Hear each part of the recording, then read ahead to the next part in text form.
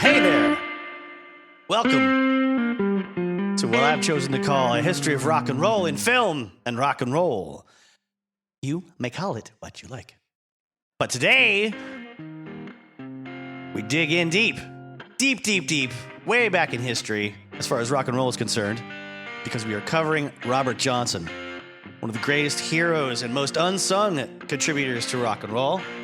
And it's a long one. It's a great big long episode. You're gonna hear me get a little loopy and rambly in places. You're gonna hear me reading directly from a book and kind of my thoughts going off track a bit. Something I realize doesn't bring the greatest amount of entertainment value to your ears all the time. But hey, what do you want for nothing? A rubber biscuit?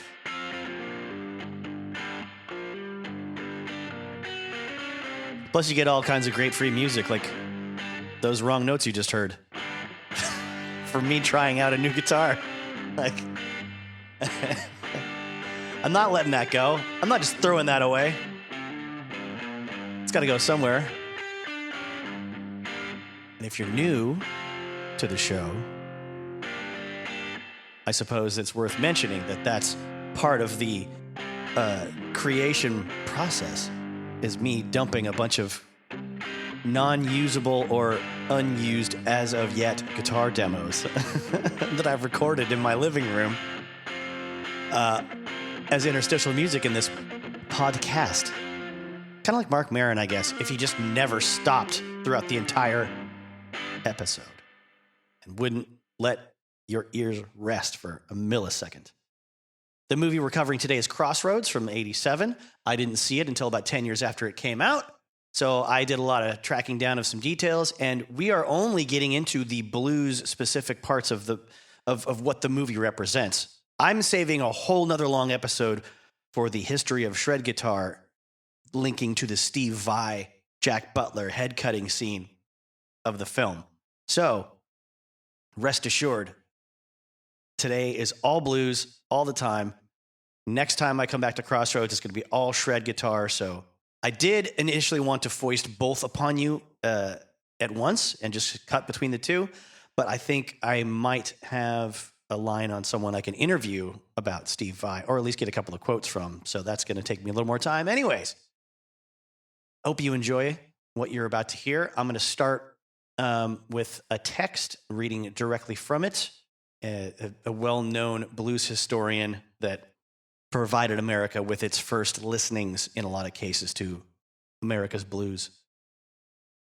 In the preface to the book, The Land Where the Blues Began by Alan Lomax, who lived from 1915 to 2002, and who made an attempt to track down and record Robert Johnson around 1940 to find out he was too late and the blues musician was already dead. Page 1 says, well, not page 1. The first page of the preface. It's page IX in lowercase. Although this has been called the Age of Anxiety, presumably the era in which the book was published, it might better be termed the century of the blues, after the moody song style that was born sometime around 1900 in the Mississippi Delta. The blues has always been a state of being as well as a way of singing. Leadbelly once told me, when you lie down at night, turning from side to side, and you can't be satisfied no way you do, old man blues got you. 100 years ago, only blacks in the Deep South were seized by the blues. Now the whole world begins to know them. In order to hear the blues, when I was very young, my girlfriend and I slipped into the black ghetto of my southern hometown under the cover of darkness. If we'd been caught there, we probably would have been expelled from the university. Nowadays, everyone sings and dances to bluesy music, and the mighty river of the blues uncoils in the ear of the planet. Indeed, the blues may have become the best-known tune humans have ever sung. At the same time, all of us are beginning to experience the melancholy dissatisfaction that weighed upon the hearts of the black people of the Mississippi Delta, the land where the blues began.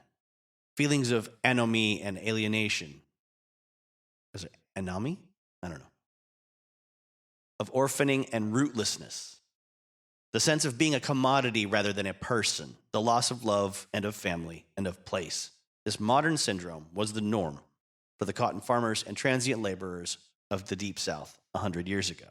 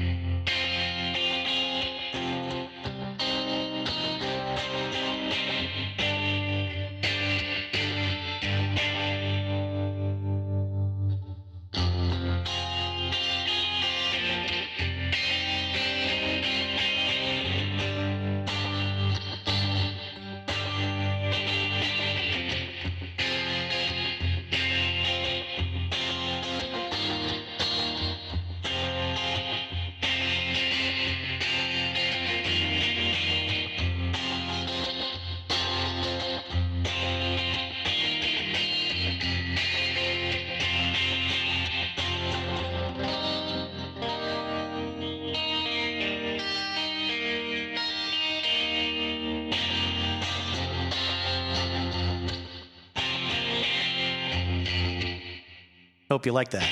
Oh, so it's not over. Okay, now moving on to my ripoff of Down's Lifer intro guitar riff. Couldn't help it. Let's deal with Robert's guitar legacy a bit and how it's perceived in the modern day. Let's look at an issue of Guitar School magazine from July 1990, which went for $3.50 in the US and $3.95 in Canada. Steve Vai solo on the cover. Funny enough, Steve Vai, of course, being the person who portrays Jack Butler in Crossroads.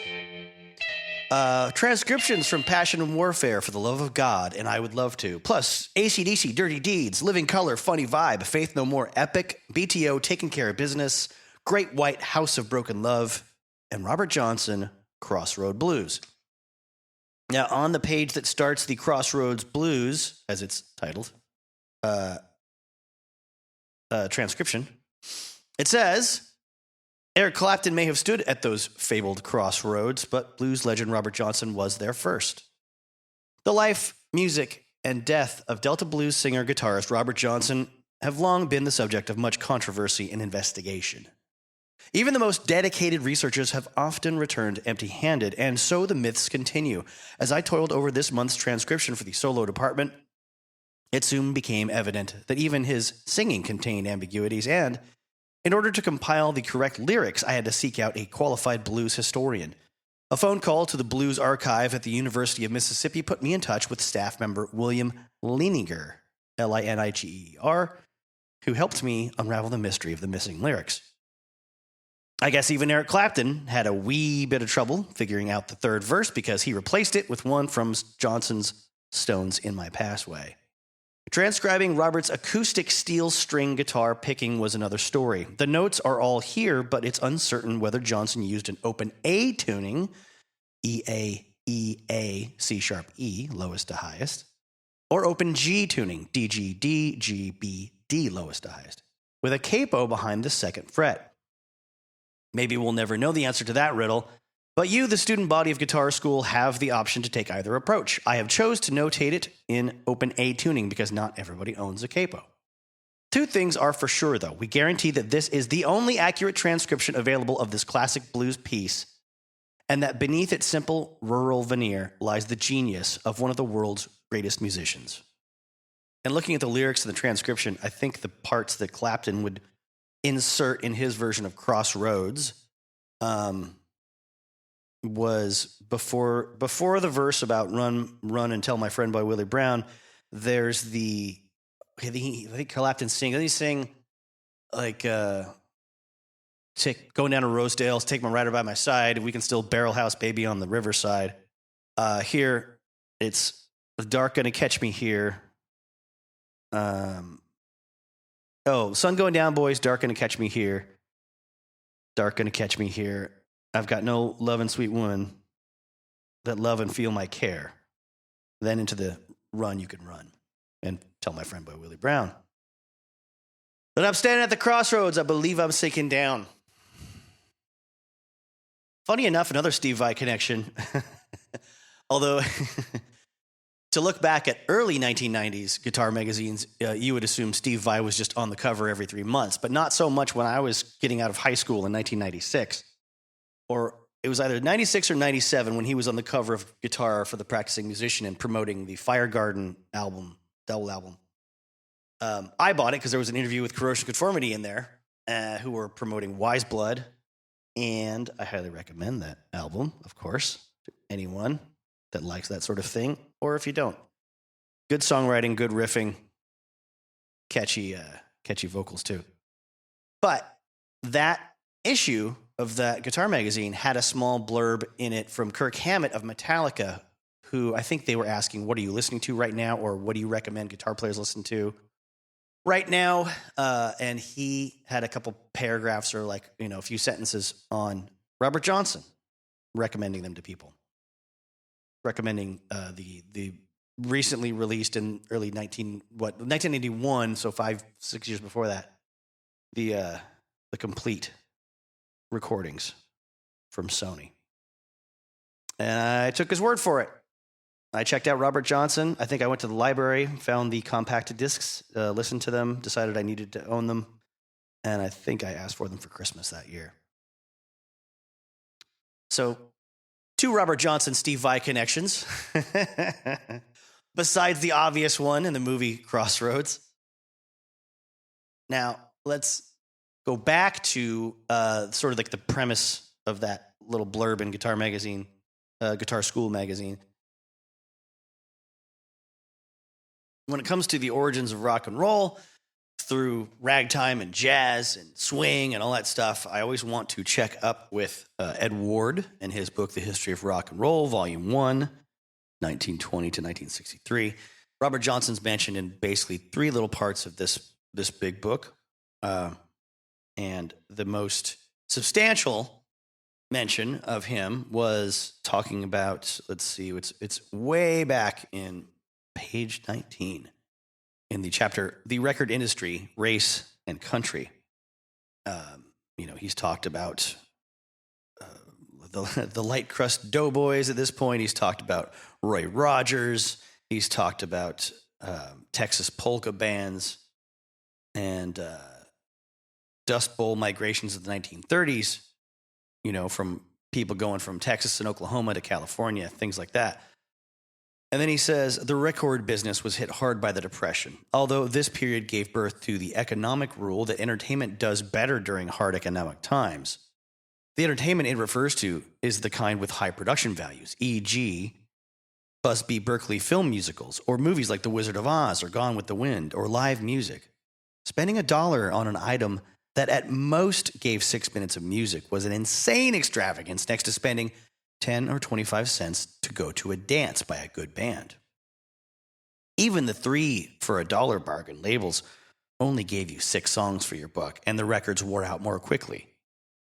And the sort of people who bought blues and country music had less discretionary spending money than ever, which indirectly killed the recording career of Robert Johnson, now the most famous Delta blues band of all. Johnson recorded late. His 2 sessions were in 1936 and 37, and only his first release, Terraplane Blues, sold at all. The rest, although undeniably virtuosic, I'll never know how to say that properly, and brilliantly written, mostly languished unsold in the warehouses, causing a legend to build up that he'd sold his soul to the devil in order to play like that. Whether he did or not, he certainly died in 1938, probably poisoned by a jealous husband.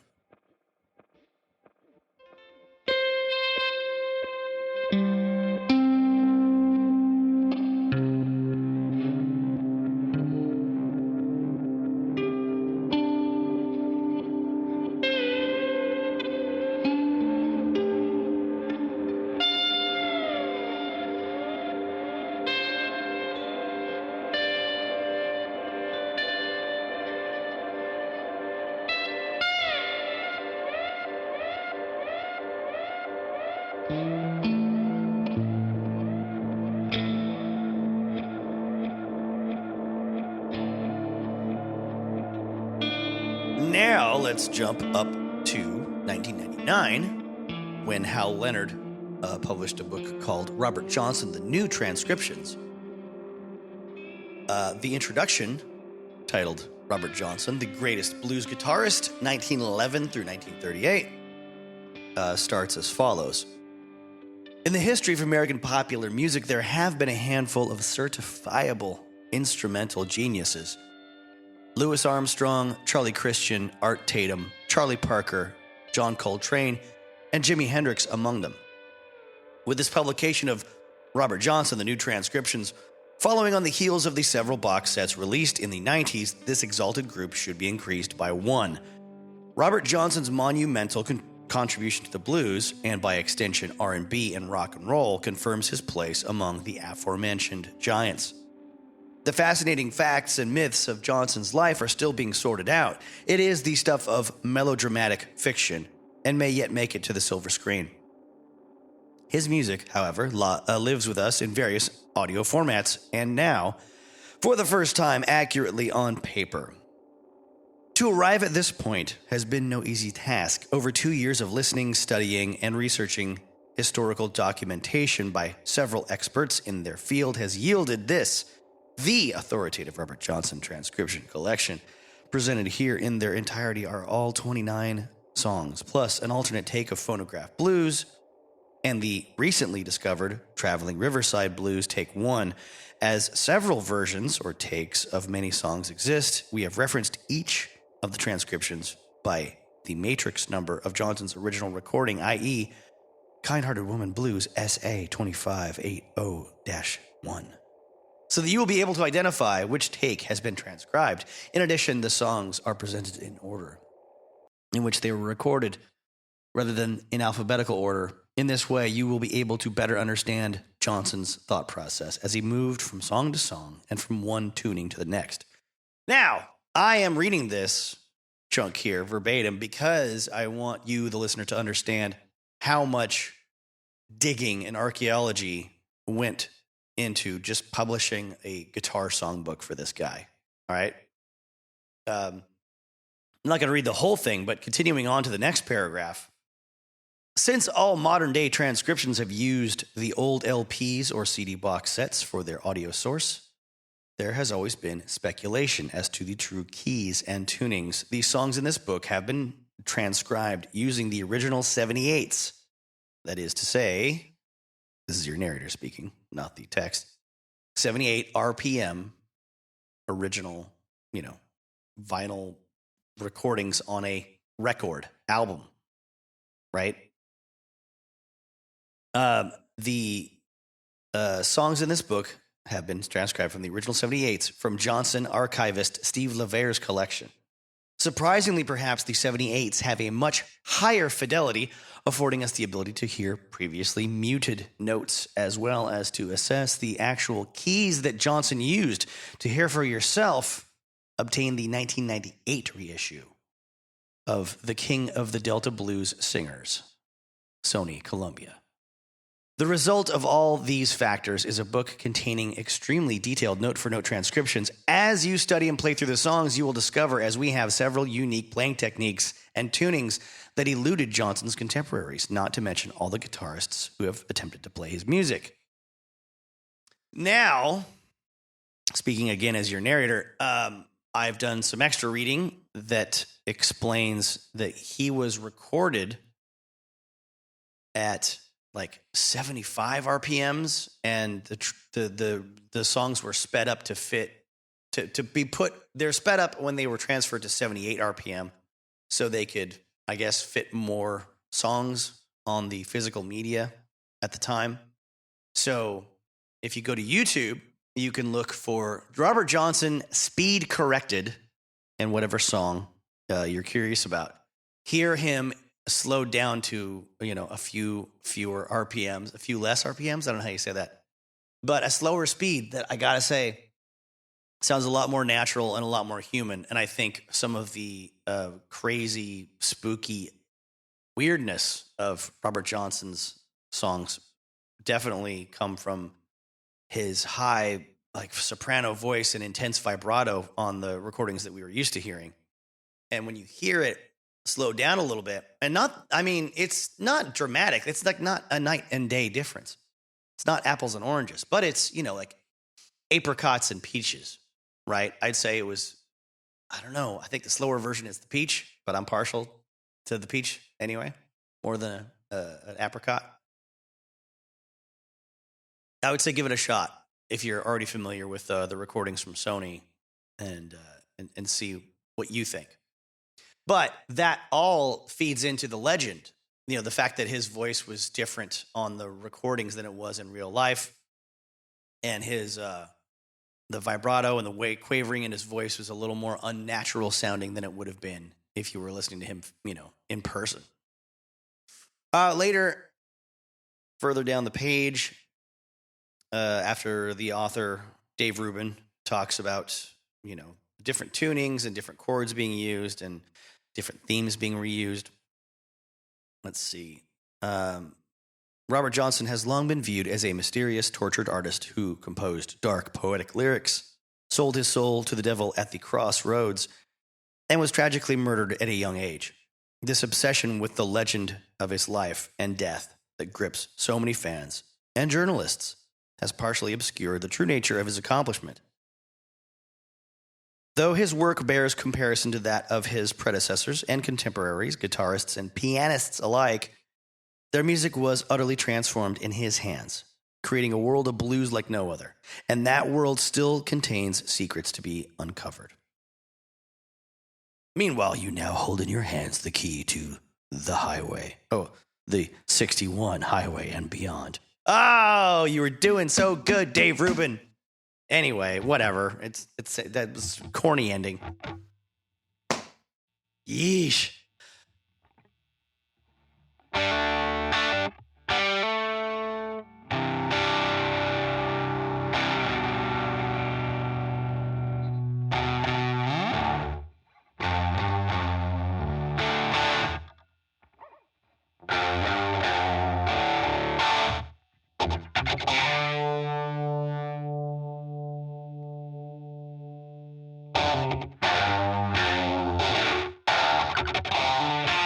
Legends, the rumors, the stories, the fairy tales, the cautionary tales, I guess, of Robert Johnson didn't come from nowhere. They had multiple sources, and I would say, after the research I've done, Bruce Conforth and Gail Dean Wardlow's book, Up Jumped the Devil, The Real Life of Robert Johnson, seems to be the best source of actual information as to who Robert was, what he actually did, and where all the misconceptions came from, piece by piece, year by year. You could do worse with your time than just reading the introduction to this book. I, as a late teenager, looked for everything I could find on Robert Johnson in my local library, and found, I found the Sony recordings, complete recordings that I checked out and listened to a lot and eventually asked for Christmas. Read that book and its liner notes that came with the box set a lot. I read another book about, I think, early American blues or country blues at some point. I forget what it was and who wrote it, but it had a section on Robert Johnson. I also discovered through that library the movie Crossroads from 1986, 87, starring Ralph Macchio. And I don't know that there's anything in the modern era of media and recording that did more to perpetuate the false narrative of Robert Johnson's legends than that movie. It's still a cool movie, though. It doesn't pretend to be a biography or a biopic at all. It features Robert Johnson personified by an actor and another singer replicating his voice in the very beginning of the film. Obviously, you know this if you've seen the movie. There's no point at which Robert Johnson emerges from the ether or from the underworld and thanks the main characters for releasing him from his bondage. Drops his chains put on him by the devil and walks free and ascends into heaven or anything and says, "Thank you, Karate Kid, for defeating David Lee Roth's guitar player. So now I can be free from eternal damnation." But to go way back, the other end of that timeline, Robert Johnson was basically a point of conversation for, people that loved the blues and had heard or bought or somehow traded or owned the very few 78 RPM records that were available to people up through, let's say, 1959. This was changed when a man named Samuel Charters published a book called The Country Blues, which is credited in Up Jump the Devil as being the very, very first scholarly text of any kind solely devoted to the blues in general and specifically certain artists. But in that book, Charters admits almost nothing is known about Robert Johnson's life. The authors of Up Jump the Devil say that sentence is still true today. Johnson is the subject of the most famous myth about the history of the blues. He allegedly sold his soul at the Crossroads in exchange for his incredible talent, and that this deal led to his tragic death at the age of 27. This notion can be recited by almost anyone who has heard of him, but the actual story of his life remains obscure, save for a few inaccurate anecdotes. They go on to explain that Charters did claim incorrectly that Robert was poisoned by his common-law wife in San Antonio, Texas, after finishing his last recording session. Another anecdote that was apocryphal added was that some of his recordings were done in a pool hall and were broken during a billiard ball fight. That author also interpreted Robert's lyrics in a sensational manner. The finest of Robert Johnson's blues, he wrote, have a brooding sense of torment and despair. The blues has become a personified figure of despondency. His singing becomes so disturbed, it is almost impossible to understand the words. Charters was well-intentioned, the authors say, but by publishing these words, he inadvertently assisted in the creation of a mythic Robert Johnson with little relation to the real musician. They go on to talk about his music being re-released in 1959 on the companion album to that very book. This included Preaching Blues. Then in 61, Columbia released the album King of the Delta Blues Singers, finally giving the public wide access to his recordings. It's interesting to me that that was the big one, that they called him the King of the Blues Singers. I don't know who else they were like putting him up against as far as being a great singer, but he was kind of an unnerving voice to listen to for most people. I mean, in the modern era, in the modern recording era, not in his era. But there were guys of his era with smoother voices that were recorded, right? And he wasn't popular because he died right after, within a year of the record. I mean, probably a few months of the recordings. I'll get to that. I'll get to that with more accuracy later. What makes him, in their eyes, the King of the Delta Blues Singers, I don't know. I mean, King of the Delta Blues arrangers and writers and guitarists of that time, I'm probably biased, but I would say those three would be easier to fight for Robert Johnson. I would give it to him. But what do I know? I'm not saying my opinion means anything when it comes to the greatest or the king of anything. And neither does most people's. Now, in the liner notes to the King of the Delta Blues Singers, it was written, Robert Johnson is little, very little more than a name on aging index cards and a few dusty master records in the files of a phonograph company that no longer exists. I assume he's talking about Vocalion Records. Efforts on the part of the world's foremost blues research specialists to trace Johnson's career and substantiate details of his life have provided only meager information. He was already a legend in 1938 when John Hammond was planning his Spirituals to Swing concert for presentation in Carnegie Hall. Johnson's recordings became collector's items almost as soon as they were released. And as well as saying that until his recording debut, Johnson had seldom, if ever, been away from the plantation in Robinsonville, Mississippi, where he was born and raised. It was obvious he wanted to get away, but never could. As we'll discuss, a lot of that is also invalid, apocryphal. But probably not known to the author of those liner notes at the time necessarily. Now, this is the era where Robert's recordings finally become known to a lot of white Americans and white English men and Mormons that are interested in the blues. This happens during a folk revival that brings to light recordings of long misunderstood or underappreciated acoustic musicians, singers, and songwriters. Robert doesn't set the world on fire at the time, necessarily, but there's a slow trickle into a lot of the minds of other musicians, especially people like Bob Dylan, Eric Clapton, Keith Richards, people like that. They're heavily, heavily influenced by what Robert did for the very first time because people in general just didn't know these records were out there. It's not like Robert Johnson got to be in a lot of jukeboxes or anything, okay? Maybe none.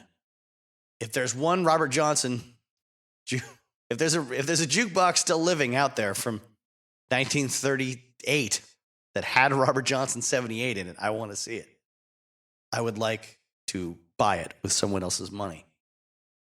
So this is the era of a blues revival and an interest in all things Robert Johnson when it comes to people trying to track down more details about his life and his work. People like Mac McCormick and Gail Dean Wardlow.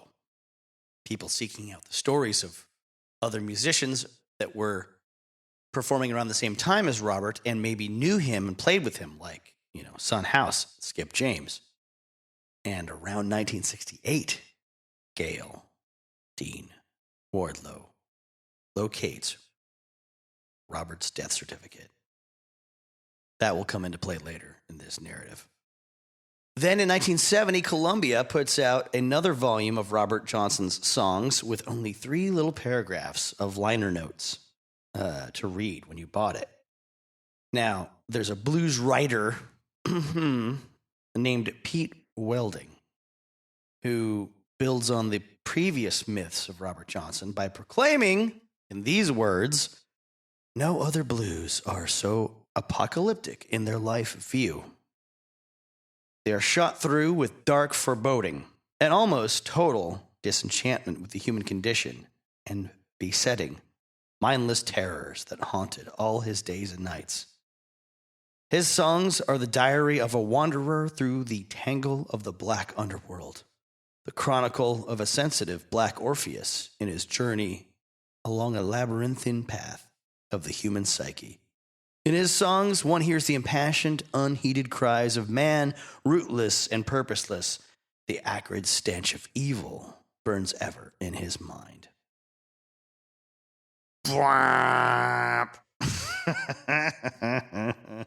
Corny as fuck in some places there. I don't mean to shit on the whole thing, but a lot of that was a bit hokey. I do like some of it though. I think there's a lot to say about the first sentence and a half that the first sentence and a half says a lot that is, I think, truthful. No other blues are so apocalyptic in their life view. I think today that someone would write worldview, but the world wasn't so big back then, right? They are shot through with dark foreboding. Yep. Disenchantment with the human condition. To a point, maybe, but he's singing about shrimp and malted milk too, and he's singing about hot tamales. So I don't know.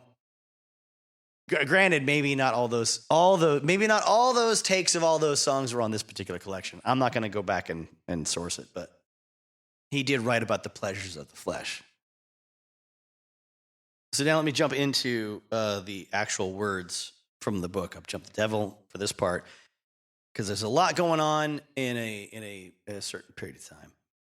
And it may not sound totally exciting, but it builds up to what we're trying to unravel later here. In 1973, Mac McCormick, a folklorist from Houston, Texas, who had already revived the career of Sam Lightnin' Hopkins. By the way, as your narrator, I should say, if you Never heard Lightning Hopkins. Check him out. Check out Son House and Skip James. Check out Booker White. Check out Tommy Johnson and Charlie Patton. Look up all those artists and then compare them to Robert Johnson. And I think it's valid to say that all those artists might have done certain things in a very special way. They might have specialized in certain techniques a little more, astoundingly than Robert Johnson. But man, Robert Johnson to me puts a lot of different things together in a way that those artists didn't quite do. Now, let's also bear in mind, these are not artists of an MTV generation. They are not artists of a TikTok generation. They are not artists of a Facebook or even a MySpace generation. They are not artists of a getting a record made and hearing that record on the radio in any major city necessarily generation.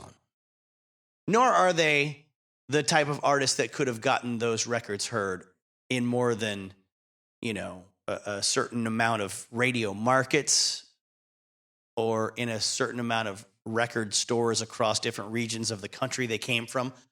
Maybe not even the state they came from, right?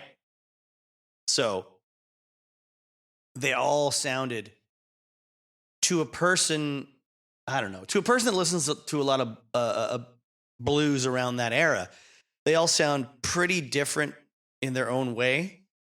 If you never listen to country blues from the early 20th century, I totally understand if you hear all that stuff and it just sounds like a lot of guys that seem very similar compared to what you're used to. I don't know what you're used to, but holy shit, there's a lot of amazing emotion and execution of aggression in what those guys did. A lot of moaning and screaming and crying and playing slide guitar while beating the shit out of the low string on those guitars at the same time, moving a bass line while singing lead, while playing lead, depending on who you're talking about, at what time and in what song. But, whew, I don't know how to just teach that. I don't know how to play that. I can listen to it. Anyways. Considering this is an era where like country music is kind of coming into its own as well. And people, this is an era that's going to give birth to the careers of people like the Carter family and, Chet Atkins and stuff like that at the same exact time. It's amazing. This is an era where American music forever is being shaped by the immigrants' offspring. The young people of the early 20th century that are the children of black slaves that were brought to the southern states, or Appalachian whites that were, that barely escaped the potato famine, and set up shop and did whatever work they could, made a living however they could, and had as many kids as they could, and started singing songs influenced by the sounds of their homeland. And then radio is going to come along and records are going to come along and things are going to start to get a little blurry in between. They're going to start to cross over. And then eventually we're going to have rock and roll in the early 50s, coming from ragtime, coming from boogie woogie piano, coming from country blues playing and Memphis guitar playing for, country and blues. And then you're going to get Chicago blues. Oh my God. And you want to tell me you can figure out who invented rock and roll? No. America invented rock and roll. That's all there is to it. Suffering and money invented rock and roll, I says. Ripping off poor people invented rock and roll. A lot of poor people with great ideas and great songs getting ripped off by businessmen with much more powerful ideas. And maybe not a lot of money on their own, but a lot of money coming from somewhere else. Contracts, radio, record deals, and eventually American Bandstand and films. That's going to put money into rock and roll. But when you're Robert Johnson, That's not happening in your lifetime. That's not happening in 2 of your lifetimes, for crying out loud. And if you play his stuff, or Lightning Hopkins or Son House, or Charlie Patton for any normal person that likes normal music. I mean, today's music, forget it, but it'll sound like just crazy people screaming and hollering at them, and they won't like it, I'm sure. Unless they're possessed of a certain tenderness of heart.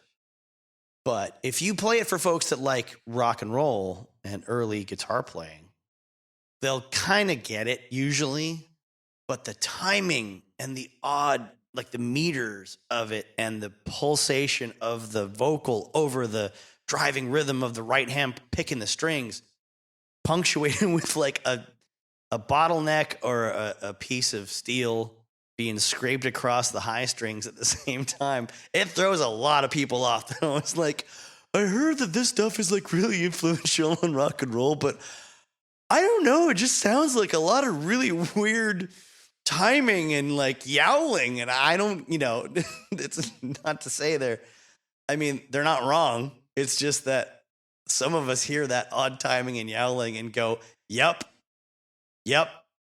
I get it. I'm a piece of shit that loves this.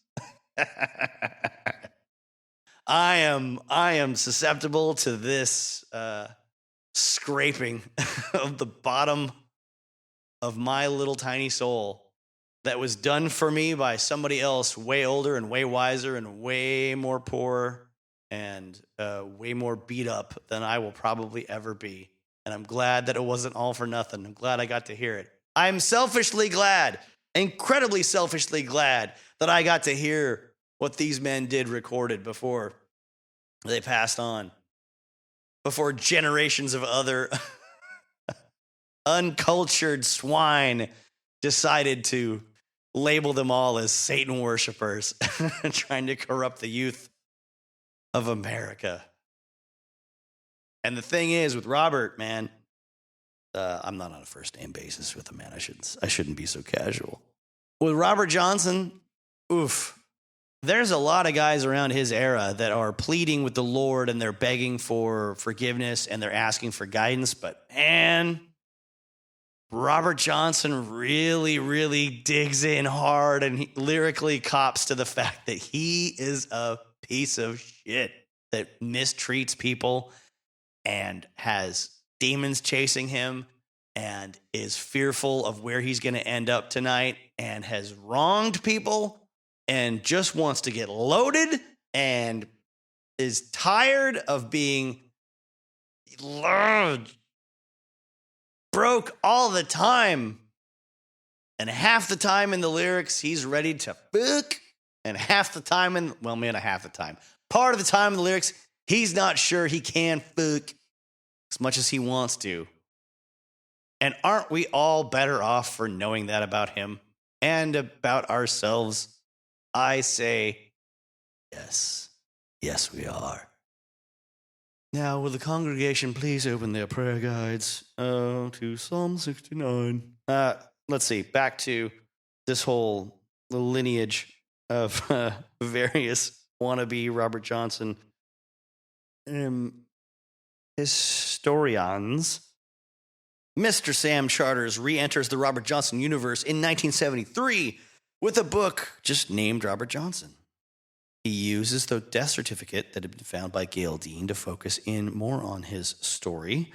He questioned Robert's birthplace as listed on the certificate and argued Robert had to have been born in the Delta, quote, since Hazelhurst is south of Jackson, about 35 miles out of it on Route 51 in Copiah County, and everybody else who knew Robert had always said he was from the Delta, north of Jackson in Tunica County. Now, he was also relying on recollections of a man named Johnny Shines, who was a traveling partner of Robert Johnson's. Gave him some insights into Johnson's personality and musical ability, but not so much when it comes to actual information about Robert's life. There's a lot in the storyline still missing. Then, that same year in 73, Bruce Cook publishes Listen to the Blues, describing Robert's importance to blues music and American culture. I'm now reading directly, again, from Up Jump the Devil, and this excerpt from Listen to the Blues. Oh, get ready. Get ready with those douche chills. Someone's about to use a really worn out cliche. I don't know that it was worn out in 1973. I'm not that old. I'm pretty close to that old, though. I'm like 4 years away from being that old. If Robert Johnson, get ready for it, had not existed, here it comes. They would have had to invent him. Sweetheart. Yeah. Oh, you've been waiting to use that, hadn't you? Who taught you that one? I want to know.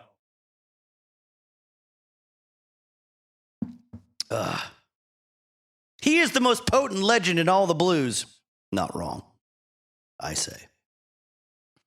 That of the gifted young artist, driven by his hunger for life and his passion for music to excesses that killed him at the age of 24. Remember that number, dear listener. That's your narrator speaking, not the author. He is the Shelley, Keats, and Rimbaud of the blues all rolled into one.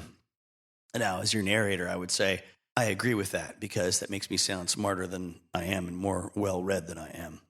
Mostly, I know that Rimbaud was the name that inspired David McCulloch? No, David McDonald? God damn it. What was the guy's name? The guy that wrote First Blood. John Rambo was named after Rimbaud. Anyway, I got the name wrong. I'm sure I'm not going to look it up now because I don't want my computer to slow down on me while I open an internet browser. Browser of the internet. If any bluesman, back to the text, is assured of immortality, is this little drifter with a guitar who may never have left the South. Okay, so I can't say it any better than the authors, Conforth and Wardlow. Remember that name? Gail Dean Wardlow. Partial writer of this book that I'm referring to. I'm only on page 5 of this book, by the way. Buy the goddamn thing. Actually, Robert was accidentally murdered when he was 27 years old, not 24. But misinformation was not Cook's only problem. His analysis is preterite. I didn't get very far past community college in South King County, so I don't know. Preterite. Romantic hyperbole. It articulated one of the quintessential American myths, the gifted drifter, driven by his hunger for life. The individual versus society and convention. Cook's comparison to Shelley, Keats, and Rimbaud furthered the image of a bright light burning itself out. When Memphis blues researcher Stephen C. Lavere began tracing Robert's life, he used McCormick's lead to locate Robert's half-sister, Carrie Harris Thompson. In 1973, this is a lot of Robert Johnson activity. In 1973 alone, he convinced her to make a contractual agreement, this motherfucker, to assign him 50% of all royalties and other monies generated by his overseeing Robert's material. Lavere became, in essence, the overseer of Robert's life, music, and photos for the next several decades, fiercely protecting his own interests. In 1982, using information that Mac McCormick shared with him, Peter Guralnick published Searching for Robert Johnson in Living Blues magazine. But this biography contained little hard data. I'm going to pause and say Guralnick is lauded as being the ultimate definitive biographer of Elvis Presley. He wrote 2 amazing, long, very well-detailed books about Elvis, and I bought them over a year ago so I would be ready for the first or second episode of this series called A History of Rock and Roll and Film and Rock and Roll, because I was going to cover the John Carpenter Elvis biopic starring Snake Plissken himself. Captain Ron, the computer who wore tennis shoes. Kurt Russell, damn it.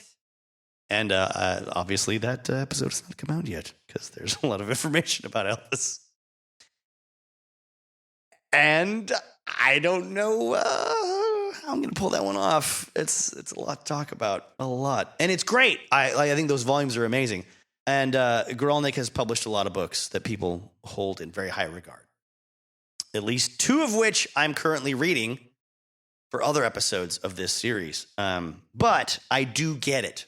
I do understand that he could easily be seen as someone who just is a folklorist for a large portion of his earlier writing career, man. If anyone wants to talk trash about his writing and the accuracy of it, I'm not going to defend the guy because a lot of that stuff that he wrote is just down to his own experience and his own interviews, and who's going to contradict him on it. It's tough. A lot of people in this in this book apparently are going to contradict him when it comes to Robert Johnson. So let's go back to the text. This biography contained little hard data.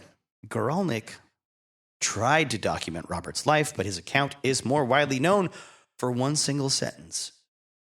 Quote, Son House was convinced that Robert Johnson had sold his soul to the devil at the Crossroads, and undoubtedly, as Johnny Shines says, others were too. There is no evidence, however, that House ever made such a statement. Well, okay. That's also easy to say. It's easy to say you talked to Son House and he said this about Robert Johnson. It's easy to come back and say, well, there's no documented evidence in a newspaper or magazine or an audio recording of him saying it. Right? Okay. Still, I'm kind of siding with the authors of this book over everyone else that I've read, other than the author of the liner notes of the complete recordings that I'll get into later. And while we're at it, I also want to say, Guralnick, if that's the way it's pronounced, and I apologize to anyone with that last name if I'm mispronouncing it. I'm not good at this.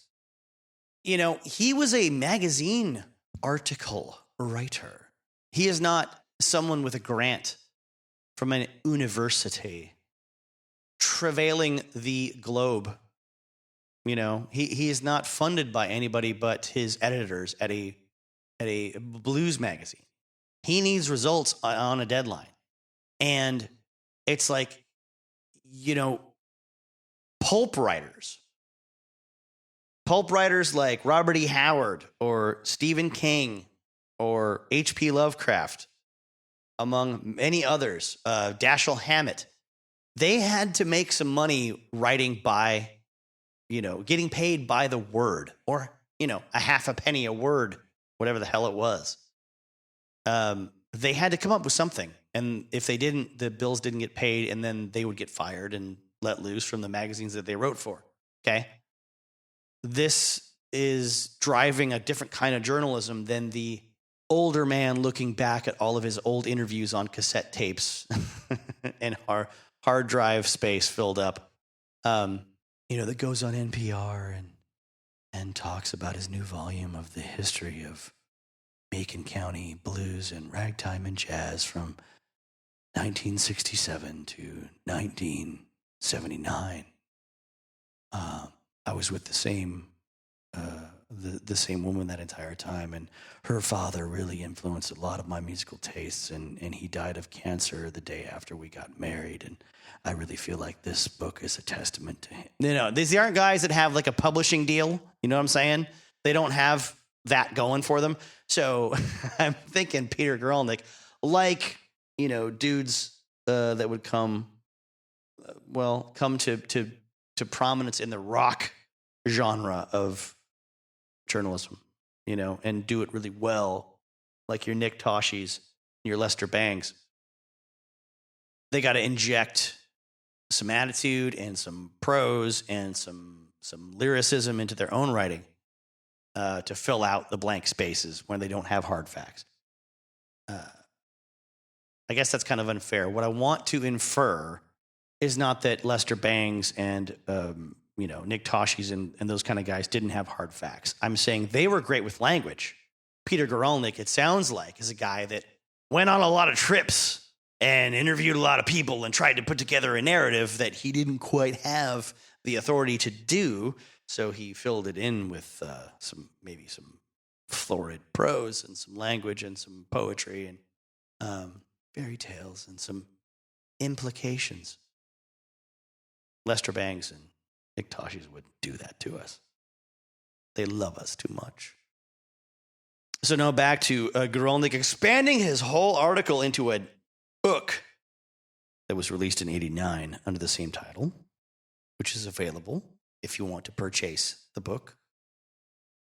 Though you can also go to a website called archive.org and look at multiple printings of the book for free if you would like to peruse it in scanned PDF form. I myself very, very lazily went through it the other day, doing a Control F on the text and searching for the words devil, and then searching for the words scratch, and then searching for the words crossroads. Because I was trying to, basically, I was just trying to pinpoint the part of the Robert Johnson narrative when it comes to what created the legend of him selling a soul to the devil at the crossroads. Well, I mean, the authors of Up Jump the Devil are about to tell us, and I had already read that. I just wanted to see if there was something in Peter Guralnick's account that was more detailed, and no, there was not. So I'll just read straight from this introduction. I'm still on page 5. Jesus Christ.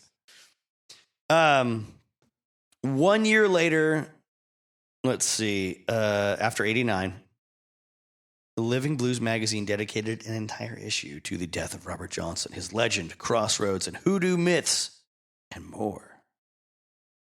Using interviews from many of Robert's contemporaries, it attempted to provide a factual understanding of the man and his life. In 1991, Sony Music released a 2 CD, that's compact disc, set of Johnson's recordings, the complete recordings.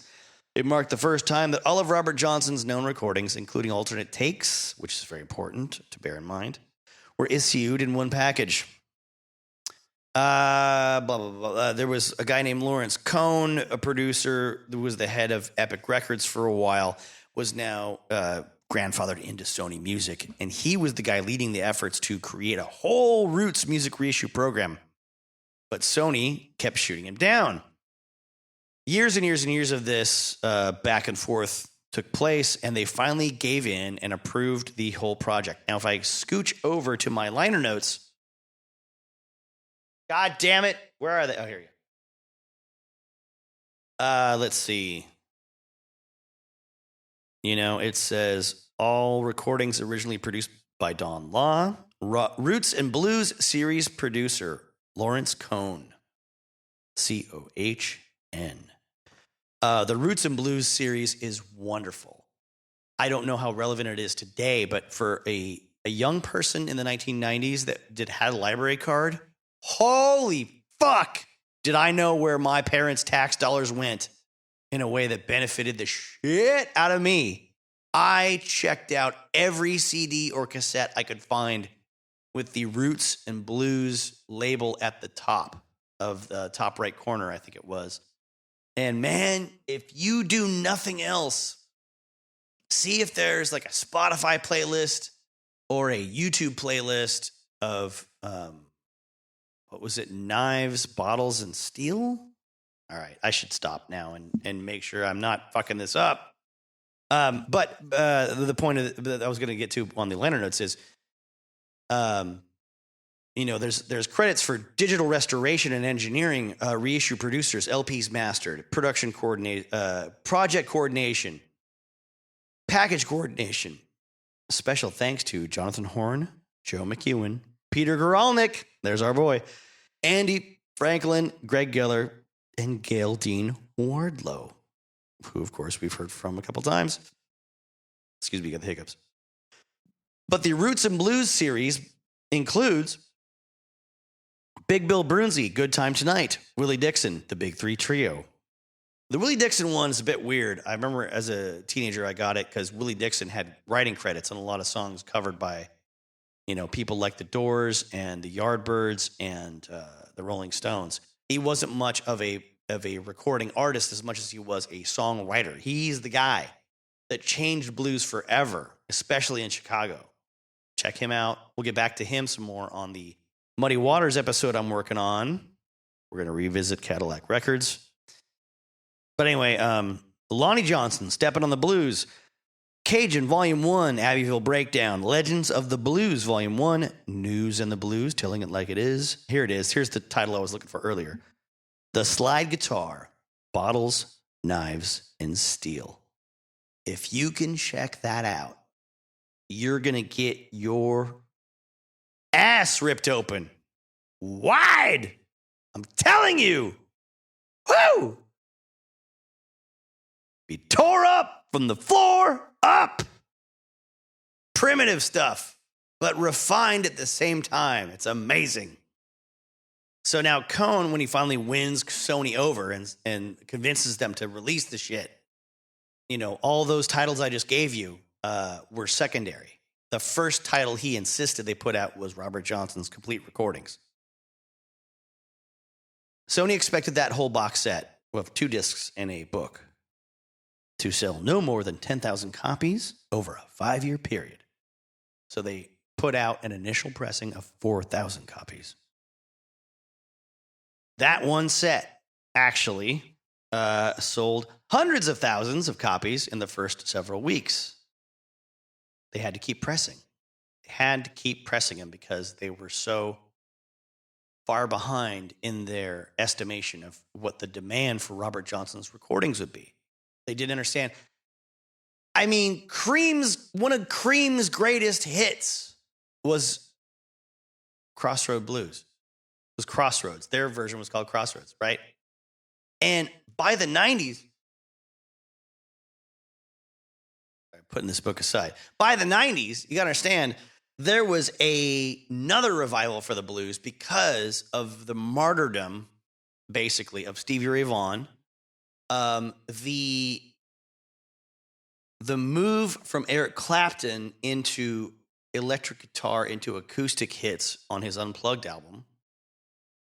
And everyone's like, he's not coming back from that. But then again, he hadn't done a lot of straight blues in a long time. He had done a lot of pop stuff, very highly produced, like highly engineered and produced stuff throughout the later part of the 80s. Very slick, you know, very not album oriented, but very adult contemporary is the word I'm looking for, which is a term that means nothing nowadays. Thank God. And also, Jimi Hendrix was having a big comeback. And I know it probably seems silly to a lot of folks now to say that, like, you know, Jimmy and Cream, Eric Clapton, Yardbird stuff, a lot of 60s blues-oriented electric guitar playing music was bouncing back from the 80s recoil against it. Now, I know you're going to say, Jay, there was like a million electric guitar heroes in the 80s that were pumping out blues licks just through like walls and Marshall stacks and chorus pedals and whammy bar tricks. Yep, sure was. But there was also a lot of new wave that had its own thing going on. No guitars for the most part. They're driving the instrumentation in those bands, and good for them. Rebelling against the whole bluesy thing. Punk had rebelled against the blues in a big, big way in the 70s and up through the early 80s and into new wave. But late 80s, it was like metal was getting thrashier. The good time, fun hair bands were kind of starting to repeat themselves a lot. And it's not the same to have like a bright pink Charvel guitar with a Floyd Rose locking bridge, you know, with the volume turned down, going, you know, the compressor on, going in the middle of what's going to be a much louder guitar solo during the solo break in your arena show when you're trying to, you know, kill time while your singer and your drummer are getting blowjobs backstage. Like that's not enough for the bluesy people. And a lot of bluesy people had just hidden from that whole era of glitzy glam rock that wasn't the 70s glam rock of Bowie and T-Rex and, you know, the New York Dolls, where it was kind of gutsy and a little dare I say ballsier, and simpler when it comes to the arrangements and simpler when it comes to the guitar sound and the drum sound, more classic, like rock and roll driven stuff. The 80s metal was not filling that need, especially for younger people that, didn't go to high school during Poison's ascendancy into arena rock domination. So from there, people are going into more extreme thrash metal. They're going into more underground alternative. They're going into more underground noise, rock kind of stuff. And they're getting into blues for the first time if they're sort of a younger person, because they've found out about Stevie Ray Vaughan, passing away. They found out that there's, new Hendrix stuff coming out in the mid 90s, maybe. Granted, it's a few years away from 1991 when the Robert Johnson box sets are released, but it's still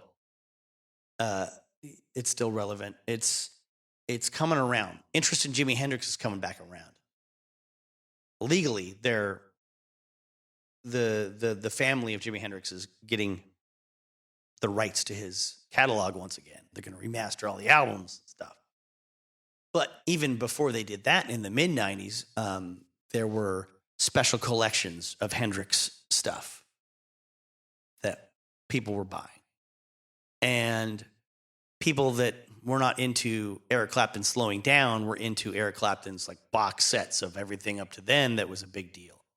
The Crossroads box set.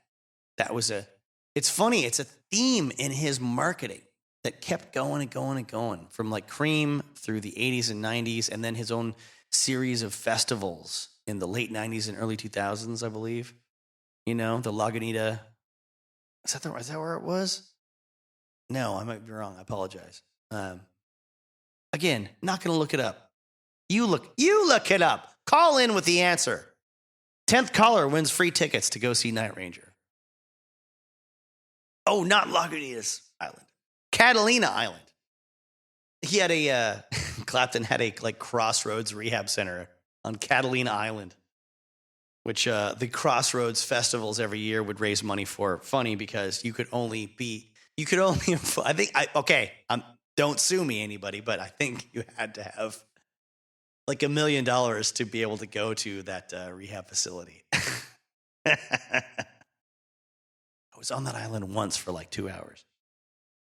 Some wacky guy that wanted to manage my band. Not my band, a band I was in, Los Burbanks. We were this guy that lived in Las Vegas flew us out there on his prop plane, and I had a bison burger and there was nothing else to do there. We had to get back in the plane after it was gassed up and go back to Las Vegas.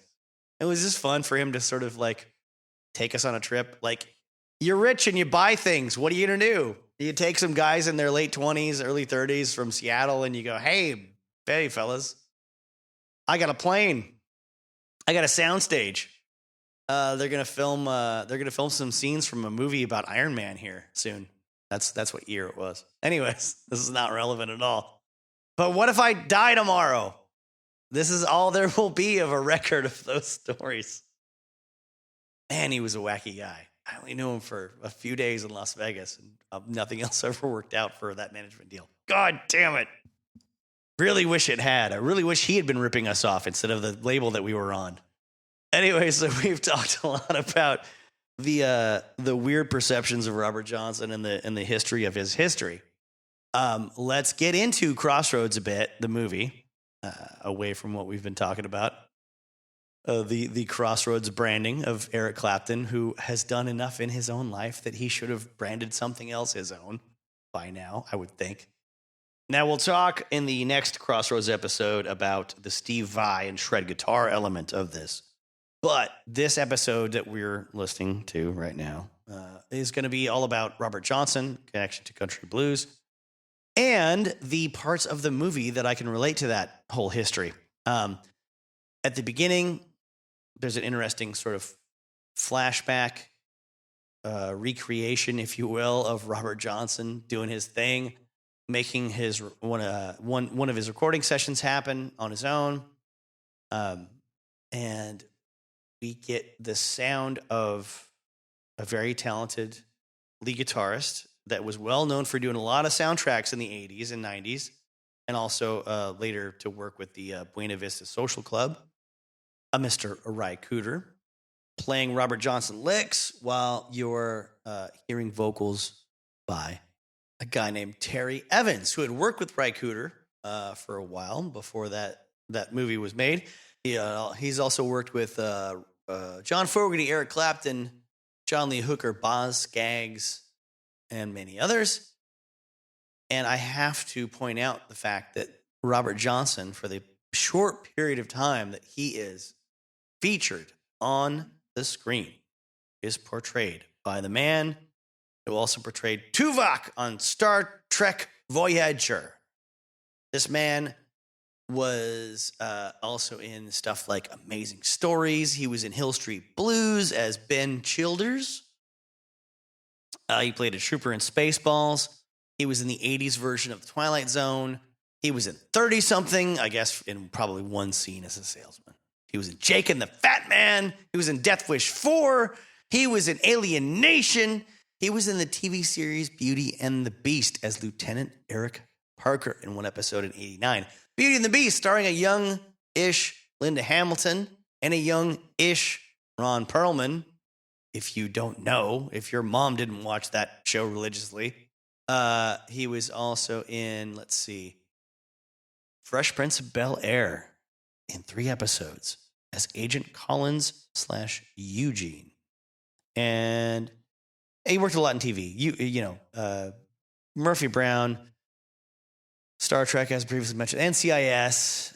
Let's see, General Hospital. This dude does not rest. iCarly, Castle.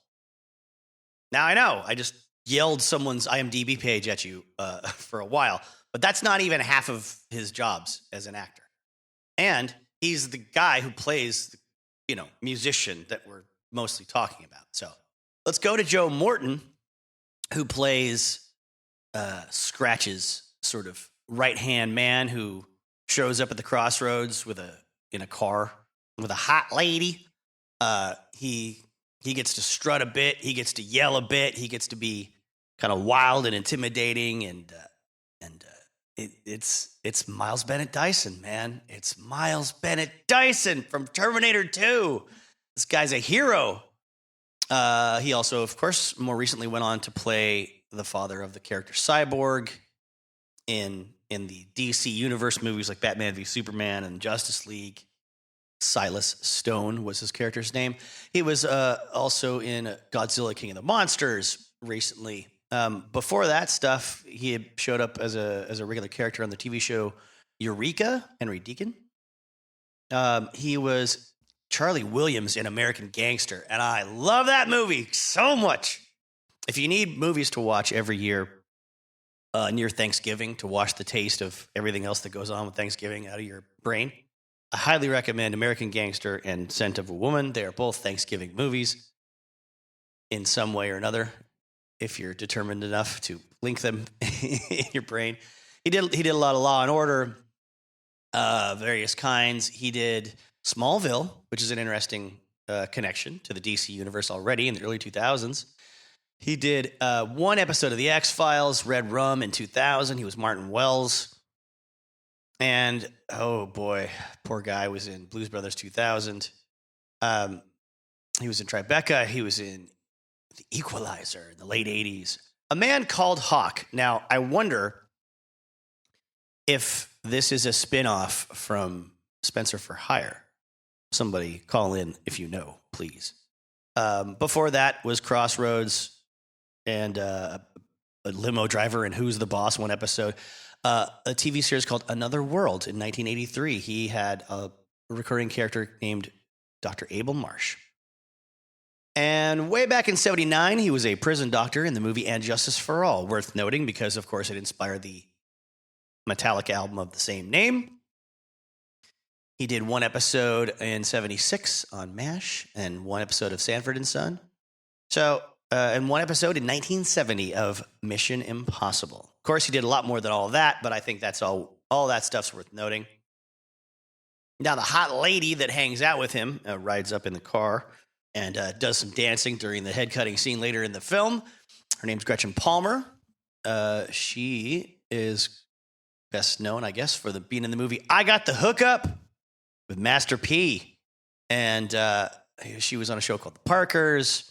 I think she did a lot more like dancing type stuff on TV and movies, stuff that required maybe a little choreography. But also she did some NCIS Los Angeles. She did some soap operas like Young and the Restless. And then, she was in a lot of bit parts in a lot of like one-off appearances in TV shows, like one episode of Baywatch, that kind of thing. One episode of Martin, one episode of the Wayans Brothers, one episode of Dream On. Gotta love it. Of course, though, she was played the character Rusty in everyone's favorite 1989 film, Chopper Chicks in Zombie Town. Jamie Gertz plays Frances in the film.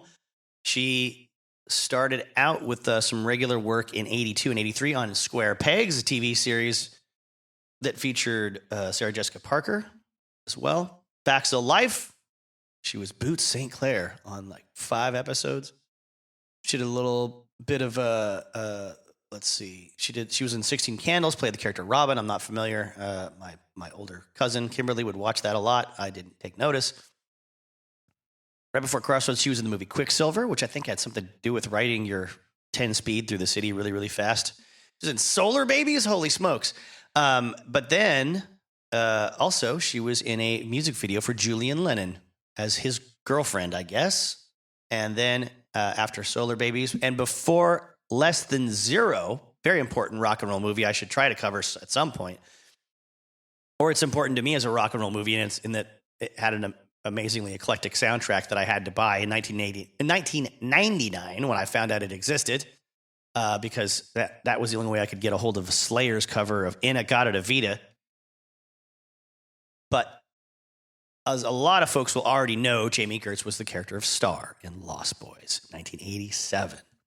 What a role. I never get tired of mentioning this teeny tiny piece of non-trivia that doesn't affect anybody anywhere, except for 2 people that I know. My best friend Eli, when his mom, after she got divorced, she got a new boyfriend who she's been with ever since in the early 1990s, was going to have a girl. She got pregnant, and they were going to, raise this child, and they had to come up with a name for her. And Eli he suggested the name Star because, nice girl, very pretty, seems like a nice enough sort of innocuous sort of name. But the boyfriend shot that name down because evidently he used to get in fights in bars with Mike Starr of Alice in Chains, the bassist, who is unfortunately deceased at this time. So that put the kibosh on that. And she was named Lily instead. Same number of letters. There you go. Still a very nature-centric name. Now remember, this podcast is not monetized on YouTube or any other platform as of this date that I'm recording this. Someday, maybe. Someday. But I'm not like going off on tangents to fill time here. Because I need to leave space for ads or something. Anyway, she'd go on to be in, ER for a while. Still Standing, Entourage, The Neighbors, and more recently, that kind of stuff. So, obviously made a pretty nice career, working steady. Great stuff. This stuff fascinates me because there's so many actors that are they're in 1 or 2 things and they never work again. And you just wonder, did they not like being on the set? Did they not like doing the actual acting work? Did they just piss a lot of people off?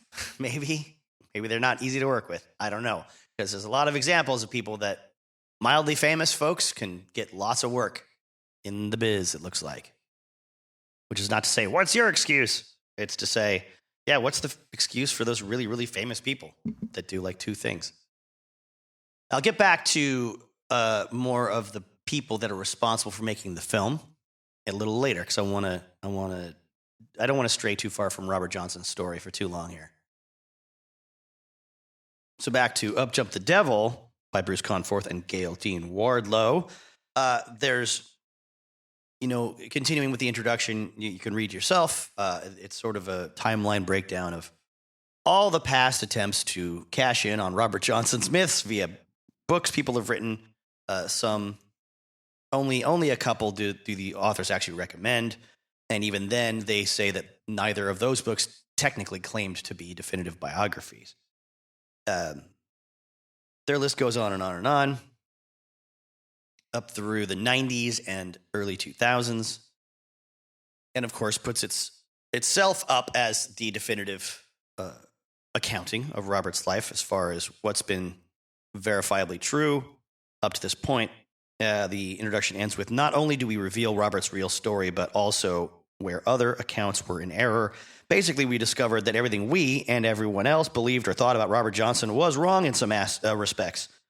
At this point, whatever remains unknown about Robert Johnson will probably remain unknown forever, although this will almost certainly not be the last book about him. The possibility of any new revelations surfacing seems extremely remote. His story, a human story of suffering and joy, extreme highs and devastating lows, has finally been told. Not a bad way to set things up, I think. And it sounds like they can back up what they're saying with sources. That's sort of the strength, I think, of this book, the amount of research and in-person interviews that were conducted to make it happen. It is indeed packed with details, personal accounts, and it's only 326 pages, which kind of does go speak to the fact that, Robert lived a short life, and not all of it can be known about. There's big holes in the story, but I highly recommend getting this book, digging into it yourself.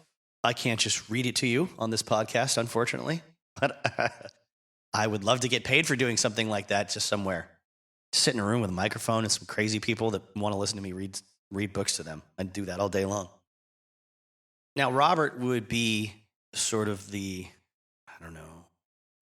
almost like a stereotype of what guitar players would become later, especially in blues and in rock. He, he combined a lot of different elements from the blues and from pop tunes of the time, from ragtime playing, from jazz playing. He was one of the first ones to popularize using guitar riffs as signature elements of a song, and a riff can be a repeated musical figure, not just strumming chords and singing over it, but a riff is in Enter Sandman or da da da da da da in Satisfaction. Any short melody that gets repeated over and over again that is the basis of a movement of a song, where you don't necessarily even have to have vocals there, right? He also could dance, play harmonica in ways that surprised a lot of people because he was so talented at both. He also couldn't get enough of the ladies, another stereotype that was well earned by many, many outgoing guitar performers and singers. And if I haven't said it blatantly enough yet, or if I've only just hinted at it earlier in this episode, he is the strongest link between ragtime, folk, country blues, acoustic playing and singing, and the electrified Chicago blues of the 40s and 50s. Willie Brown's character in Crossroads, just out of the blue, just yells at Ralph Macchio, "Hell, Muddy Waters invented electricity." And he's not wrong. He is not wrong when it comes to guitar playing and comes to music and what would become rock and roll. But, Robert also did things that those guys in Chicago didn't do. I mean, he played a really driving rhythmic sort of bass and sometimes boogie beat on his low strings of his guitar while he was singing, then playing slide at the same time.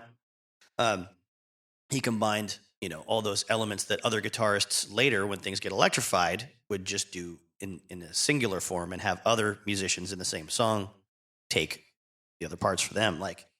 The slide playing of the guys in the 1920s and 1930s is very staccato, and it's very, it's meant to call attention, to sections of the song where maybe someone needs a vocal doubled, you want to play along with what you're singing, or a little punctuation in between chord changes or a transition or something like that. And these were generally, not long slide passages, not long slide melodies that moved all up and down the neck. Robert Johnson, through his playing, did establish the sort of continued use of a little more real estate up and down the neck, like jazz guys would, not so much like blues guys did at the time.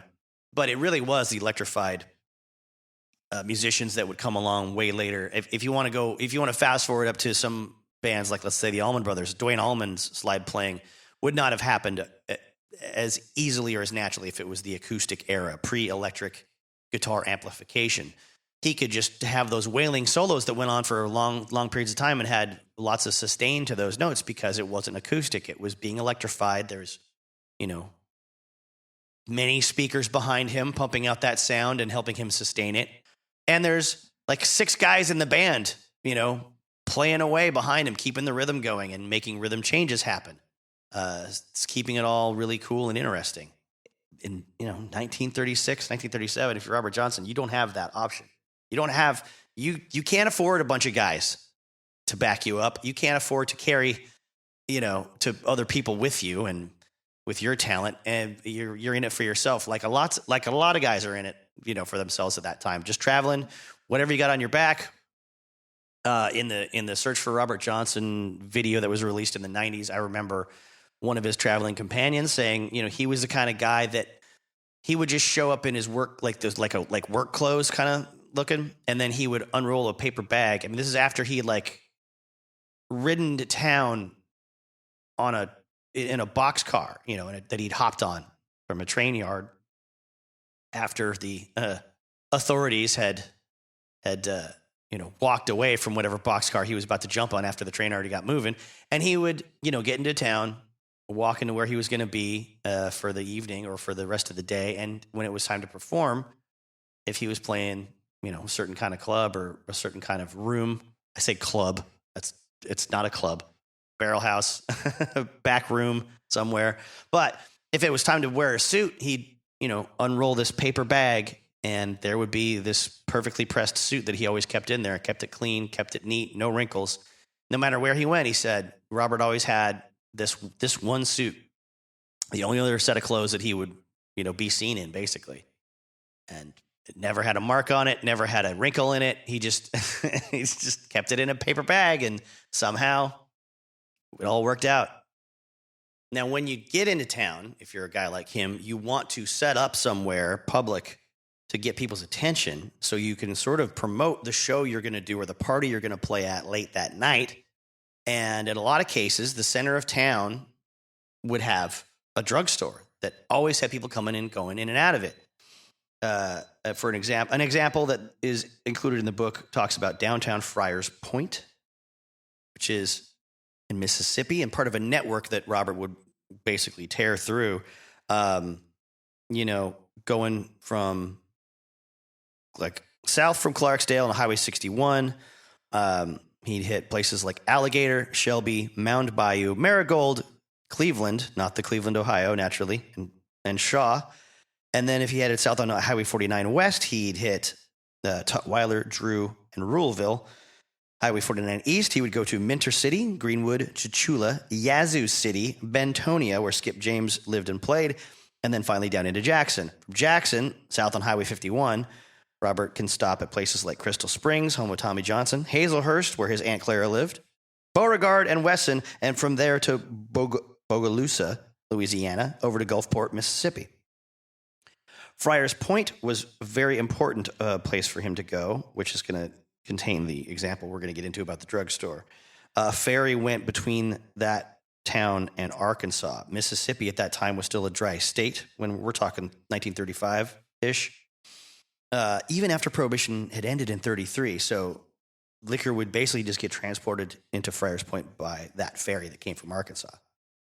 So full of clubs, what they call juke joints, black lodges. So presumably, people that are working, coming through town, maybe temporary jobs. They need a place to stay for a short time, and they can't mingle with white people because that's not accepted, even if it technically is legal.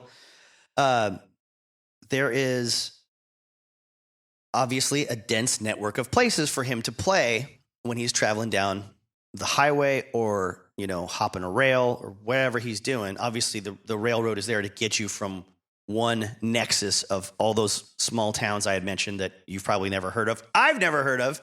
Anyways, Not that I travel in the South hardly ever. I didn't make a living down there ever. I played Hattiesburg and, couple of joints down that area, but not anything like what these guys did back in the day, and not on foot and not by hopping a train either. Anyways, downtown Friars Point, there's a place called Heersberg's Store, which has everything a local resident would need. And of course, everything that probably a traveling person or a migrant worker would need. Drugs, farm supplies, clothes, food. And they extended their own sort of credit to certain people as well, which is an important consideration during the Depression. It's also, because it's so popular and there's so much activity going in and out, it is a main meeting place for residents of that area. It's the perfect location for someone like Robert to go play during the day to make a little extra money from people donating to him while he's, singing songs, and then to advertise where he's going to be that night. There was, in this case, some red wooden benches outside the store on either side of the front door, and Robert would just sort of park there and start playing and singing, and he would draw such big crowds that there would create a bottleneck of people that, couldn't get in and out of the store in any efficient way. The owners decided they would just climb to the roof of their one-story building and throw vegetables down onto the crowds watching Robert to get them to disperse. He was used to pulling crowds like that at this, around 1935 when his sort of skills were at their peak, making a decent day's pay and, ensuring a decent evening's pay and probably, getting to shack up with somebody he met during the daytime there that would come show up at one of his gigs, right?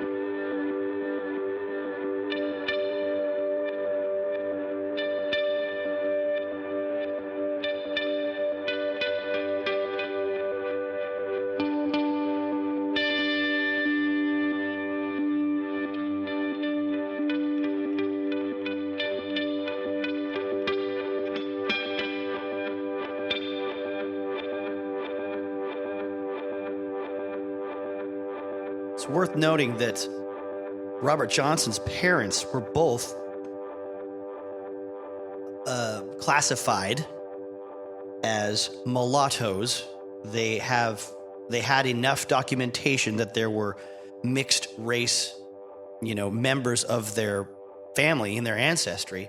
So because of this documentation going through multiple generations of having, a relative or two that wasn't just African American in origin, they could qualify as what was called mulattoes and therefore have more rights than a person who was African American and dark-skinned and did not have that family ancestry. Because of the times being what they were and the place being what it is, they were allowed, since they could sort of go back to the 18th century, identifying in their family as mulattoes, not as Negroes. They were afforded more freedoms than most of their peers at that time. Former slaves, basically. They got more social, legal, cultural acceptance. They had greater freedom to own personal property. And this is in quotes, could acquire and dispose of same in the same manner and to the same extent that white persons may. The codes of law were different for them, of course, as you know, in not just those ways. They were also considered by law competent witnesses in civil cases and in criminal cases where they are the victims. These were rights that blacks in Mississippi Delta areas simply did not generally enjoy. Like, essentially, if somebody ripped you off or attacked you or beat you or attempted to murder you and the cops break it up and ask what happened, if you can prove you're of mixed race, even though your skin may be as dark as the other people involved, then the police and judges are more likely to actually believe your story if you are the victim in that situation. Not in, the situation if it was you being witness to someone else's crime affecting another person, maybe, right? Yeesh. So if we're going to understand where Robert's coming from and the life he lived and where he went and how he was treated and how well he thrived despite what might have been, going against him, we got to talk about black codes and we got to talk about Jim Crow laws. They were a collection of state and local statutes that legalized racial segregation after the Civil War. It was the World War for folks in America. After the Civil War was over, it was, I guess, named after a black minstrel show character, Jim Crow. These laws existed about 100 years until 1968. Of course, they were meant to marginalize, the kind of freedom and activity afforded to African Americans at the time. Mostly, it denied them the right to vote, hold a job for various reasons, the right to get an education, other opportunities like that. If you tried to defy anyone trying to defy these Jim Crow laws would face arrest, fines, jail sentences, possibly mob violence, possibly death. There's this thing that happens called Reconstruction in the South after the Emancipation Proclamation is codified and signed into law, and the eventually Civil War comes to a halt. Just various local, state, county, city lawmakers just decide, all right, they're not legally slaves, these people. We're just going to create new laws that force them to live almost as restricted lives as they had when they were slaves. This went on for a long, long time. This prevents people from, probably having any kind of generational wealth. If you can restrict how easily somebody can keep a job or restrict how easy it is to fire them for no reason, if you can restrict what they do and where they live, who they can marry, who they can fraternize with, of what race, you can prevent people from being upwardly mobile, prevent people from garnering a lot of income and passing it on to the next generation and their family, especially if they're more likely to be killed before they can have a family, or their kids are more likely to be killed before they can grow up and pass that wealth on to another generation, et cetera, et cetera. This is how white neighborhoods stay white neighborhoods and white counties stay white counties for a long time. This extends, even if it wasn't strictly Jim Crow laws, this attitude for lawmakers extends into the real estate business. Redlining is a term you can look up. I didn't learn about it in school. I learned about it from a goddamn YouTube video about 2 years ago for the first time. It was a legally accepted practice where real estate, industry folks just kind of got together like the UN or OPEC or something and just decided our little league of people is going to decide, okay, to draw red lines on the map around certain areas where we're just not going to sell houses to anyone that's not white. That extended up here to where I live in the Pacific Northwest as well. Up through the 1960s, you can see in the documents for certain buildings and houses and neighborhoods that it is in the legal fine print that no one is to sell these to people of non-white, origin. And up here, we had a whole thing during World War II of locking up everyone of Japanese American descent because they decided they were It was too dangerous to have them running around during the world war, during a world war after we'd been bombed at Pearl Harbor. They had all their stuff taken away and never given back. It was all sold. It was all stolen. So when you got out of an internment camp as a Japanese American person, maybe 7 years old, maybe 17 years old, maybe 58 years old, you were homeless at the end of World War II, and you had nothing to your name. You had no money, no possessions, no land, no job. Anyways, I digress. But I was doing it in order to make sure, I don't sound too biased here. I'm not letting us off the hook up here in the Pacific Northwest just because we didn't have Jim Crow laws per se, like these other states did. I mean, we weren't really a state. We didn't have a governing body at the end of the war. Anyway, the Civil War, I mean. So, 1865, the 13th Amendment coming out, which abolishes slavery in the United States. Well, then there's these strict local and state laws that detailed when, where, how these formerly enslaved folks could work, for how much money you could legally pay them.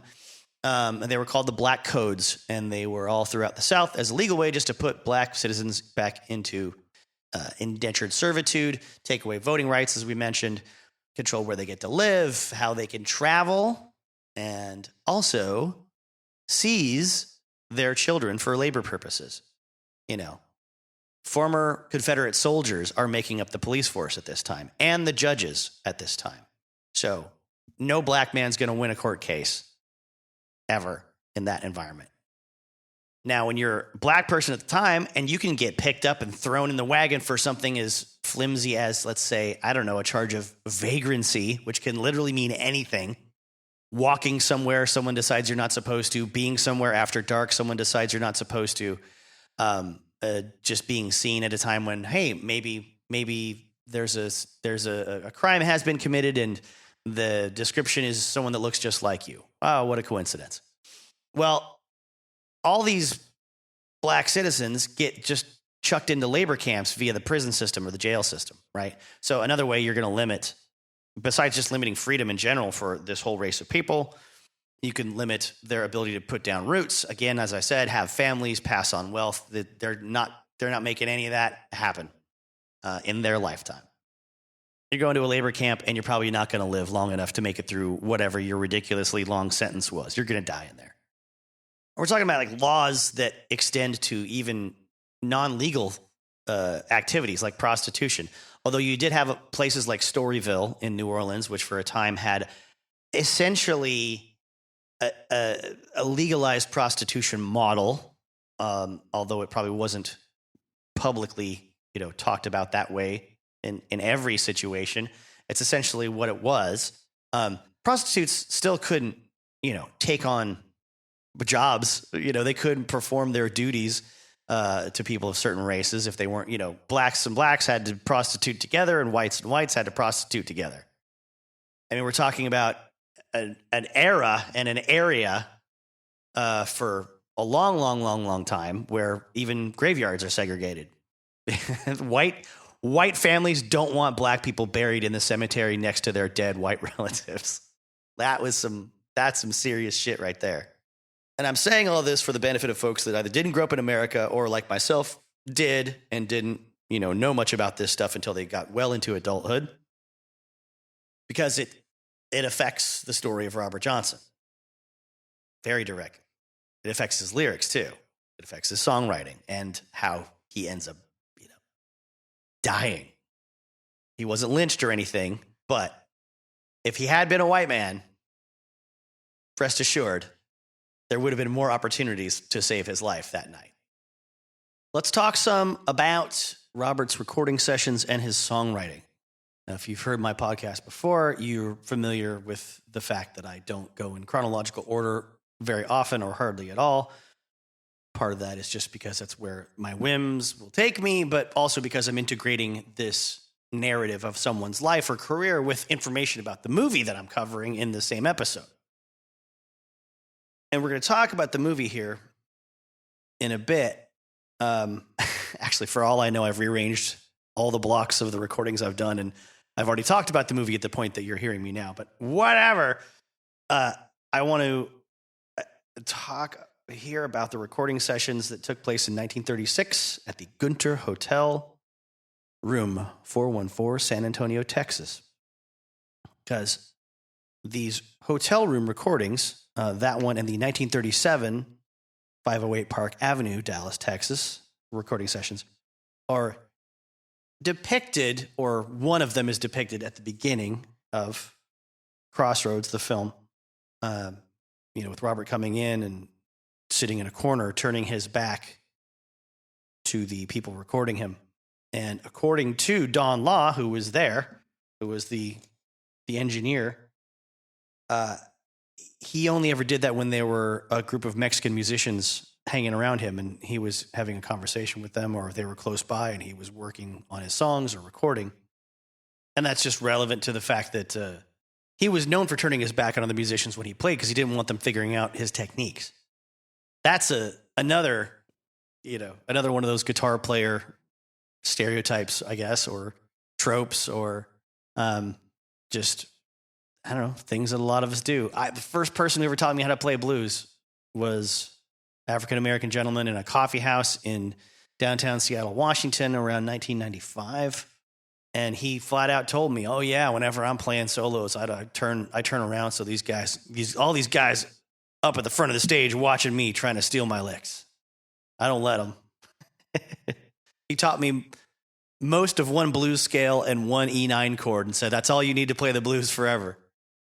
He was not entirely wrong. But anyway, in 1936, here's basically 6 days in a row and who was booked. Saturday, November 21st, 1936. November 21st is all right before Thanksgiving. W. Leo Daniel and his Hillbilly Boys. Sunday, same thing, same band. Monday, 11/23/36, just Robert Johnson. Tuesday, 11/24/36, Hermanas Barazza con Guitarras. And that means with guitars. Wednesday, the 25th, the Chuck Wagon Gang. Thursday, the 26th, the Chuck Wagon Gang, followed by Robert Johnson, followed by Andres Berlanga y Francisca Montalvo y guitarras. That's a big day on Thursday. Criminy. Friday starts out with Robert Johnson, then goes into Hermanas Barazza and his group, but with a complemento de piano. And then Hermanas Barazza con guitarras. Then Al Dexter, whoever that is. Weekends, no recordings at all. Monday, Eva Garza. 1937 in Dallas, Texas. Thursday night, I guess, or Thursday afternoon maybe, on the 17th of June, Al Dexter and Luke Owens. Friday, the 18th, 1937, the High Flyers, followed by Roy Newman and his boys.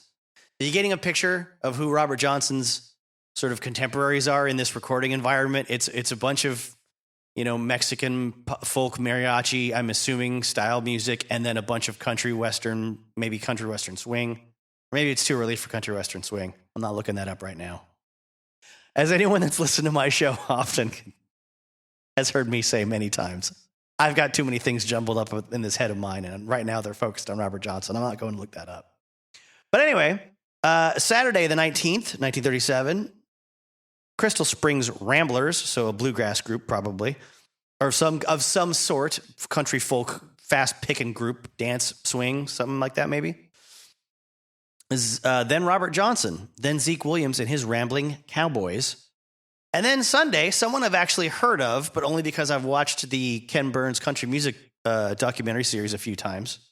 Free, if you can find it on a lot of public streaming channels, like through your PBS provider, or maybe through your local library online streaming provider, Canopy with a K, or what's the other one? HooplaDigital.com. Check those out if you're American. I don't know, overseas. Then Clifford Gross and Muriel Campbell, then Robert Johnson, followed by, that's two groups before him on a Sunday, and then followed by four more. The Blue Ridge Playboys, Donna Leza, Lezah, and it says personal record, so maybe that's not music. I don't know. And then John Boyd and his Southerners, and then Bill Nettles and his Dixie Blue Boys. The reason why I'm reading all these out is just like, these are not his folks, right? His people, his peers, these are not black blues musicians he's hanging out with for like 4 days in a row while he's doing both of these sets of recordings. These are people from different backgrounds of his. He's a fish out of water here in Texas. He had originally told people he was going to get big enough to go to New York and make a record, but worked out Texas was where he went instead. And I think I'm just glad we got that. Let me say it that way. I'm grateful we have what we have, and Mr. Don Law was there to record him. If you want to expand on the details of these recording sessions, please, I urge you once again, pick up the book "Up Jumped the Devil" by Bruce Conforth and Gail Dean Wardlow. It's not very big. It's easy to find. I don't want to blow it all out for you. I want to give you enough, if you're aware of Robert Johnson, to sort of deepen the story. If you've never heard of Robert Johnson, I want to give you, more than your fair share than you would have gotten from maybe like watching a documentary. I myself, not being able to revisit the VHS tape from the 90s of, The Search for Robert Johnson, did just this last weekend watch The Devil and Robert Johnson, or Devil at the Crossroads on Netflix. And I've been putting that off for a long time, meaning needed to get around to it just for my own enjoyment if it wasn't going to be too much retreading on old ground. And I'm happy to say it's got probably some of the most important footage from the Search for Robert Johnson documentary from the 90s. And it's updated that with interviews with his, his now, I guess, grandson, if the man is to be believed, because there was someone who claimed to be his son in the first documentary. And this one expands on a few things.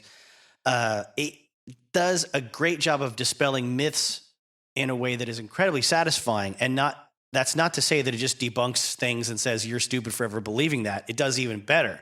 It gives you a practical reason why those myths would have occurred if the people speaking to you are telling the truth, that is. And I think if you know anything about editing, you can't watch documentaries in the modern day without being suspicious anyways.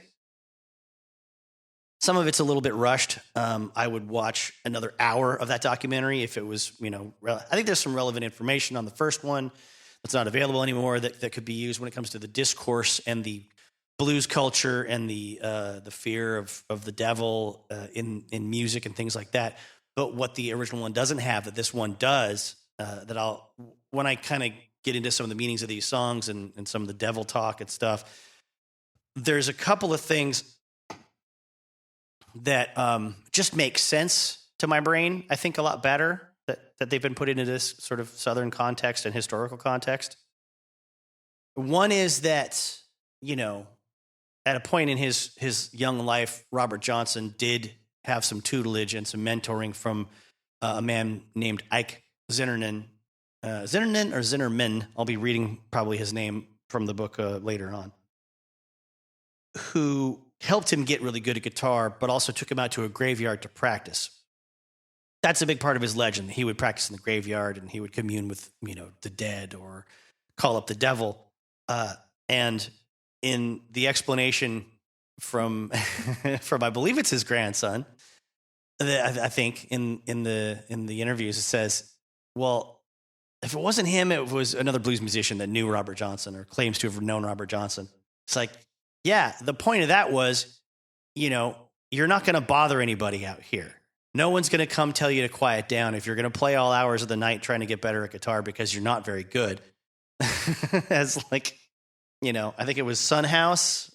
I want to say Son House, not Lightning Hopkins, one of the two, used to allow Robert to come and pick up his guitar in between sets at a juke joint or a party or something like that from time to time when he was still not an accomplished guitarist or performer.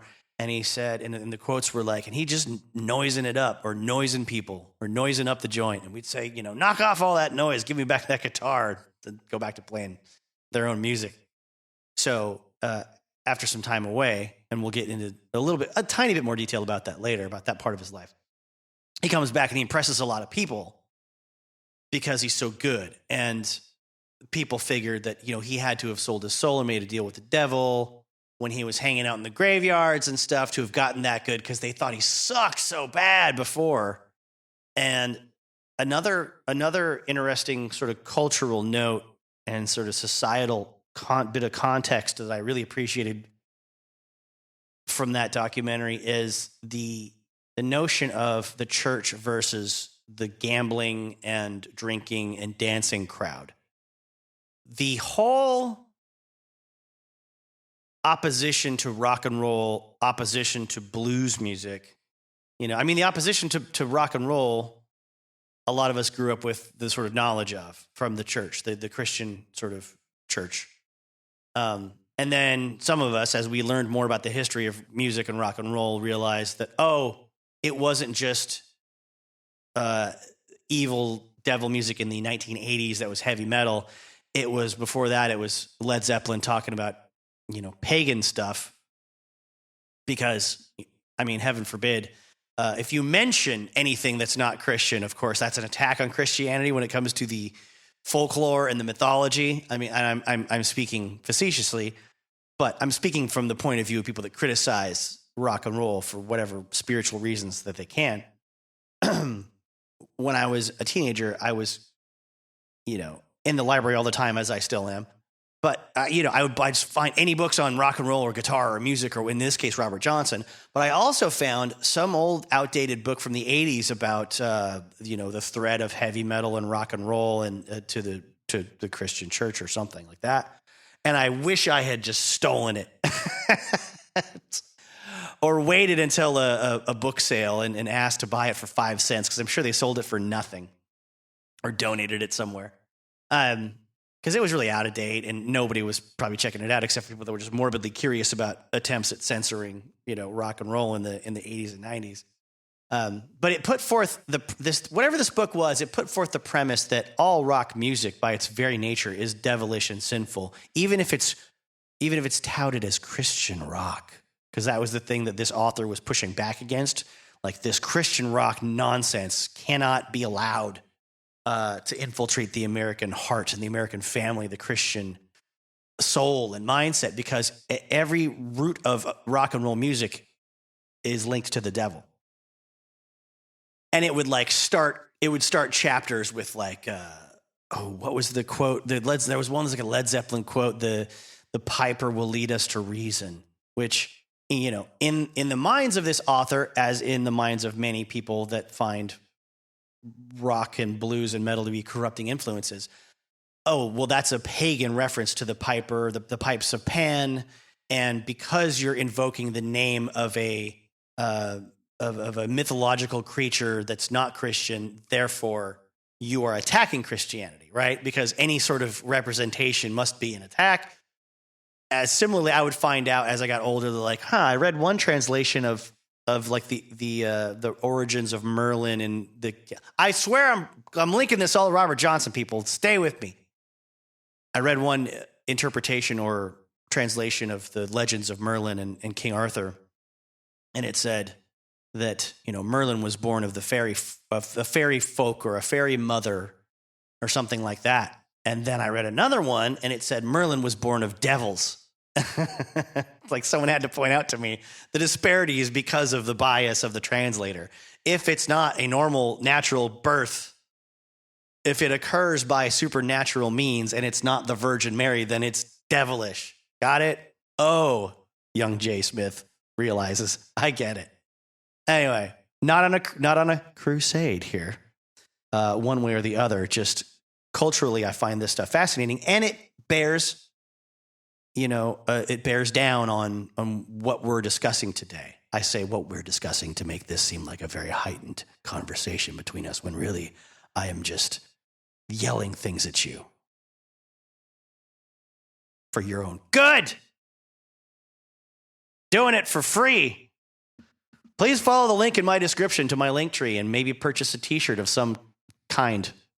Some mildly offensive or incredibly offensive t-shirt, depending on your morals.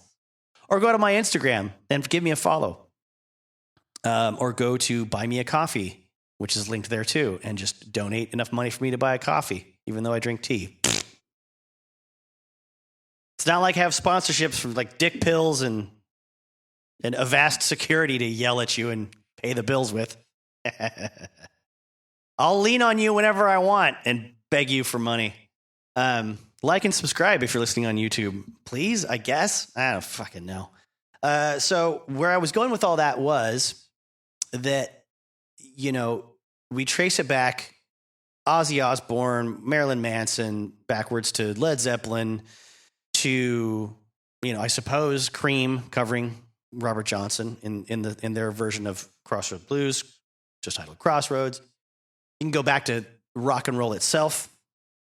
You can see the film, the grainy black and white film news footage of concerned citizens saying they don't want rock and roll in their communities. They have to ban it from this public auditorium where Dick Clark or whoever, whatever DJ is bringing a bunch of rock and roll bands, and it's going to drag our pure white young people with all the promise in the world and all their lives ahead of them down to the level of the lowly jungle people that are out to, you know, fuck the shit out of our daughters, basically. That's what they're getting at. And that goes back to what I believe they're kind of trying to connect it to in this Devil at the Crossroads documentary about Robert Johnson. And it was a great sort of eye-opening narrative to hear, because it's like, look, from a practical perspective, and these are still my words, but I'm just wrapping it up. I'm kind of like condensing this dialogue. From a practical perspective, if you're a preacher in the church, right, and Sunday morning keeps coming and going and coming and going and coming and going, and there's mostly just women in there, old women, middle-aged women, young women. There's not a lot of men because they're sleeping off a really bad hangover from the really shitty liquor they were drinking the night before at some juke house. They were dancing all night. They were carousing with other women. They were spending all the money they made working, on a plantation or working. Maybe they did have more of a factory type job or something in the city, wherever they were living. You know, life is really hard, and people that live a hard life of, various races and ethnicities and backgrounds, people that live a hard life need to blow off steam. You know, if you only get a day and a half to yourself on the weekends, then, you live hard Friday night, Saturday night, and then you recover. I'm not saying I personally subscribe to this mentality, but Lord knows I've engaged in plenty of activities that have definitely made it hard for me to want to get up and go to church on a Sunday morning. And in general, I don't. So that's my bias. If you're a preacher, first of all, you want that attendance because you want more people in the pews to talk to save, to speak the word of God to, and to raise up to live a better life. And on the cynical end of things, you want more money in the collection plate, for crying out loud. So what is the biggest detriment to that happening for you on both sides of that coin? It is men getting drunk, dancing to blues, putting their money in the cups of these blues musicians, putting their money in the hands of bartenders, dancing to sinful boogie woogie sounding bass lines that make you move your hips, as opposed to gospel, songs that'll make you shake your hands in the sky and sing to the glory of the risen Lord. Well, that's going to be the most relevant thing you can put in your sermons every single Sunday. And apparently it was a united front against evil blues music. So that's another sort of more practical bend to the narrative of what created this animosity between the two forces, the decency of society, of the more well-mannered church-going folks, and the, really supposedly loose morals of the folks that enjoy this kind of music that we all love. And we're not talking about anything under the covers and sly when it comes to, there's plenty of people over the years that have written or talked about all the innuendos in boogie woogie music and blues music, right? And rock and roll music in the early days, and like, oh, when they say rock and roll, you know what they mean. They're actually meaning the they're when they say, that's some turn of phrase. It seems innocuous to us after the fact in the modern day, right? Like, oh, that's actually all about, fooling around on your wife. Robert Johnson stuff. He's just talking about waking up and shaking hands with the devil. Literally. He's not being figurative. He sings about being woke up in the morning by the devil, knocking on his door, shaking his hand and saying, yes, I believe it's time for us to go, and walking side by side with the devil. He did not say the old man. He did not say old Scratch. He did not say Papa Legba, who we'll get into. We'll talk more about the movie and the myths in the movie. But he did not say anything about a dark man. He said, me and the devil are walking side by side, and I am going to beat my woman until I get satisfied. He's saying blatantly about feeling, the feeling and the fear that comes from having hellhounds on your trail. He didn't say, I feel like a man who is being chased down by hell. He said, there is a hellhound on my trail. This man was not being coy. This man is not fucking around with you people, all right? This is not some PMRC inquest hearing where some 80s musician is appearing before the wives of Congress members saying, well, you could really say it means this or it means that. It could mean one or the other. It means anything that you really want it to. No. He's openly speaks in his songs about being violent and walking with the devil intentionally. He doesn't say, oh, I feel, because people before him and of his time and after his time all wrote stuff about feeling the presence of evil and wanting to ward it off and feeling downtrodden and not being able to shake this devilish feeling and this temptation, right? Temptation is always a common theme in all kinds of music, but especially in anything in communities that are sort of rooted in the church when it comes to polite society. This is not Ozzy Osbourne singing the demon alcohol when he means brandy, when he means like the 50 gallons of rum and brandy that were in his wedding cake that nobody would eat except for him, and he passed out like during the reception under the table, that he tried to eat as much of that wedding cake as he possibly could by himself. This is not Led Zeppelin talking about hobbits, okay? This is not them mentioning Gollum and the Misty Mountains as a thing that's referenced in fiction that they know is fiction and their fans know is fiction and no one believes in because it's totally folklore, or not folklore, it's modern day at that time mythology that will become mythology and folklore later. And but it is also, it's not Led Zeppelin invoking the feeling of being a Viking, warrior traveling to another land in a big ship, and with the gods on your side. It's not them fantasize. It's not like that when they were fantasizing about that kind of stuff, and their feathered haired fans could also fantasize about. This is more legitimate and meaner spirited than Motley Crue on MTV in the 80s posing in makeup and big spiky shoulder pads and gauntlets and things. All due respect to a lot of cool shit Motley Crue's done in their time. Excuse me, hiccups. This is not them with like pentagrams spinning out from their drum kit in the video, right? I don't know. Maybe it is. Maybe it is equivalent. I don't think I can make that ruling. But even as we get into the second episode of Crossroads involving Steve Vai, I want you to know I'm definitely not taking this tack of like your wannabe cool teacher in high school or community college, or maybe some NPR host is like, in a lot of ways, Robert Johnson was the first Steve Vai. He was the first real high-spirited, high-energy guitar virtuoso. He was the first Yngwie Malmsteen. I'm not going to make that connection. I think you'll get an earful of me talking about his guitar technique enough for the non-guitarists out there. They'll be, saying, "Stop, move on, talk about the lyrics."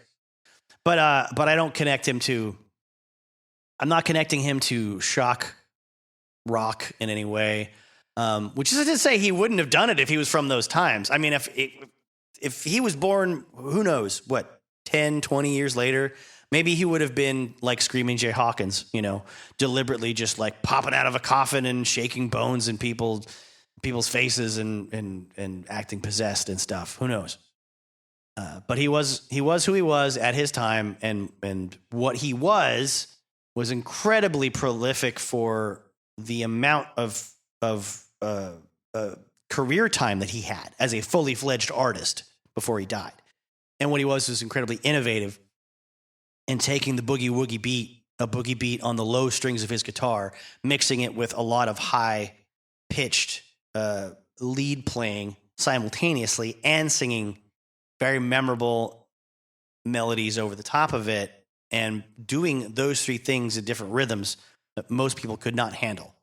I mean, you could even, if you wanted to get into it, you could talk about the polyrhythms of a band like Tool, where half the drums are in one time signature and the other half the drums are in another time signature, and the singer is dancing between all of it. And how you count it: 1, 2, 3, 4, 5, 1, 2, 3, 1, 2, 3, 4, 5, 1, 2, 3, versus 1, 2, 3, 4, 5, 6, 7, 1, 2, 3, 4, 5, 6, 7. I don't even know if that's a real time signature combination in a Tool song, but that's what they do sometimes. And Robert's doing this at a time when making recordings is fairly new for artists like him, people that are sort of just on their own, doing their own thing. They're not the kind of recording artists that are part of an orchestra. They're not working for CBS radio. They're not a part of an ensemble that has the backing and the budget and the support of a major network that has them on the radio every week.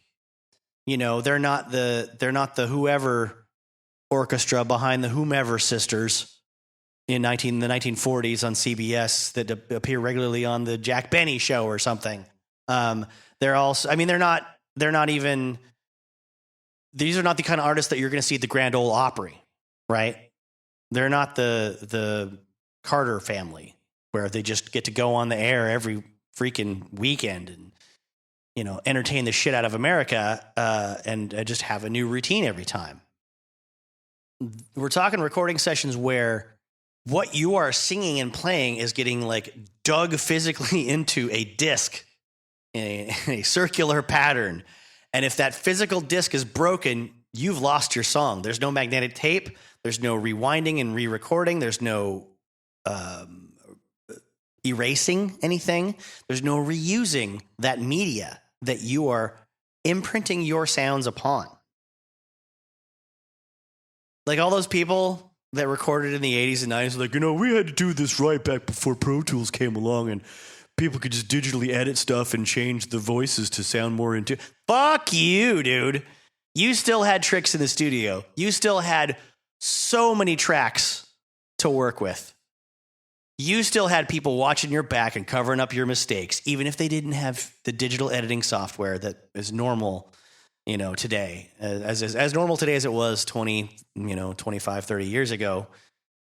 Fuck you. I've heard shit from the 80s that I swear to Christ, I thought it was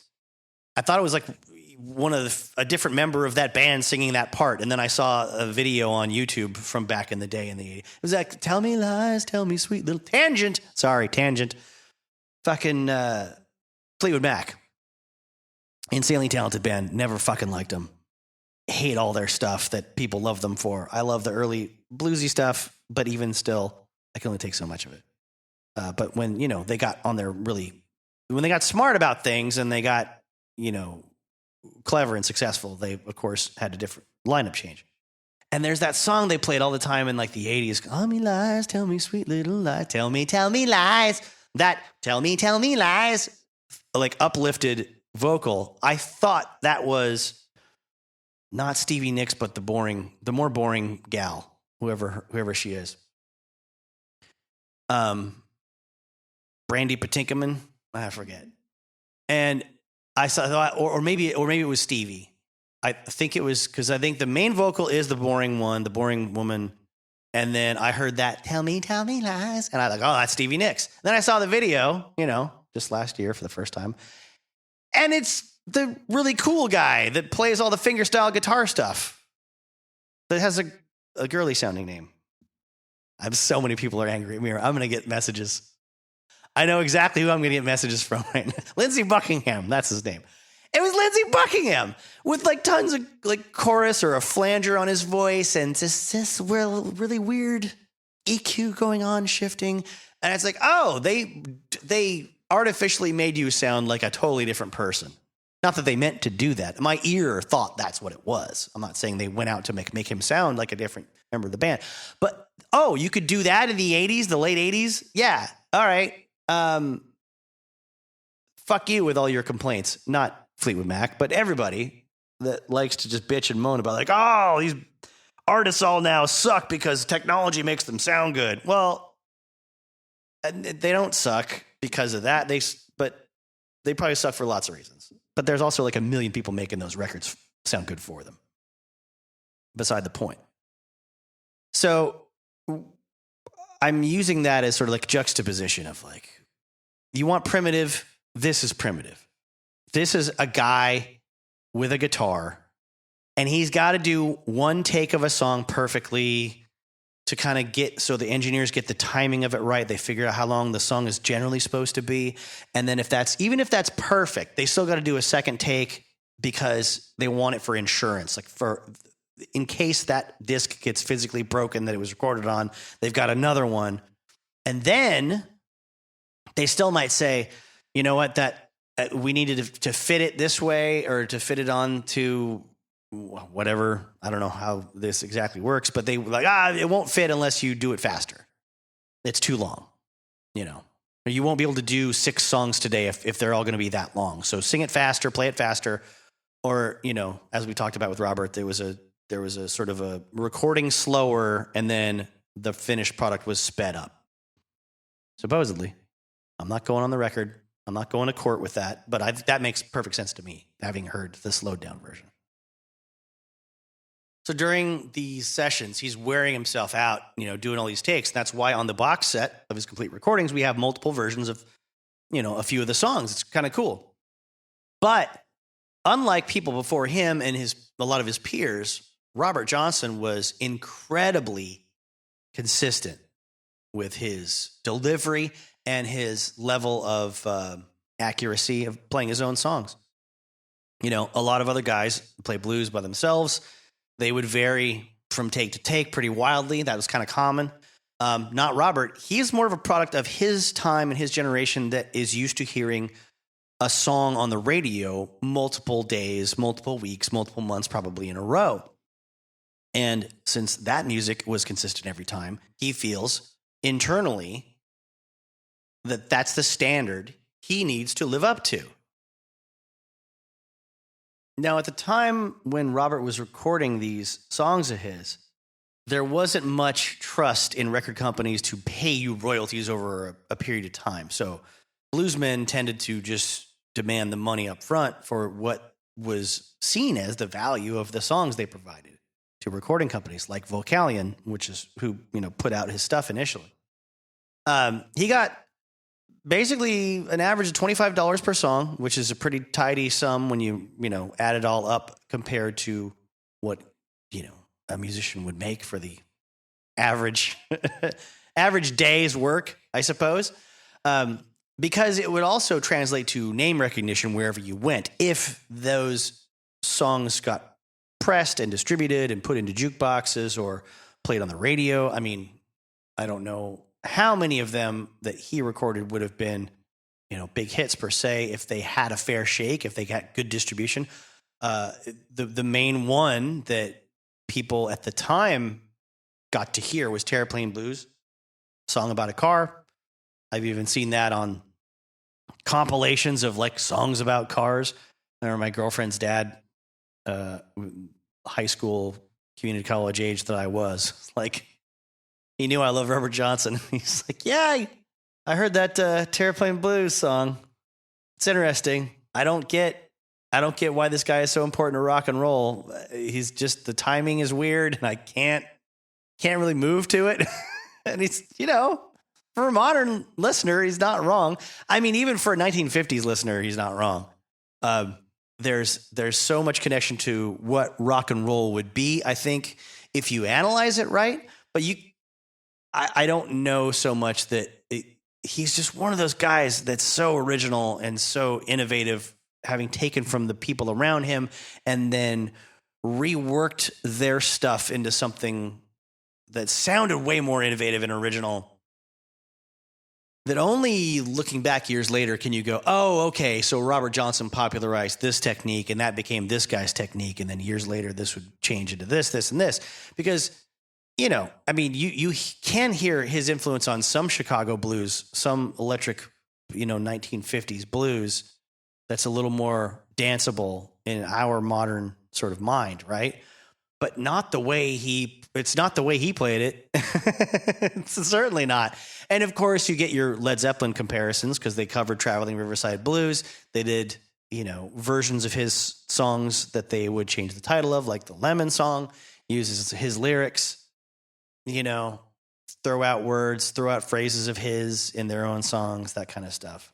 But Robert Johnson didn't have John Paul Jones playing bass and John Bonham playing drums. Like, the physicality of it is widely different. But it is funny to me to reflect that at a time when I first discovered transcriptions of his songs on guitar, that I was obsessed with trying to learn how to play guitar parts of songs that I loved by artists that I loved. And I would try to pick them apart and adapt them to my own techniques. Robert Johnson, I just looked at. And I still look at it now in this book that I read from of the new transcriptions. I just look at it. I don't pick up my guitar and try to replicate that stuff. I don't know if I ever will. I suppose I'll get curious enough eventually, but I don't know, man.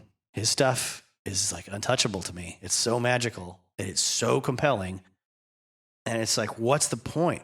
I can play along to a song by the Misfits and have a blast. I can play along with Ramones. I can play along with Metallica.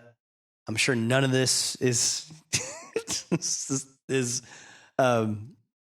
fun for you to listen to if you're a diehard fan of country blues music. But I can play aggressive rock music like Ringing a Bell. I can play blues. I can play early rock and roll, no problem.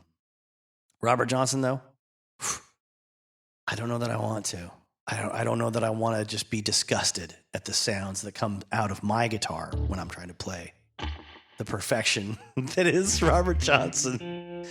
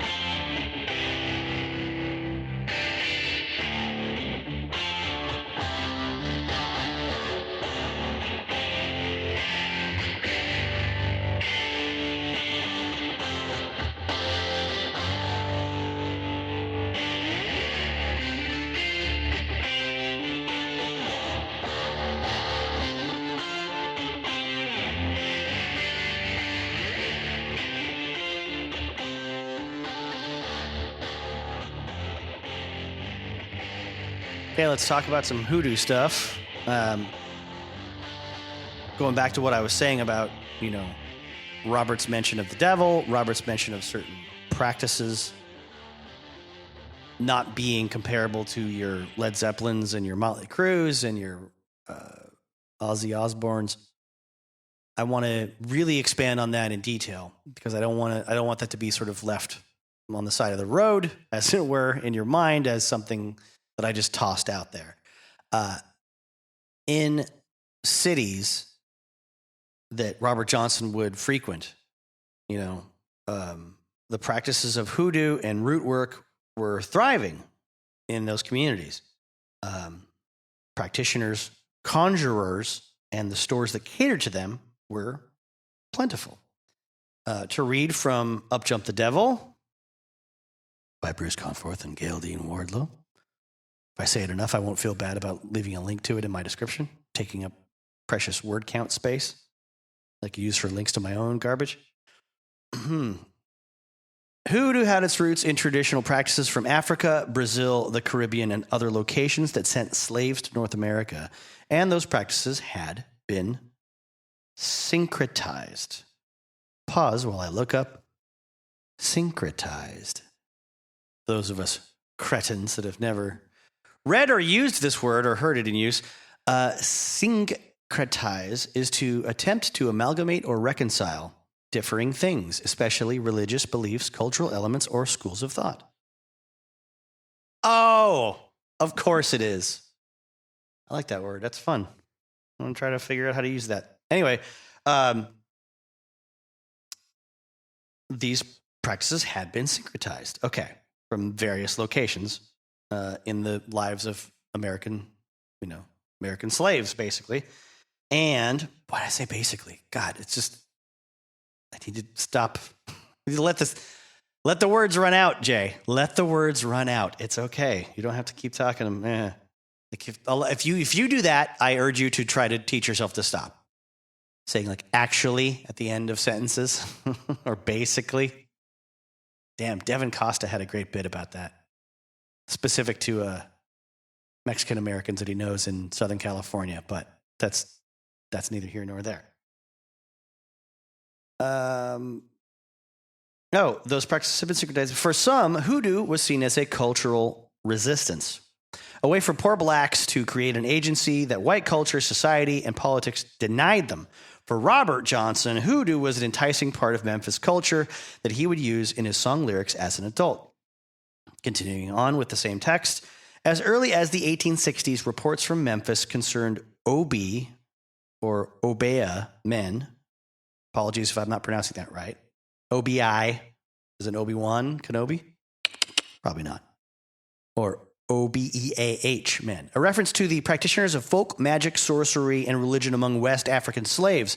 The Memphis Daily Appeal, which I'm assuming is a newspaper of the time, described them as always native Africans who used all manner of materials. Feathers of various colors, blood, dogs' and cats' teeth, clay from graves, eggshells, beads, and broken bits of glass to achieve their results. There was no lack of access to hoodoo supplies in Memphis while Robert was growing up. The Pantays drugstore chain, several were located on Beale Street. If you look up Beale Street, if you've never heard that before, you'll find it in the song titles of many a tune throughout the years. Carried a number of hoodoo-related supplies. At the famous A. Schwab Dry Goods store on Beale Street, a short walk from the Spencer House, one could, and still can, buy all the hoodoo and conjuring supplies one needed. Also nearby on East Beale Street, an eerie, gloomy, swampish location, the home of Memphis's hoodoo practitioners, conjurers who sat before boiling pots, mixing strange concoctions. They could make you anything you needed to cure a disease or drive away evil spirits. They specialized, however, in making red flannel mojo bags that could either protect their wearer against his or her enemy or bring good luck. These packets contain snake root, devil's shoestring, High John the Conqueror root, and other traditional fixings. Foot traffic magic and other forms of hoodoo were also widely known throughout Memphis's black community well into the 1930s and beyond. There's a great little entertainment advertisement from the Memphis Commercial Appeal, pictured on the next page of this book from 1918. And let's see, there's a Buffalo Bill Wild West show and circus. It says, "Let my show go on" at the top. So, Buffalo Bill's not alive anymore, probably. There's a advertisement for a show that will please and mystify. 4 days, headed by a scientific enigma of wonder and fun in the persons of a perfect woman, electrical Venus, and other big something acts. I can't read it. Leow? Anyway, there's a vaudeville ad for some other show for Marx Brothers. Hey, the Marx Brothers present Home Again. And then a Barnum and Bailey Circus advertised with the giant of amusements today. Greatest show on earth. And then Aladdin and his wonderful lamp. And a whole lot of small print that I can't read. And then a big New Street parade. I think the point of that is to sort of relate to what kind of cultural entertainment hub Memphis was in the teens and 1920s during an era where Robert was young. That was a bit of a tangent to jump off of, but it was on the next page from where I was reading, and I thought there was going to be some little voodoo type supply store advertisement or something like that would connect to what we were just saying. But no, it has more to do with where the narrative of the book is going. On the next page or two, which, again, you should check out the book to find out why. I want to talk about the relation of what we were talking about with the hoodoo practices to some of Robert's lyrics. So we're going to talk about, I believe I'll Dust My Broom. This is recorded in what was probably an open E tuning. It was made even more famous by Elmore James in 1951 as just simply Dust My Broom for the Jackson trumpet label. And I'm reading now from the text again, same book, Up Jump the Devil. Ironically, Robert did not use the bottleneck on the tune as Elmore James would. Instead, Robert slid his fingers up the neck to play a triplet riff against the driving boogie bass pattern. So pausing now as your narrator to interject. The triplet pattern is da da da da da da da da da da da da da da da. It's playing three notes in the space of one beat. If you don't, if you're not a musician, if you don't count that stuff, normally is da da da da or da. Let's see, like da da da da da da da da. Right when you're counting 1 2 3 4, 1 2 3 4, dun dun dun dun dun dun dun dun dun is the usual breakup. In sets of two notes or two beats or two hits to that beat, but we're talking da da da da da da da da da. You hear that a lot in Robert's playing while he's doing really cool stuff on the bass line, on the low strings on the guitar. That isn't always the same. It's like accentuating it, or the triplets are accentuating what the bass line is doing. And back to the text, it says, possibly also displaying Robert's awareness of current events obtained from newspapers, he mentioned Ethiopia in the song. I think that's the one where he says, "I believe she's in Ethiopia somewhere." Let me check it really quick in the lyric sheet. Yes, I was remembering correctly. It's like the last line of the song. If I can't find her on Philippines Island, she must be in Ethiopia somewhere. Call up. Before that, he says, "I'm going to call up China. See, is my good girl over there." So now back to the text. It says, he mentions Ethiopia, where Emperor Haile Selassie was fighting Italian invaders. Haile Selassie is a leader that is venerated as a second coming of Jesus Christ within the spiritual beliefs of Rastafarianism. I only know that from reading one book about Bob Marley a long time ago called Catch a Fire that seemed very good at the time. I don't want to misrepresent anything, but I believe historically that's what a lot of Bob Marley's mentions of God being a man on earth, is a reference to this emperor that a lot of people look to sort of unify Africa. Really good, like songs by Bob Marley, like Africa Unite and Ethiopia. Cool stuff. I like it a lot, but I haven't listened to it in a long time, and I haven't read too much more on Bob Marley specifically since that initial burst of interest back in the early 2000s for myself. So I will leave that where it is with you, listener.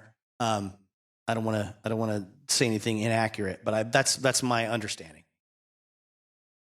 Let's see.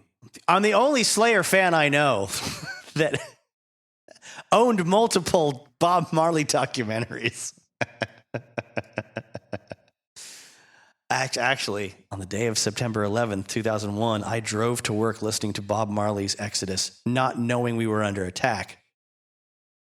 On the drive home from work, if I listened to the radio on the way to work, I would have known what had happened, and I would not have gone to work in a guitar factory that day in Tacoma, Washington. I would have stayed home and watched the news nonstop and probably been not much better for it.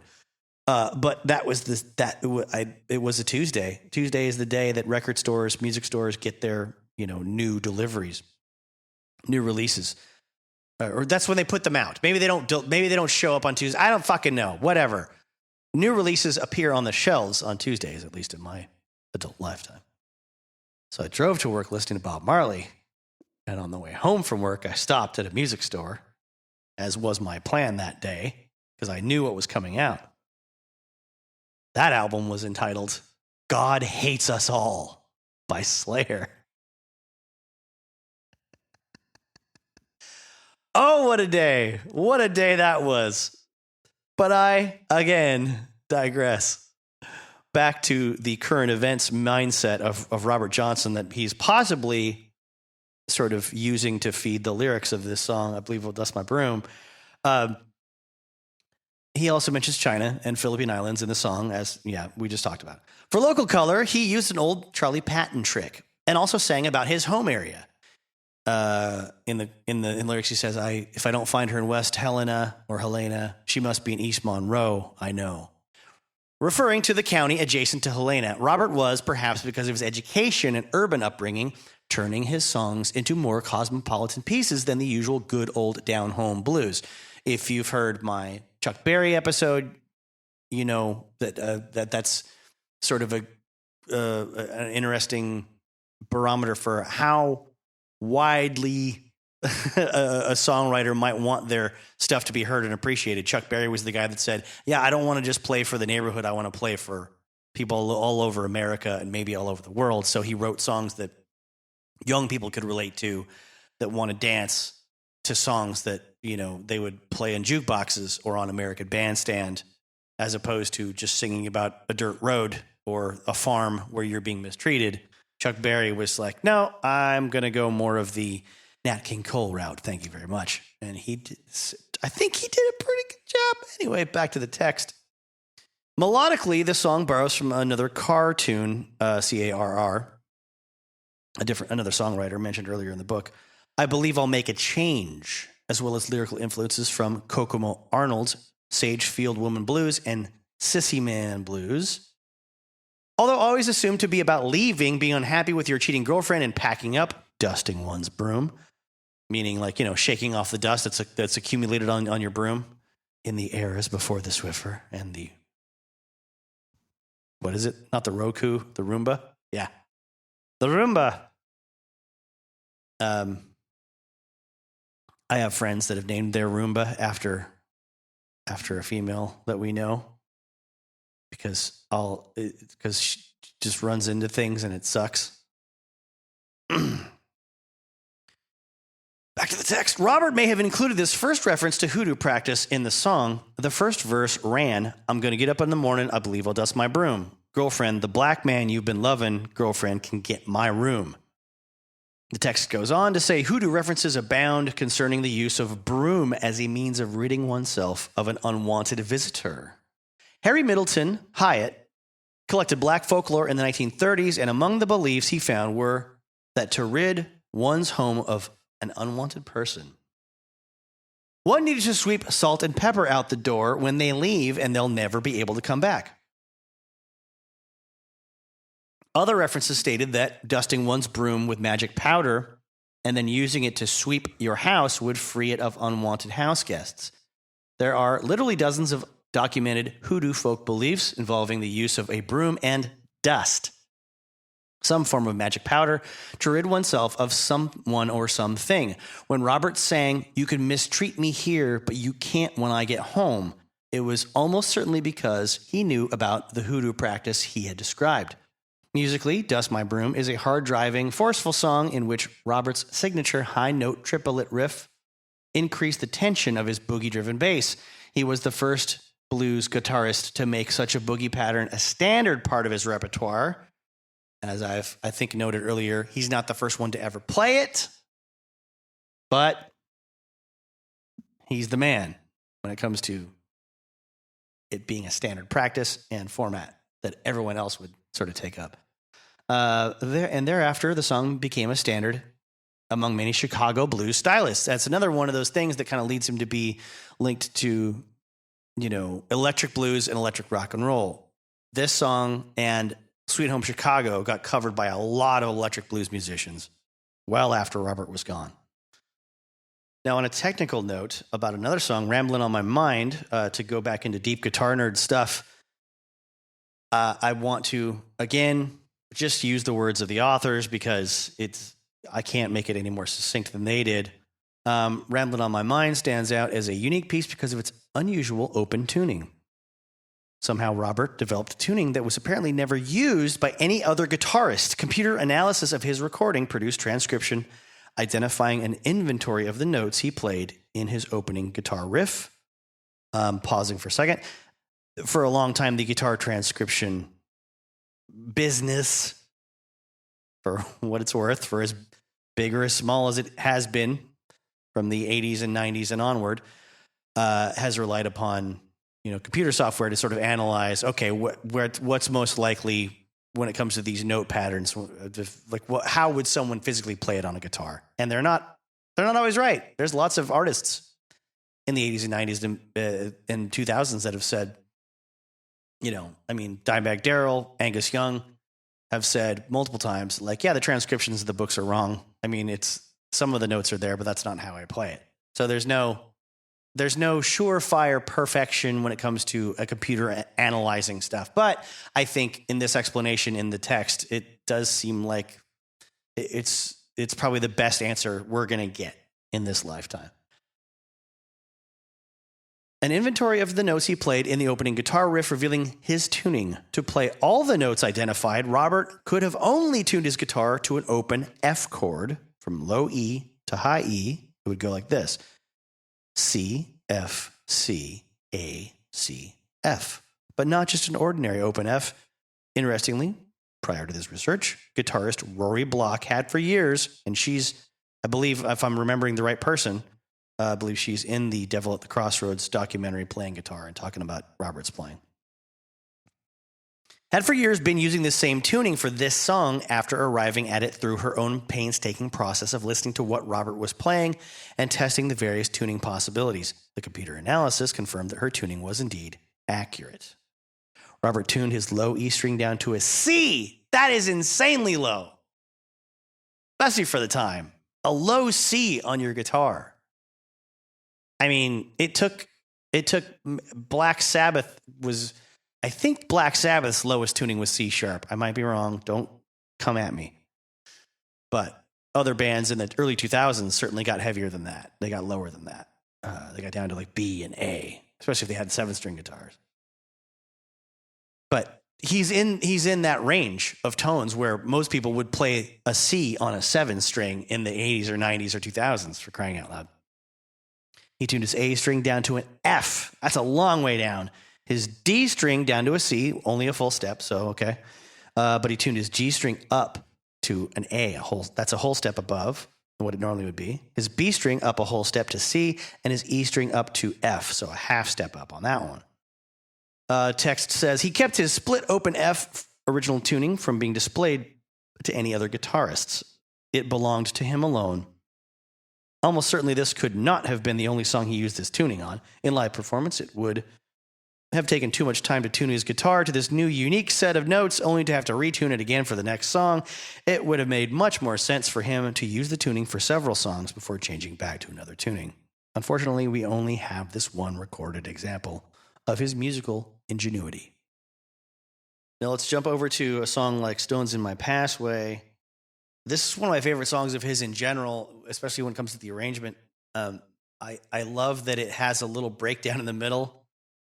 That's to me more of a modern rock thing, to have a verse and a chorus, and then have this, riff change and a timing change right in the middle of it to really shake you up as a listener. And then when he says, "I'm crying, please," and he goes back into the normal rhythm, please, it's when he says, "You're trying to take my life and all my loving too." Bum bum bum bum bum bum bum bum bum bum bum. Totally different vibe, and it's only for a short time. It's fascinating to me that he kind of arrived at that himself. Maybe he copped it from somebody else that he saw. Who knows?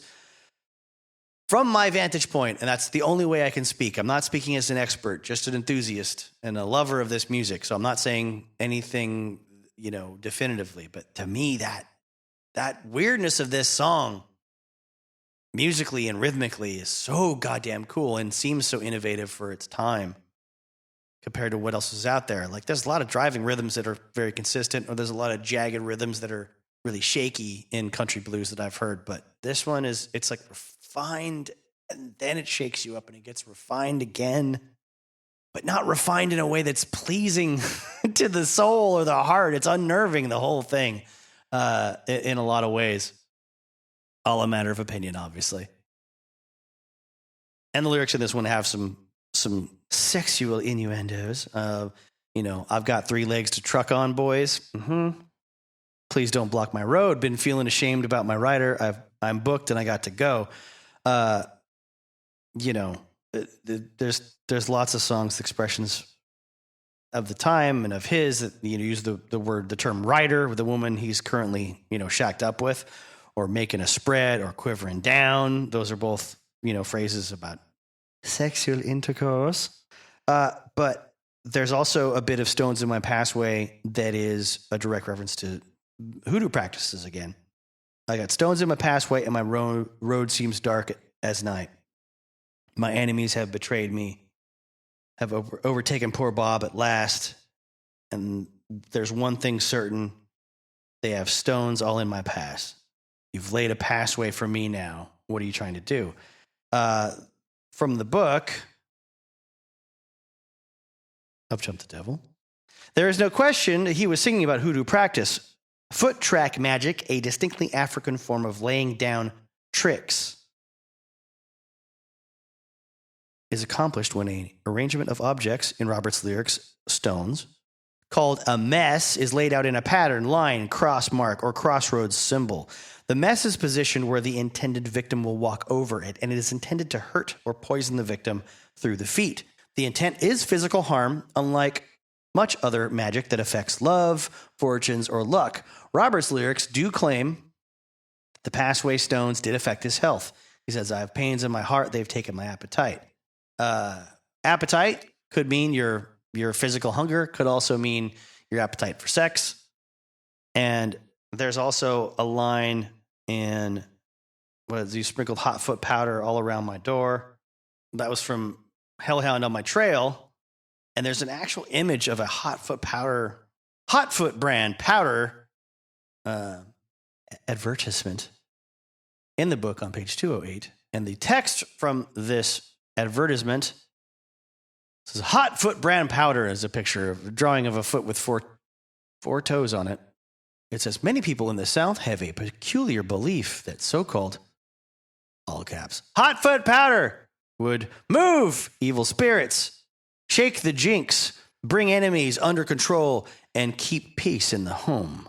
We make no representations to this effect and sell only as a curio. Many of our customers have written us that they were well pleased with this hot foot powder," all caps, "and therefore we are selling it at a very reasonable price so that anyone who wants it can afford to buy it." No idea what the date of that advertisement is. but the book does later go into some detail about the song. It says, whatever Robert's hellhounds are, one can sense a certain angst in this song. It is not a happy piece, and it includes another distinct reference to hoodoo magic, the use of hot foot powder. Like his song Stones in My Passway, the reference to hot foot powder refers to foot traffic magic. It is not unlike a hunter laying down a snare for his prey. Foot traffic magic is perhaps among the oldest forms of hoodoo practice, along with goofer dust, graveyard dirt, and crossing powder. Such magic seems to be of African origin and predates the 19th century. It is used precisely the way Robert spoke about it in his song. Once sprinkled across someone's path, the victim must lead a life of restlessness and rambling. As in Stones in My Passway and possibly Dust My Broom, Robert was being specific about hoodoo practice and how it worked.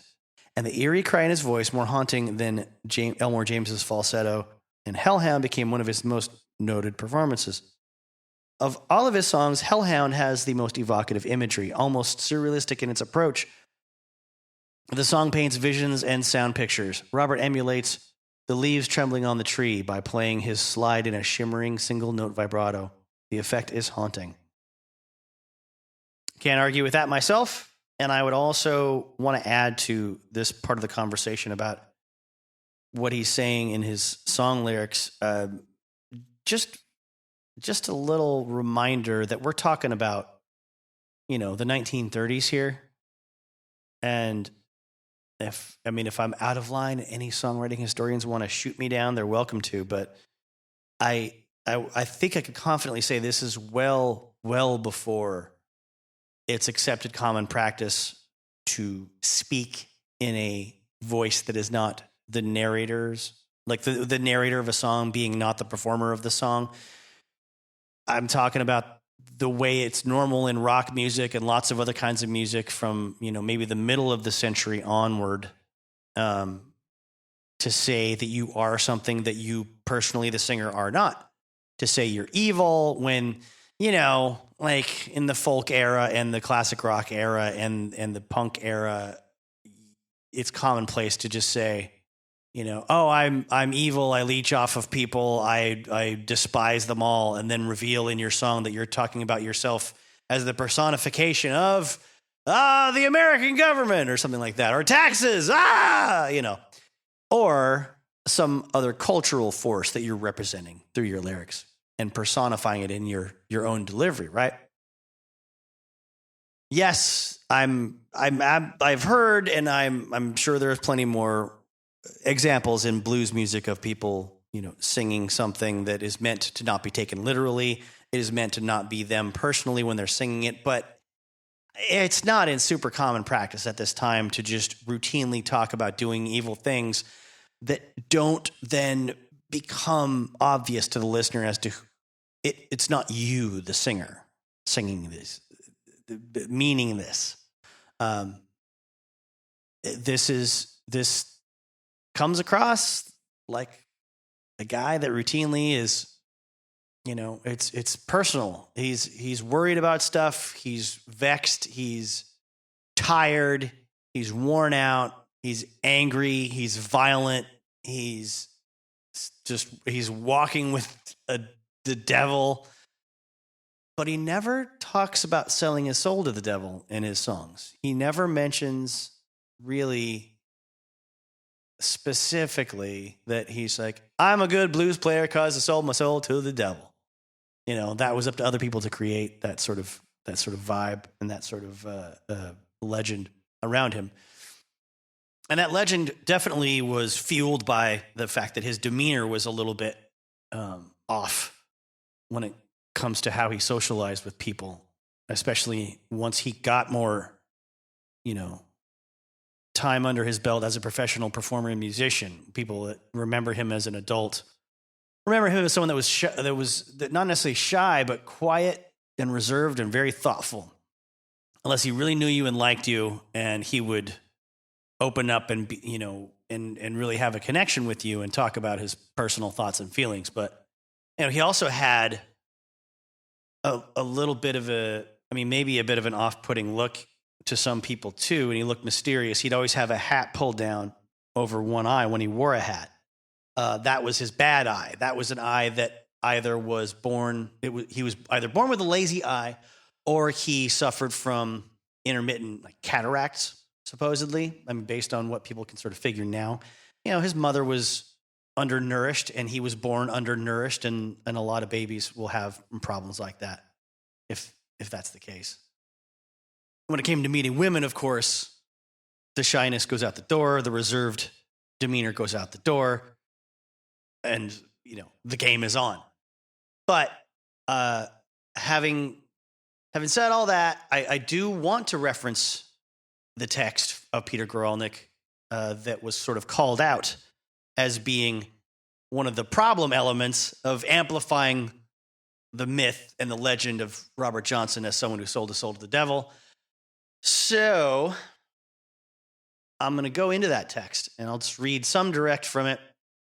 It's talking about Son House's accounts of, Robert Johnson's coming more into his awareness as someone that's suddenly becoming a very proficient guitarist and singer, and a very, very hard to ignore blues man. It's on page 16 of Peter Guralnick's book about Robert Johnson. It says, it's hard to reconcile the dates in the various accounts. By House's chronology, the little boy that he remembers must have been 19 or 20 years old, already married, and a widower. Robert had a very complicated and tragic life as a younger man who had, lost a wife and a child because of complications of childbirth, and married again at that point in his life that we're talking about. We know that while he was married, he lived with his sister Bessie and her husband Granville Hines in Penton, close to Robinsonville. Evidently, if Son House's account is to be believed, he then moved back in with his mother and her husband, but found the same conflicts that he experienced all through childhood, which probably refers to his, being harassed and looked down upon and maybe physically pushed around a bit by whoever the patriarch of the household would have been, because he was supposedly lazy and, given to deviltry because he doesn't want to go out and work hard in the fields as a sharecropper, only to end up by the end of the year still owing money to the owner of that field. It's kind of how it went that's kind of how he saw his future if he didn't get out and become a traveling musician.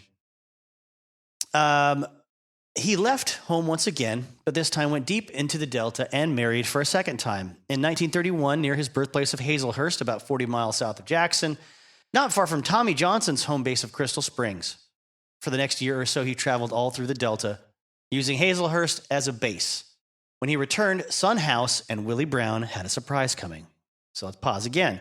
Willie Brown, of course, is one of the main characters in the movie Crossroads, and he's a harmonica player in that film. In real life, things were quite a bit different. He was a guitarist. He could sing. He was one of Robert Johnson's mentors, not someone that tagged along with him, as he is sort of alluded to be in the film. He was born August 1900 and died in December of 1952. He palled around a lot with Son House and Charlie Patton. Obviously, he was a big influence on Robert Johnson, but also an influence on Muddy Waters. Anyway, you could find more information about him in your Library of Congress. But I don't have all year to finish this episode, so I can't go off on every tangent I want to. And believe me, I've got quite a few more coming. So back to Willie and Son, having seen Robert for the first time in a while. Son House says, Willie and I were playing again out at a little place east of Robinsonville called Banks, Mississippi. We were playing there one Saturday night, and all of a sudden, somebody came in through the door. Who but him? He had a guitar swinging on his back. I said, Bill. He said, huh? I said, look who's coming in the door. He looked and said, yeah, little Robert. I said, and he's got a guitar. And Willie and I laughed about it. Robert finally wiggled through the crowd and got to where we were. He spoke. And I said, well, boy, you still got a guitar, huh? What do you do with that thing? You can't do nothing with it. He said, well, I'll tell you what. I said, what? He said, let me have your seat a minute. So I said, all right. And you better do something with it too. And I winked my eye at Willie. So he sat down there and finally got started. And man, he was so good. When he finished, all our mouths were standing open. I said, well, ain't that fast? He's gone now. Many stories have been advanced to account for such sudden proficiency in the blues, and probably all of them have been told about Robert.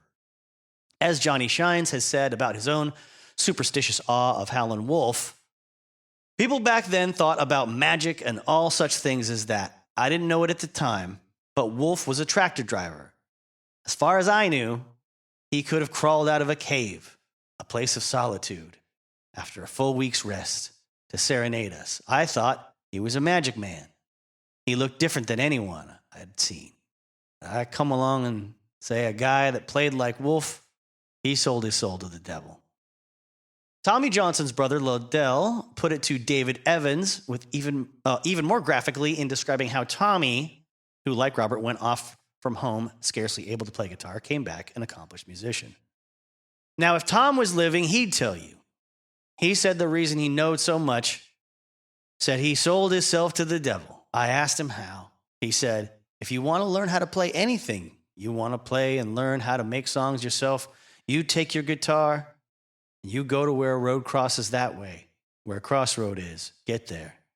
Be sure to get there just a little 4:12 that night, and you'll know you'll be there. You'll have your guitar and be playing a piece there by yourself. Big black man will walk up there and take your guitar, and he'll tune it. And then he'll play a piece and hand it back to you.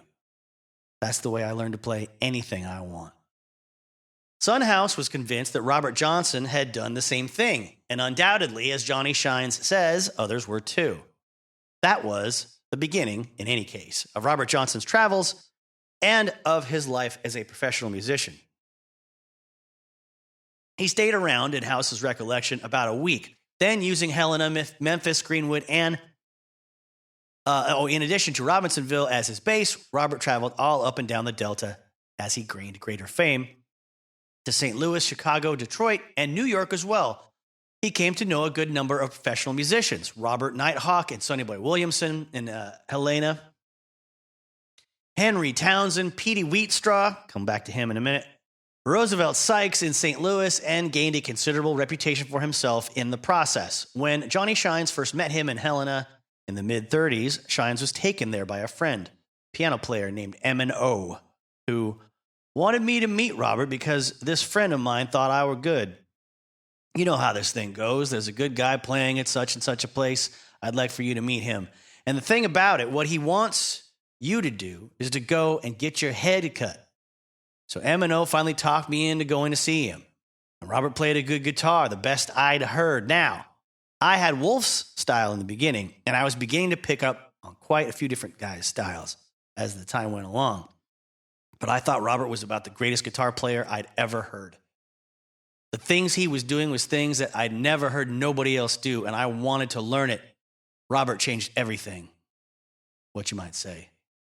Now, note on Cutting Heads, that, of course, happens in the climactic scene towards the end of Crossroads, where there's a big guitar duel. It's a head-cutting contest, I guess, one way to say it. And essentially, it was a common occurrence where, you know, different blues guys would sort of play back and forth, sing back and forth for a crowd and see who the crowd liked better. Sometimes this would happen because a couple of guys were legitimately in competition with each other and didn't like each other maybe. But in a lot of cases, it could have just been because two guys are promoting their own shows, their own gigs, their own, you know, I mean, I say shows. I don't mean they're going to a lighted stage somewhere with like full pyrotechnics and PA system. But, you know, wherever they're playing that night, they're trying to get the daytime crowd to pay attention to them, come to the party later in the evening. And it's just a sort of a practice of going back and forth. It's like, it's like battle rapping, you know, today, as if today that happens a lot. I don't know if that happens still all the time. Started happening in the 80s. It probably still happens somewhere. Do slam poets do it too? Do slam poets go in against each other in front of an audience? Go back and forth. No, if they could do that, they probably would be rappers. And the last bit of this text is from Henry Townsend, a professional musician living in St. Louis, who had made recordings as early as 1929, was no less impressed. He met Robert at a house rent party on Jefferson Avenue and had never heard of him. His name didn't mean anything to me, but to me, he was such a good musician. I thought he was great, matter of fact. My ambition was to keep in touch with him as much as I could because, to me, he was a rare type of executor of music. Evidently, Johnson had the entertainer's gift of establishing an almost instant rapport with his audience, as well as with his peers. Some people have it, and some people don't. Final quote there from Mr. Townsend. I want to read a little bit more from later in the same book because it does a pretty good job of condensing some of the timeline that I wanted to cover. Up Jumped the Devil being a much more definitive account of everything known possibly about Robert's life has a lot more detail stretched across its many more pages than this book. But I still want to use this as a reference for this part. He might have given up the blues altogether, his pact with the devil at an end, or died the same death that he did, poisoned at a little country crossroads by the husband of a woman he had been seeing, without anyone ever having known of him or his work, except those who had actually heard him sing and play. Then his legend would have taken on even additional stature, perhaps. He would be known as the missing link between Son House and Muddy Waters, a man of many names, whose stylistic inventiveness could only be imagined. There is no telling what would have happened to Robert Johnson, because there is no real distinguishing of him from his contemporaries except for one factor. The most important factor from history's point of view: is there anything that can truly be said to exist without documentation? His recordings. Robert Johnson recorded, not entirely coincidentally, through the same man who brought Charlie Patton, Son House, Skip James, the Mississippi Sheiks, Tommy Johnson, and nearly every other Mississippi blues singer of any consequence into the recording studio. Now let's pause for a second. He just said of any consequence. Yes, as far as we know, according to record. Using his own point, what if there was, well, I guess of any consequence because they were recorded and consequently other people heard them after they were dead. So there I go, in real time. I just run rings around myself logically. H.C. Spear, a white man, ran a music store in Jackson, got into business as a talent scout, initially to assure himself of a good supply of records to sell. He claimed in interviews with David Evans and Gail Dean Wardlow never to care for any one form of music in particular, but his taste in blues seems to have been impeccable, and his influence on American music in this mode is virtually without parallel, save for Sam Phillips's decade at Sun and the Chess Brothers' sway at Chess Records. Skip James had described what must have been a typical audition session. The singers lined up in Spears' record store. All the best performers from miles around, gathered together by notices in the paper and word of mouth. All got an audition. Some were cut off after only one or two verses. Skip himself was the only one to pass at his particular tryout. After singing no more than 2 verses from his signature piece, Devil Got My Woman.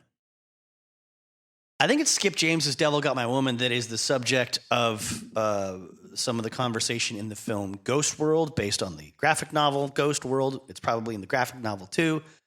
There's a middle-aged, obsessive blues collector played by Steve Buscemi.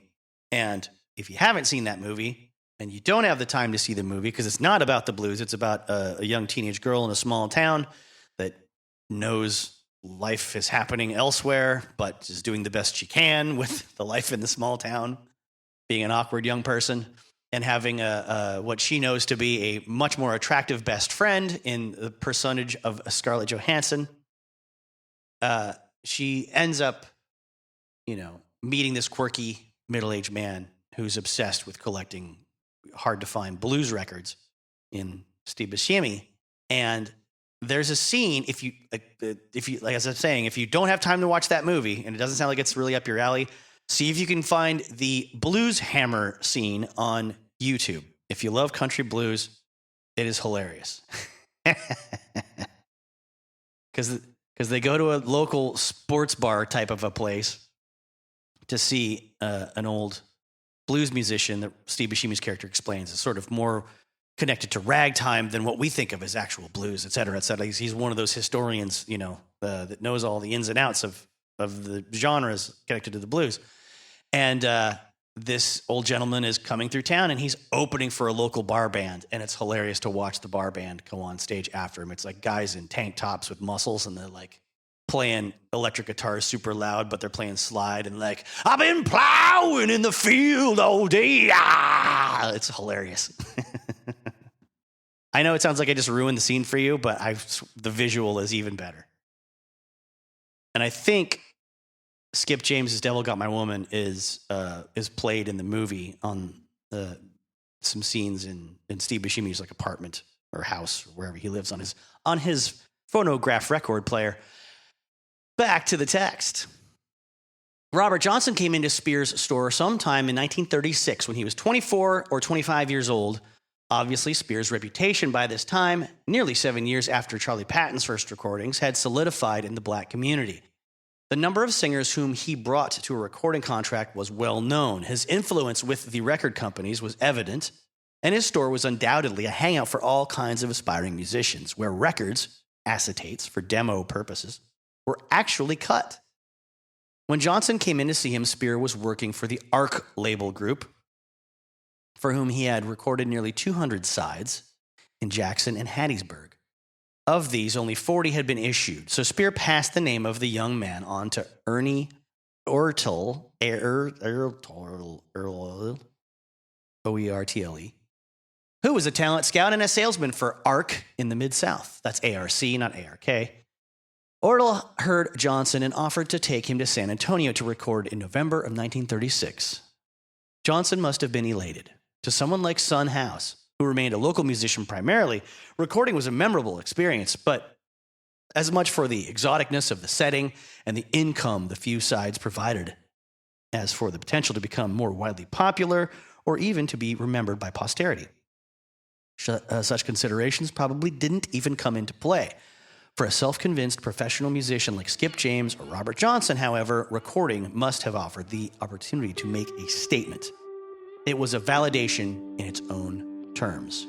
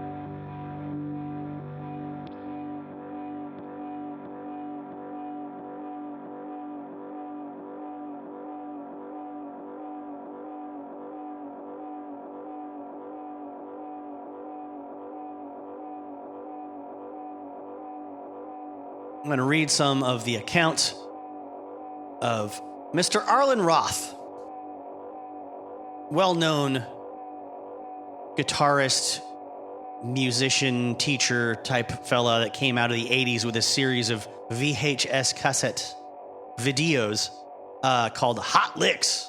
And he was kind of instrumental, in establishing what would come to be kind of a normal trend for some other people of that era of releasing a series of, video lessons on certain guitar techniques or the techniques of specific players, which is what everyone on YouTube does now, right? Well, not everyone. Everyone on YouTube is like 13 years old and trying to get famous for, I don't know, unboxing Christmas presents or popping bubble wrap or whatever. Maybe that was 2019. Maybe I'm way behind. I don't know. I just use YouTube to watch gear reviews for guitar stuff and listen to comedians yell about stuff. But Arlen Roth says around 1984, he got involved with the movie Crossroads. He said he starts, once he's sort of brought on board, he gets to be going to Ralph Macchio's home in Long Island 4 days a week and taught him for 2 hours a day. His karate coach for Karate Kid 2 always came in after me, he says. This went on for about 2 months, and I taught him electric and acoustic blues, finger-picking, slide guitar, and even classical guitar. His room was covered with a collection of my guitars. Ralph and I became very close, and we had a ball. What a great student. Of course, he only had to get good enough to fake to the parts I played in the film. Even though he was determined to play the guitar in the movie, he soon realized that was too tall an order for him to accomplish in such a short time.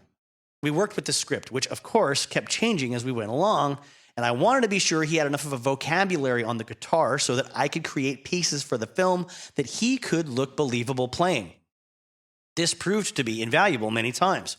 Walter Hill would request pieces of music out of the blue for certain scenes that I had to create and play right there on the spot, sometimes right in the middle of the peace and serenity of a Mississippi Delta field or swamp.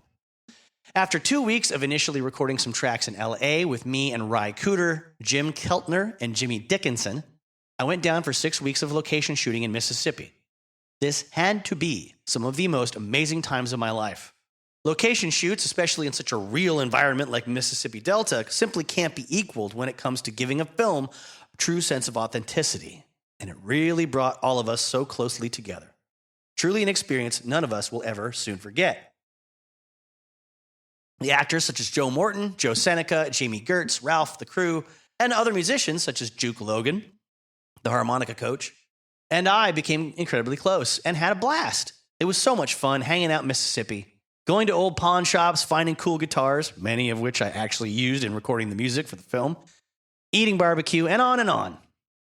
Some of the real blasts for me were the times that Walter Hill would suddenly stand up and say, "Arlen, you direct this scene. You know a hell of a lot more about what's going on than me."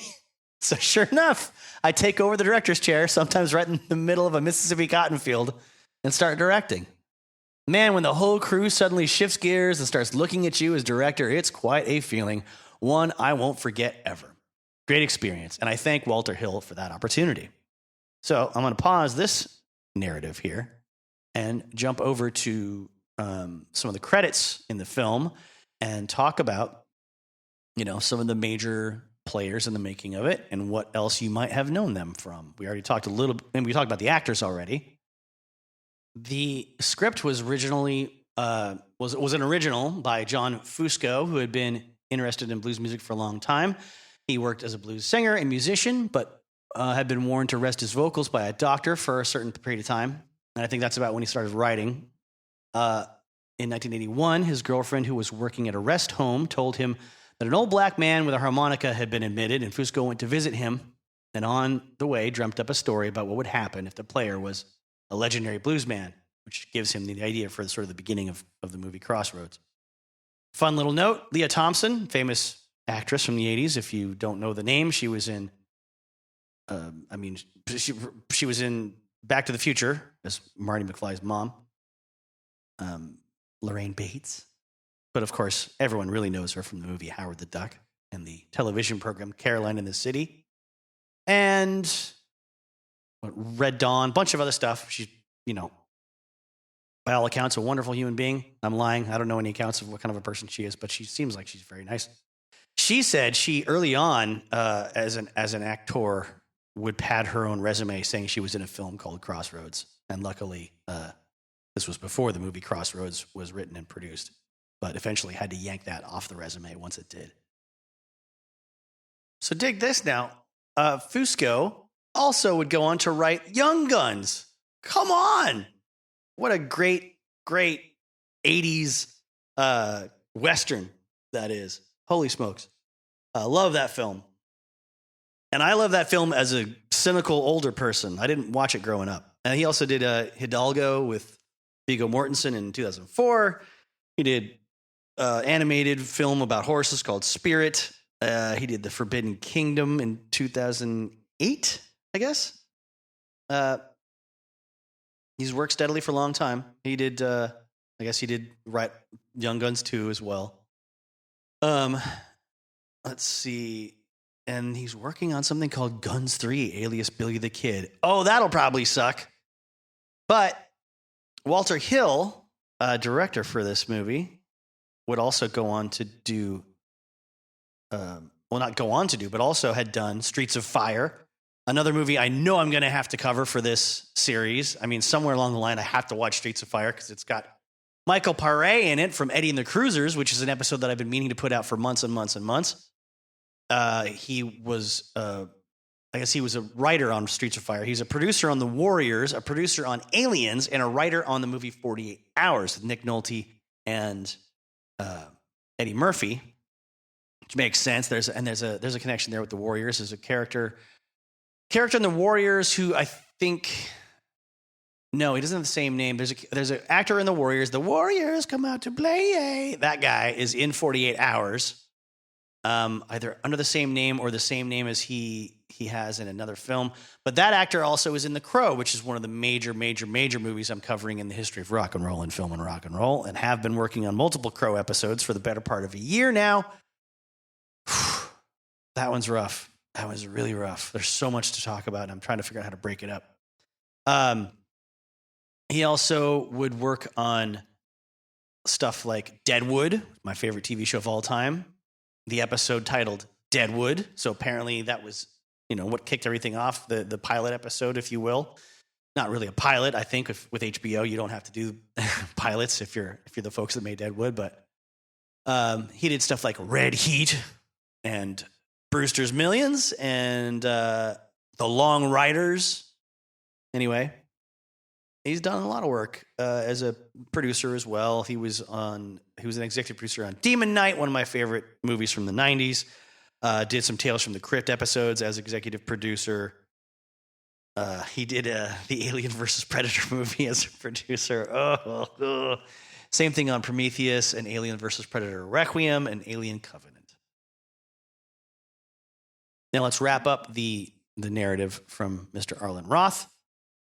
He says, one of the nights in Greenville, Mississippi, I decided to go out and sit in at a local juke joint. Sitting in means there's a band there. You're going to jam. You're going to, sit down and, play some songs or play some solos maybe. And they're going to back you up.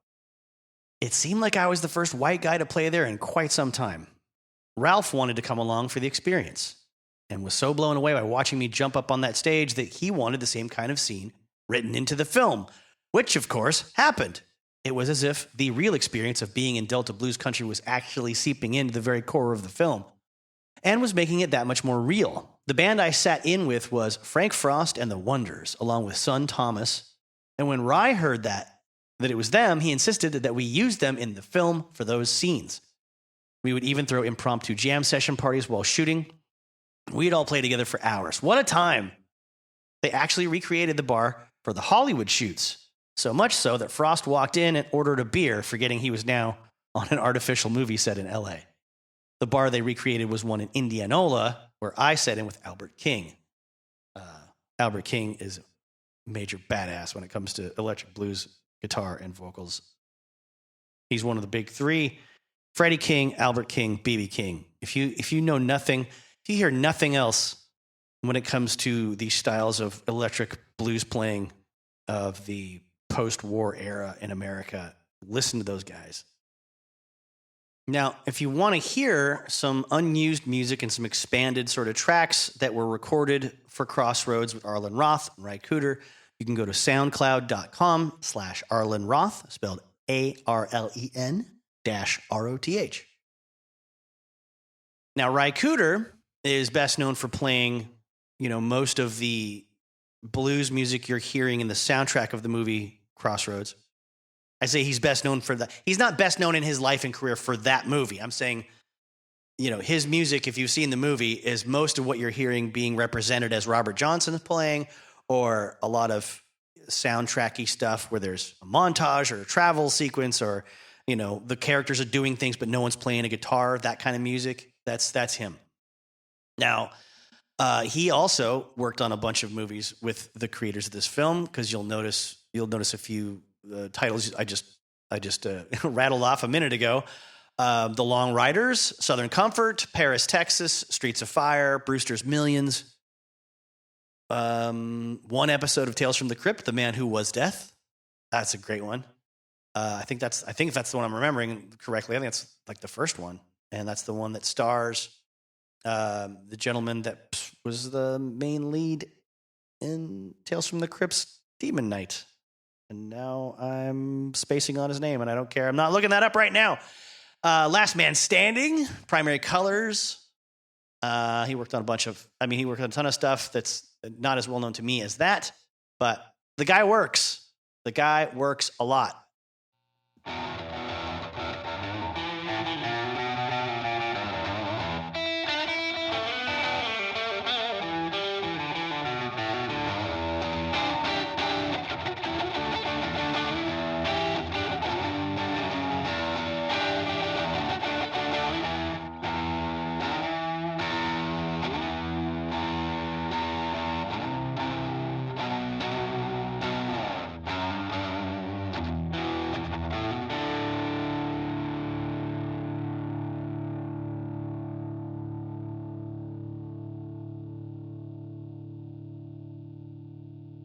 Some stray notes of my own from rewatching the film while in preparation for this episode. I wanted to throw out some details, some things that I looked up after they struck me as interesting. The Thesaurus of Classic Jazz cassette tape that Ralph Macchio is listening to at the very, very beginning of the film's sort of plot, beginning, not the flashback beginning, of course, of Robert Johnson. It's a real cassette I found on Amazon and eBay. Same track listing as pictured. The recorded sound of Robert Johnson playing sounds very clear and pristine. 80s recording tones, not the original tracks for some reason. And what I mean by all that is, they're not using recordings of Robert Johnson playing for this movie when they depict, Robert Johnson, or they use Robert Johnson compositions or what sounds like Robert Johnson compositions in the soundtrack. It's very bright and compressed steel, stringy. Shimmering steel is what I think of, snappy sounding, bam, bam, bam, not like a deep, hollow, woody tone to the guitar sound. It sounds very much like a Taylor guitar recorded directly into a mixing desk at a church, Foursquare church youth group. Modern day Jesus music kind of picking, not the picking style, but the tone. I'm saying equalization of the guitar playing. That's my bias speaking through as a guitar player and a person who records music. As you could tell, if you've listened to any episodes, you know what kind of guitar tones I like because I foisted on you, the listener, multiple times in every single episode. And generally, I'm not doing it with an acoustic guitar anyway. So that's how far off in the direction my preference is, and why I'm being so mean about it. Because even when I'm playing electric guitar, I don't like it to sound that bright and clear and clean and pristine and compressed and 1980s sounding. And I feel that as a listener and a viewer, that is out of step and out of the proper context for what they're trying to convey when it comes to, in the film, when they're trying to convey the moodiness and the swampiness and the oppressive, vibe of the weather down south and the sweatiness and the slower pace and also the possible evil that's in the air. Now, let's see. I wondered if, could they just not get the rights to the actual recording?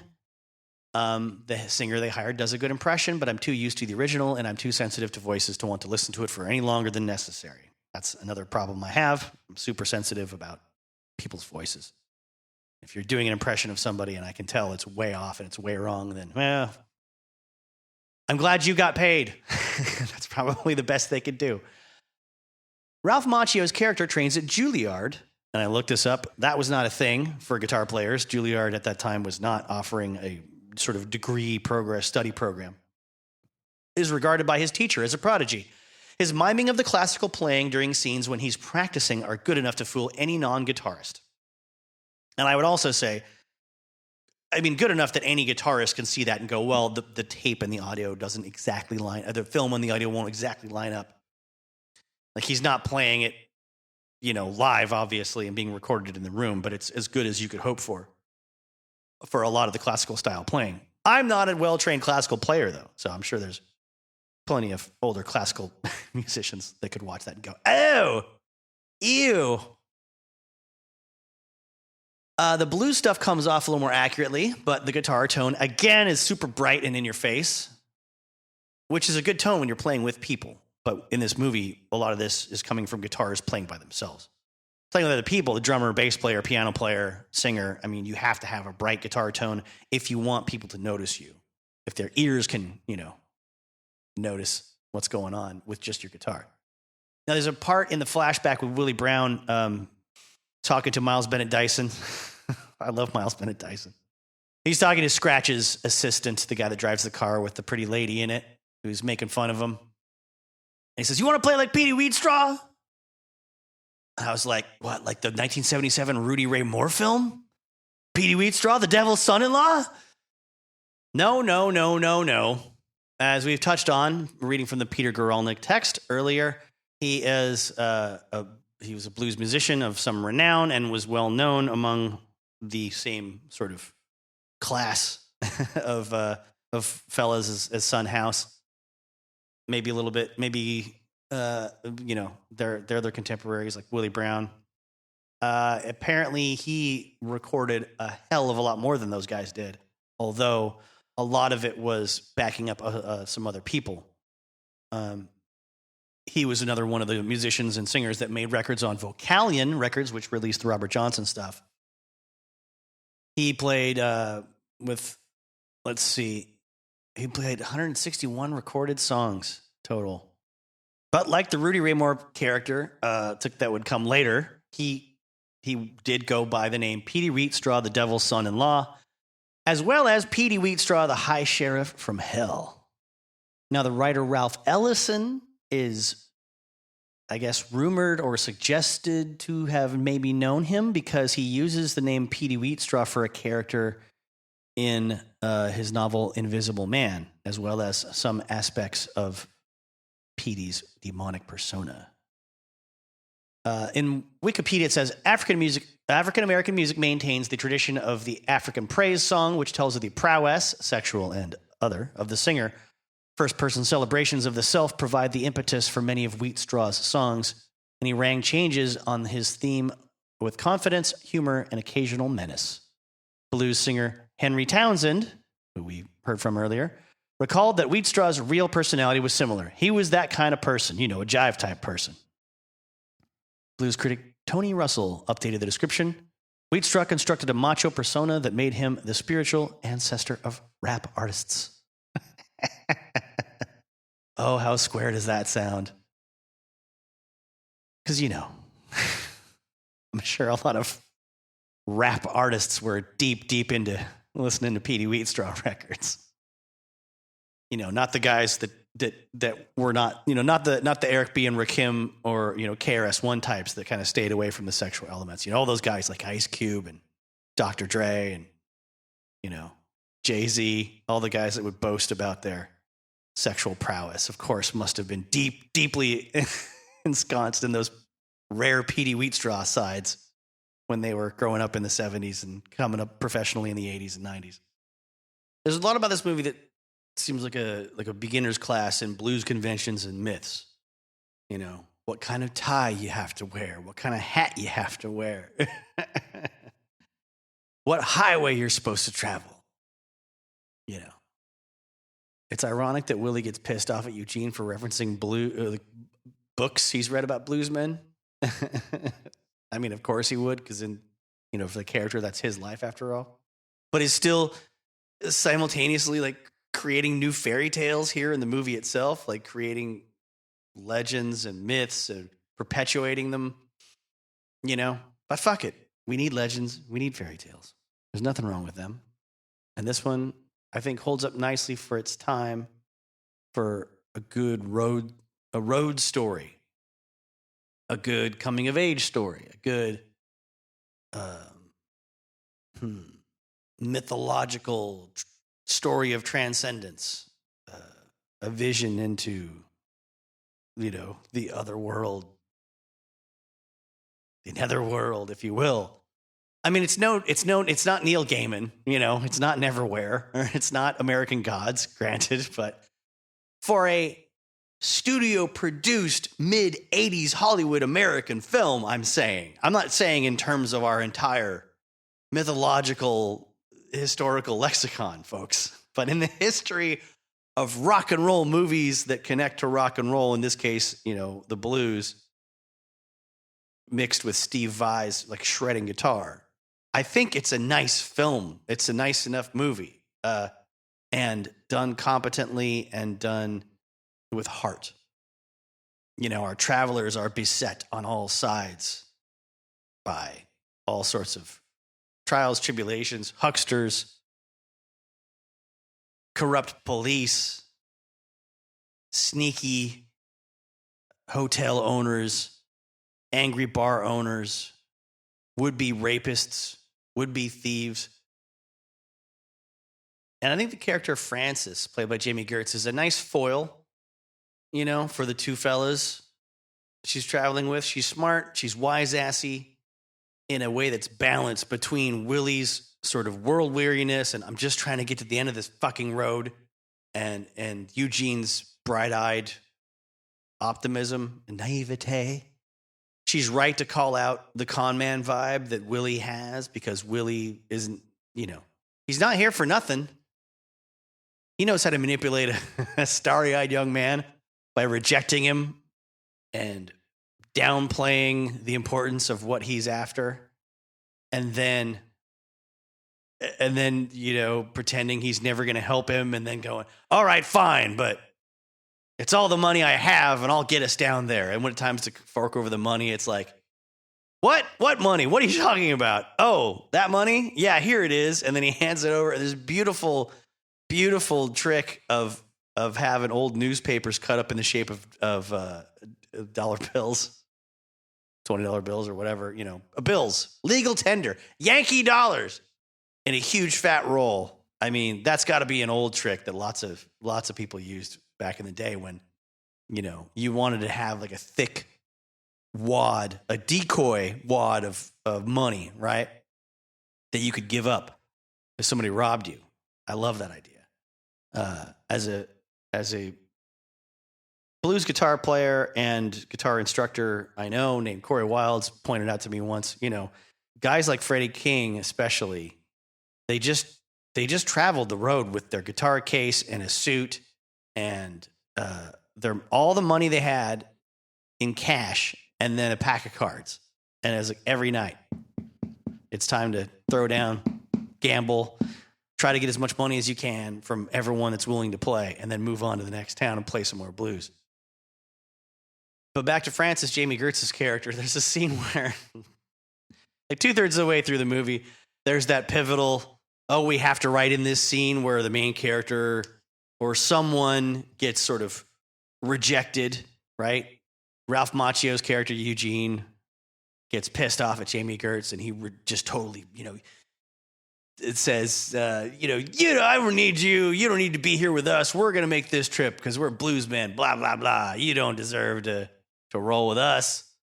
And because she dared to call out the fact that Willie Brown is clearly, a con man. So of course, a young heart would be defensive against that because that would imply that he's a sucker. He doesn't want to be a sucker. He's pissed, right? But that's fine to a point. But we're talking about a boy in his mid to late teens, I suppose. I guess. I mean, he looks like he's in his mid teens, maybe in the story, because he's a Juilliard. I forget if he's supposed to be like younger than his peers. Maybe he's 18. He looks younger, but come on. An 18-year-old that lives in a dorm room that just practices classical guitar all day and then blues guitar by night finally meets a woman who looks, or a young woman, a young lady who looks like Jamie Gertz. And he's like, get out of here. You can't come with us. I don't believe it for a second. At that age, this sheltered music student would murder Willie Brown in his sleep if Jamie Gertz gave him a look at her titties and squeezed his balls for 3 seconds. Later on in the movie, there's a big confrontation in a bar. And the bartender, this bristly, white-haired, Burl Ives-looking old son of a bitch. I'm like, I know that bastard from somewhere. I know that voice, and I know that face. And I have to figure out who the hell he is. And the actor's name is Harry Carey Jr., who, my main reference for him is he was Marshall Fred White in the movie Tombstone. The guy that gets murdered by Curly Bill when he flips his pistol upside down as he pretends he's handing it over to Marshall White after he's out in the streets shooting and he's high on opium. He's, hooting and hollering. And, Wyatt Earp says that Sheriff Behan should take care of this, and Behan, the younger man with a mustache, is like, no, this is a town matter. This is not county business. It's not his jurisdiction. And old beat up Marshal Fred White was like, well, he's right. I'll take care of it. Come on, Bill. Put your guns away. Powers Booth is like, I'm only funning. Boom. Shoots him right through that vest. In the heart. Bill. Yeah. My apologies to everyone that's never seen Tombstone. Not because you don't get that reference, but because you've never seen Tombstone. I feel sorry for you. Another thing about the character Frances, I love the fact that they wrote her as someone who's bold enough to steal from creepy older men that are trying to take advantage of her on the road, but she's not that good at it. Like, she keeps getting caught. She doesn't know well enough to just get the hell out of there. She always gets in some confrontation. She gets trapped. And then when she leaves the story, Eugene gets the blues for real. He finally gets it. He finally gets where the heartbreak is. He doesn't get the blues in terms of, God damn it, Jay Smith, how dare you say he gets the blues? He's a young, privileged white boy from New York. You have to live down south and be an oppressed black person who's one whisker away from being a slave. Yep. I'm not arguing that. The real history of the blues is rooted all in that stuff. So, real blues is a lot more hopeless than what Ralph Macchio's character goes through. But for the purposes of the story, and for the purposes of getting the main character to his lowest point, so he understands what's at stake, and he understands maybe more matters of the soul than he had understood before. He gets to, now suddenly his guitar playing gets better, and he really feels what's the heart of the blues and stuff. Two magical things happen when he starts playing guitar in the room after Frances leaves. The magic of the heartbreak and the magic of the blues turns this metal pipe this metal tubing that they got at the pawn shop for some reason, is now a bottleneck. I assume the transmogrification was instantaneous and magical, as opposed to there being an obvious cutscene somewhere that was thrown away, that it shows him getting a bottleneck and cutting it off or just breaking it off to learn to play slide with instead of the metal pipe that he was using earlier in the film. And the pig nose amp that he's playing through has a built-in tremolo effect that never existed. which helps with the heartbreaking guitar playing. I will tell you that. This movie is a great product placement commercial for Pig Nose amps, which I've never seen anyone play in my lifetime, except for when I was watching Crossroads the 2 times I've seen it. I mean, they name it in the pawn shop when he buys, like, it's Pig Nose. You'll be a walking concert with that thing. And Ralph Macchio's character is like, hey, listen, it's true. I am like a walking concert with this Pig Nose brand amplifier available at American music stores in your area, and also Sam Ash music stores, and also Lee Marvin Jenkins's worldwide Guitar Center music stores. Bain Capital. Over the top as hell. Whatever. They got that.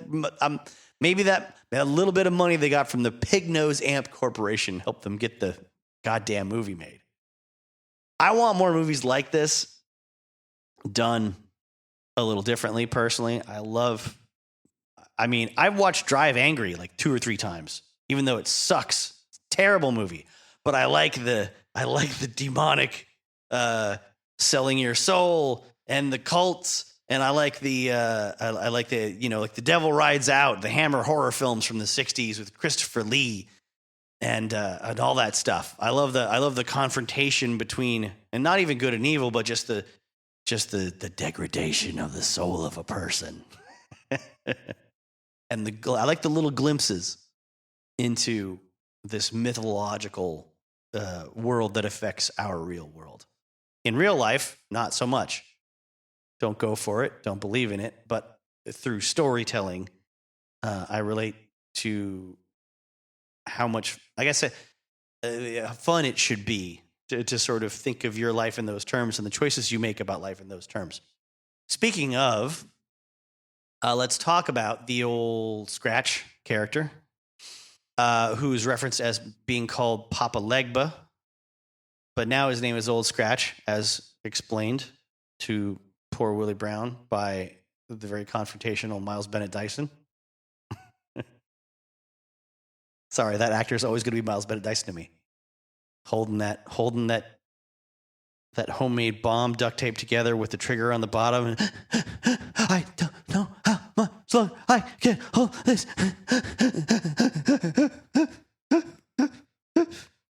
Again, if you don't know what performance I'm talking about, I apologize, because you're a much worse off human being for having not witnessed it. It's not like it was a short-term off-Broadway play. It's Terminator 2, Judgment Day for people. Come on, crying out loud. This guy's performance is amazing. Papa Legba, Old Scratch is a common name in, devilish mythology, in America at least. Can't speak for other countries that I haven't grown up in. Not that I grew up with people saying Old Scratch's name. But, in songs and in stories and stuff, you got used to seeing that and going, oh, okay. Old Splitfoot or Old Scratch is the devilish character. Now, Joe Morton's character in this, the assistant to Scratch, says to Willie Brown that Papa Legba, when Willie Brown asks for Papa Legba, where he is, says he's changed his name now, or his name has changed to Old Scratch. So let's talk about Legba. Guardian of the Crossroads, in some legends, as written in the entry on the nps.gov website, specifically for African Burial Ground National Monument in New York. There are a variety of entries for different personages or deities or spiritual entities and their symbols. If you can look up Legba, Legba, Guardian of the Crossroads, there's a really interesting complex symbol drawn and inscribed in stone to represent him. And the entry there says Legba represents a West African and Caribbean voodoo god. In this case, spelled Voodoo, though from what I'm reading, when you're referring to the practices of West Africa and the Caribbean, it's spelled, voodoo, like OU, and then the double O spelling is the American Louisiana version that kind of came out of an amalgamation of those different practices and sort of the Americanization, as much as, the slave culture could be Americanizing something. Not what we think of as, I'm not using that term into the colonialist Americanizing of something. The whitewashing of something, obviously, is not what I mean. But the entry says, this god has many names depending on the region in which he is worshipped. Most commonly known in Haiti as Papa Legba. Papa Legba serves as the guardian of Poto Mitan, the center of power and support in the home. Additionally, he allows for communication between humans and the spirit world. According to West African voodoo practices, spirits of the dead are not able to inhabit one's body unless permitted by Papa Legba. The symbol for Legba typically has a red background, one of his representative colors. The symbol includes several keys, which signify Legba's control over communications and forms of passage, including locks, gates, and passageways. It also includes a cane, as Papa Legba is generally depicted as an old and feeble man in the Haitian region. There are many chants to summon Papa Legba, one of which is, Papa Legba, open the gate for me. Atibon Legba, open the gate for me. Open the gate for me, Papa, that I may pass. When I return, I will thank the Loa, spelled L-W-A. Kind of sucks that the gentleman who portrayed Old Scratch in the film, his name was Robert Judd, was known for stage acting. He doesn't have other movie credits to his name that I could see. Much like the guy that plays Willie Brown, Joe Seneca. Neither one of them have much of a backstory when it comes to being on film. They were primarily live stage actors. But the other gentleman that played Old Scratch, he died 3 months before the movie came out, unfortunately. He looks amazing. He looks so cool. He looks so just intimidating in a laid-back way. Just his voice and his face and his presence and his creepy teeth. It's awesome. Now, over on another entry, but it's a recent one, so I wanted to touch on it. It's history101.com, the myth and legend of Papa Legba, from January 29, 2002, it says. That's got to be wrong because that's the day that I'm recording this, and I looked this up a few weeks ago. So maybe they have an automatic setting on their posts to just be whatever the day is, or maybe it's just telling me what day it is in case I don't know at the top of the page. Anyways, all right. So that I probably shouldn't have explained any of that. But I looked up like 4 or 5 different sources on Papa Legba, and even though some of these are, it sounds corny to go to History 101, and then the next one I'm going to read from is howstuffworks.com, but they seem pretty well researched. On the History 101 entry, it says, partway down, let's see, Legba is often depicted as an older man with a cane, dressed in tattered rags, smoking a pipe, wearing a straw hat, often with his dog by his side. He is associated with crossroads, gateways, locks, and doors. As such, can be asked for help by his worshippers in their bid to find new paths, different roads, and opportunities. He can help to remove obstacles that lay in a person's way. But he has also been portrayed as a trickster and one to be wary of. Says he originated with the Fon people of Dahomey, Benin in Africa. Many Africans were captured and brought to North America to be used as slaves. They brought with them their spiritual beliefs and practices, although these had to be kept hidden from their slave masters. If you're interested in sort of fiction that sprouts from that kind of historical occurrence, you might look into Neil Gaiman and American Gods, as well as Anansi Boys, which was sort of a breakout of this American Gods Anansi character. And I'm sure there's a lot more. I know it sounds ignorant and a bit ironic. Like, if you want to learn more about African deities and how they're worshipped by American slaves, check out this white British guy's writing. I know.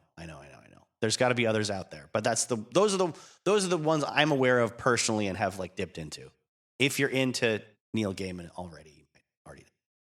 But if you haven't read it, not bad. I don't read a lot of fiction. I'll say that. With Neil Gaiman, I've tried multiple times. Hit and miss. Not great characters, I don't think. Good ideas. I like that Lucifer show. Anyways, let's see. These practices had to be kept hidden from their slave masters. Amongst them was the view that the world was created by the supreme being, Bondi, or good God. His children were the Loa, L-O-A, not L-W-A in this case, and came from different families, including the Petro, Gede, and Rada. I hope I pronounced Gede right. I don't know how to, G-H-E-D-E. Sorry if I didn't. Papa Legba became popular with the enslaved people in Haiti, the Caribbean, and the American colonies as the gatekeeper between worlds. Only through him could people reach the Loa and ultimately Bondi. He held the power to allow communication with the spirit world, and only through him could it be achieved. As well as having the gift of language, he was known as a protector of children, a fertility god, and a warrior. Legba also taught humans how to interpret oracles and is known to protect prophets. At P-R-O-P-H-E-T-S. He's been likened to St. Peter in the Christian religion as the gatekeeper to heaven and holds the keys to heaven and hell. He is also known by other names in different parts of the world. In Cuba, the Crossroads deity is known as Eligua. That's E-L-E-G-U-A. And in Suriname, in Brazil, the spirit is more commonly known as Exu, E-X-U. Legba shares the messages and wisdom of the Loa. People can ask for his help and the aid of other spirits with offerings, petitions, and prayers. He's said to be the one who takes these prayers to the other Loa. He must be honored first during any ceremony, as it is he who will open the door to communication with the spirits. Offerings to him include coffee, cane syrup, alcohol, tobacco, and candy. Papa Legba, open the door. Your children await. Open the door, Papa Legba, so that I may pass. When I return, I will thank the Loa. Again, L-O-A, not L-W-A, as in the last prayer. The last prayer from the other entry online. He must also be thanked after communicating with the spirits, so that he closes the door to the spirit world. Legba is also the god of travel. So there you go, another connection to a blues man that's got rambling on his mind and never stays in one place too long. And Haitians often call on him before embarking on a long journey. As guardian of the Crossroads, Legba warns of the dangers of evil spirits that may lurk in places where the veil is thin. Although once banned, voodoo, spelled V-O-D-O-U, is now a recognized religion in Haiti, even though its practices remain shrouded in mystery. Related readings suggested: True History of Slavery in America, the true story and its involvement in the transatlantic slave trade. Okay, and then historians find more proof that early slave voyages were unsurprisingly brutal. Those are both on history101.com. Now, the How Stuff Works entry. I know this is a lot, but this is fascinating, and it's definitely related to the movie we're talking about, since he's named in it. But there's some specific references here in this next article because of who's being interviewed about him. So, and in this case, there's more emphasis placed on the connection between Haitian voodoo practices and Papa Legba as relating to a strengthening cultural practice to put up some defense against the oppressive French colonialism in the area at that time. In Haiti, slaves transformed Iwa, like Papa Legba, into the basis for the religion of voodoo, V-O-D-O-U, which centers around Iwa and patron saints. Historically, or maybe it's Iwa, I-W-A, voodoo served as both a spiritual practice and as a means for slaves to resist French colonialism. Today, it also plays an important role in mental health and healing in Haiti. And this article has quotes directly from about 4 or 5 different historical authority figures on the subject. And there's a lot going on in it, so I won't cover everything. But it does a good job of expanding on the different interpretations of the myth and explaining that these spirits are not they're not sort of binary in their function. There's duality in all of them. There's not good or evil spirits. I'm sure the idea that Papa Legba is a trickster comes from people who feel they were done wrong by Papa Legba, but it turns out that there are a lot of traditional precedents for these figures in voodoo having a connection to or representing the same kind of coin, but the other, I don't know, a similar representation as Christian saints. And Legba is accessible to all people, even those that don't practice voodoo. There's another element to this that I haven't read elsewhere, which is that, Papa Legba is divinity of the crossroad, yes, the threshold between life and death, the world of the spirits and the living. So he is the one to facilitate access to these spirits for you to be possessed by in some cases. But he's also, he's more of a bridge to the spirit world. The literal embodiment of the crossroads, it says, is actually Papa Legba's cousin / brother Kefo, also known as Kalfo or Carrefour. So Kafou or Kalfou or Carrefour. He's sometimes described, Papa Legba is described sometimes in popular literature as a mischievous trickster, but that's really not the case because none of the Iwa are purely malevolent or benevolent. They all share aspects of duality. Now, when I look up Kalfu or Kafau Iwa, Kafou Iwa, because there's a movie that came out in 2017 of that title, Kafou, and that's all the results you're going to see on Google. The first couple of basic entries are the same. DBpedia and Wikipedia say Kalfu, literally crossroads, is one of the Petra aspects of Papa Legba, an Iwa in Haitian voodoo. He's often envisioned as a young man or a demon. His color is red, and he favors rum infused with gunpowder, meaning that's what you should be offering him. He's often syncretized with Satan. As his name indicates, he also controls the crossroads, has the power to grant or deny access to all other Iwa or spirits, and he allows the crossing of bad luck, deliberate destruction, misfortune, and injustices.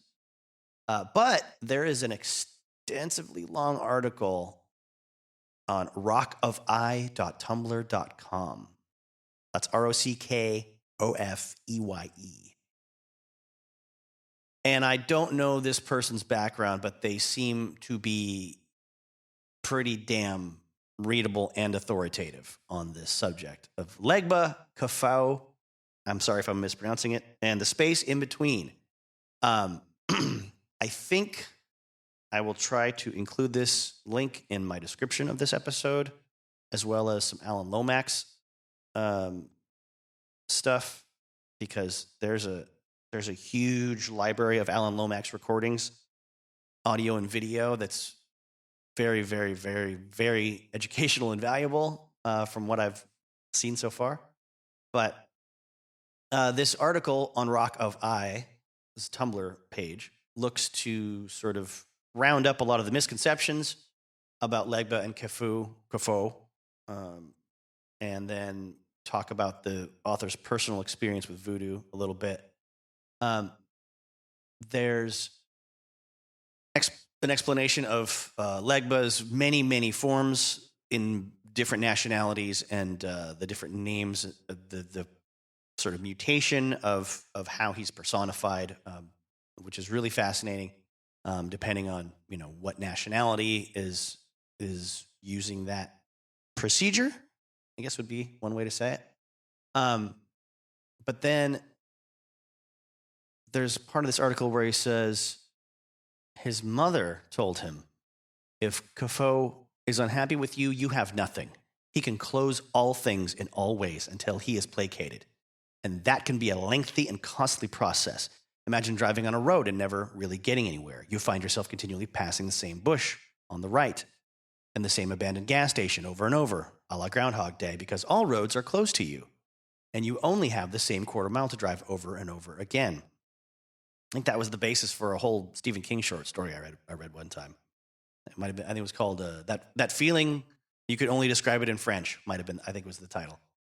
Anyway, the author says, this is Kafo. He is notoriously temperamental, like many of the Petwo Iwa, and can be quick to offense and exacting and thorough with his consequences. A mistake in his salute can open the door for him to strike back for care not being taken and proper respect not being shown. A cultural misunderstanding of this says this sort of behavior and personality are evil, but that's a deep misread.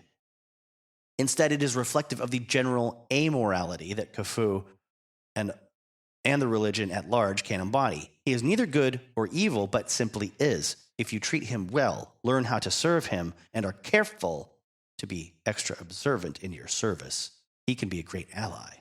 Treat him like a divine gumball machine that exists to give you what you want, and he will show and use his teeth. Now, later in this, and this isn't a scholarly piece, written to get a master's degree. This is a person's very, very casual, personal breakdown, and I think it's more interesting that way. But it says amorality trips folks up when they're looking into voodoo. That's VODOU. Because the Western idea generally is that divine beings are basically invested in your well-being and are your invisible friends in the sky who want to give you stuff and won't ever harm you. This does not apply to the Iwa or voodoo in general, and specifically not to Iwa who walk in the Petwo rite. There is pain there, and the Iwa can be impatient, fast-moving, and less interested in spiritual hand-holding and hair-petting. They come to work and to achieve what needs achieving. Even seasoned priests handle Kafo carefully because the crossroads can shift in any direction depending on how the wind blows. And then a bit he talks about own experience with practices and his cringing at how certain teachers will guide people incorrectly. And then later says, Legba sits at the gate, but he is not the gate itself. When you leave an offering for him at the gate, he may take or not, depending on whether it's something he wants, or if it is what he has negotiated and is as his payment for what you are asking of him. If he doesn't want it, it's just there, and he pays it no mind. Kafo, on the other hand, is the crossroads, and whatever is brought there is being left on him. If it's not what he wants, it's still on him. If it's an inappropriate offering, it's still on him. If it wasn't meant for him, but it was left there anyways, and who it was meant for isn't coming to take it, it's still there. Imagine your unhappiness if someone shoves some peanut M&Ms into your pocket. They sit there, they melt all over you. You can't put your phone in your pocket, and you definitely do not like M&Ms and may even be allergic to peanuts. If you are having a good day, you may end it at telling everyone around you what a thoughtless bastard the M&M person is. If you're having a shit day, maybe you track them down and punch them in the face a few times to make the point that M&Ms do not go in your pocket. Now, just to wrap up all these thoughts, I realize I didn't adequately put into context why I suddenly popped up and talked about Neil Gaiman a minute ago, because it very much came to me in the moment. I want to make it clear that I wasn't suggesting American Gods or Anansi Boys because, this tells the story of slave traditions and religions in America I brought it up because the whole premise of the book is about different cultures that come to America and bring their gods with them, and the notion that those gods in America are not the gods of their homeland, which is a super cool idea for a fictional story and the basis of a television program I watched the first 2 seasons of, and then it went away for a while. And not everyone has the Starz network. And there's not enough good shit on the Starz network to justify having cable for that. I don't know how it ended. I know how the book ended. I don't know how the show ended. But anything with Ian McShane is going to be worth watching as far as I'm concerned. Now, with all this, some of you who are astute listeners might be saying, Jay, why are you going into so much detail? Because it's not part of any lyrics that Robert Johnson actually wrote. Well, no, but it was in the movie Crossroads, which is sort of part of the focus of every episode of the history of rock and roll and film and rock and roll has to be dedicated to the film in question. But to balance that out for the whole ride I just took you on, hopefully we'll inspire some of you to keep learning about some of those topics, I'll go back to the straight narrative, Up Jump the Devil, The Real Life of Robert Johnson by Bruce Conforth and Gail Dean Wardlow. Have you bought it yet? I'll tell you right now, it seems like I've been pulling from this book for 5 hours straight, but in reality, I've been all over the place through a bunch of different sources and talking about the movie as well. So don't think, even though the book's not super long, I think, like I said, it's a little over 310 pages. Don't think that you know the whole Robert Johnson story from listening to my dumb episode here. There's so much to focus on that I could expand on, just with certain elements of his life and his work and his recordings, that I've left a ton of information untouched about his actual life, about things he did, what kind of a person he was, who knew him, where he lived at various times, what was his education like, what was his, what was his parenting like. He's got a fascinating life story. Please, if you're interested in Robert Johnson after you're done listening to me yammer about all these myriad different things connected to the artist and the film in question today, go get this book. But going back to the whole Crossroads bit, Crossroad Blues, now often called Crossroads, featured a first verse that actually contained a plea for salvation, not a deal with the devil. I went to the crossroad and I fell down on my knees, asked the Lord above, have mercy, save poor Bob if you please. The song continued with references to the sun's going down, boys, before Robert named his best musical friend back in Robinsonville, Willie Brown. You can run, tell my friend, poor Willie Brown. Not once in that song did Robert say he had gone to the crossroads to sell his soul to the devil. Never once in any song did he make such a statement. Actually, as Reverend Booker Miller of Greenwood noted, there weren't many paved roads in them days. When you wanted to go to town, you walked down the dirt road from your house till you come to where it crossed the dirt road going to town. And then you waited for somebody to come by and give you a ride. Asked how Robert traveled to Jukes, Elizabeth Moore explained, he'd catch a bus or get somebody to come get him. He didn't have no car. Miller further noted that a musician had a much better chance of being picked up than the average hitchhiker. When somebody saw you with a guitar, they'd pick you up a lot quicker, Miller explained. A guitar picker stood out more than anyone else. Other transportation included small trains called P-Vines, or locals that ran for short distances but left only once a day. Buses always traveled on highways 49, 51, and 61 through the Delta, but if you lived on a plantation, you either hitchhiked, caught a bus, or hopped the freight train. In Crossroad Blues, Robert sings and plays with a sense of urgency. The sound is intense, and whatever caused him to fall down on his knees at the crossroad was a powerful influence. Only one other pre-war blues had ever mentioned Crossroads, Charlie Patton's 1929 Joe Kirby, which cited a specific crossroads. But it has none of the angst of Robert's lyric. Patton sang, while I was standing at Clack's crossroad bidding my rider goodbye, it, the train, blowed for the crossroad, Lord, she started to fly. In Robert's Crossroad Blues, however, one cannot help but acknowledge the black mythical belief associated with that spot. Virtually every collection of black folklore contains legends about the crossroads, a syncretic blending of African and Anglo folklore. Hyatt collected numerous variations of the crossroads story. The most iconic in its relation to the blues was this. If you want to know how to play a banjo or a guitar or do magic tricks, you have to sell yourself to the devil. You have to go to the cemetery 9 mornings and get some of the dirt and bring it back with you and put it in a little bottle. Then go to some fork in the road and each morning sit there and try to play that guitar. Don't care what you see come there. Don't get afraid and run away. Just stay there for 9 mornings, and on the 9th morning there will come some rider riding at lightning speed in the form of the devil. You stay there then still playing your guitar. When he is passed, you can play any tune you want to play or do any magic trick you want to do because you have sold yourself to the devil. Although the folklore is clear, we have no way of knowing what Robert meant by the song. He never mentioned a deal, the devil, or any other supernatural element. So why is his song so unique? And why does he sing it with such urgency?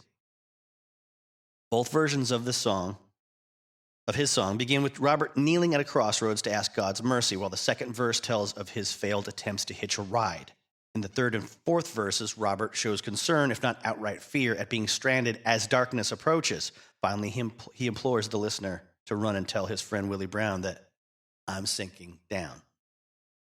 Despite many blues fans and even some scholars attempting to link this song to some satanic or Faustian bargain, it contains not a single reference in that regard. The devil, Legba, Hoodoo, nor any reference to any spiritual being or event are mentioned. However, the belief in the ability to make a deal at a crossroads was so prevalent in the Southern black community that Robert must have known of it. But the song could also be about protest and social commentary.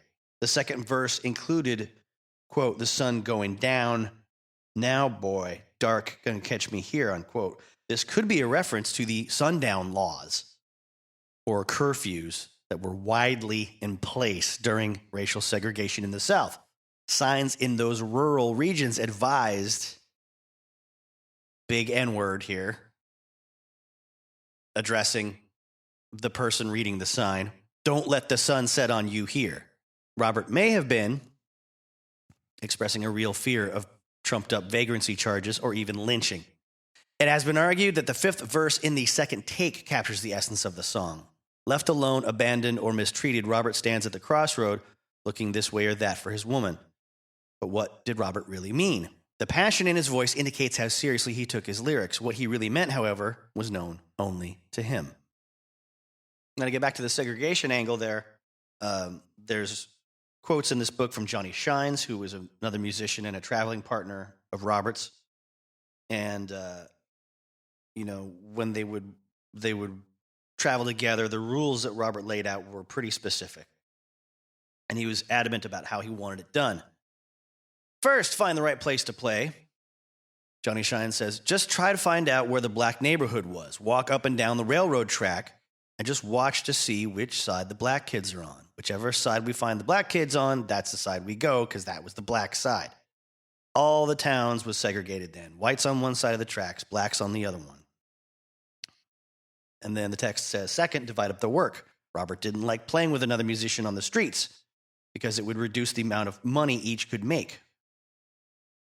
Robert's motto was always this: you make your money and I'll make mine. You play on this corner, I'll play on the next corner. If we was together and made a quarter, we'd have 12.5 cents apiece. But if I was on this corner and he was on that corner and each of us made a quarter, we'd have 25 cents apiece. As usual, even on the extended trip together, Robert revealed little about his personal life. Shines remembered him being distant yet focused. Well, I don't know if he had a personality. He had an approach. He was a musician and he approached you as a musician with song and play. If he liked you, he liked you. If he didn't, he didn't. He didn't pretend that he liked you. He didn't talk very much. He thought all the time. Later on in the same passage of the book, it says, Johnny Shines remembers, a lot of black people, if they heard a young man even whistling the blues, they wouldn't allow him in their house, their yard, stop him at the gate. Go away, you're the devil. They was afraid he'd bring a curse on them. Robert may not have made a deal at the crossroads, but he was familiar enough with his own pain and with Hoodoo beliefs that, having been rebuked several times for playing the devil's music, it would have been hard for him to completely dismiss ideas about the devil. And if you really thought that there was evil in your life, then why not spend it drinking, womanizing, and rambling? After all, for Robert, no place could truly ever be home. Many people confirmed his tendency to vanish quickly, to be in someone's company 1 minute and the next be gone, which explains why he didn't hesitate to leave Memphis with Shines and Frazier. The trio of musicians thought they were leaving the Jim Crow South behind as they headed north, but the Depression and Great Migration of blacks out of the South to northern industrial centers had created a new form of racism.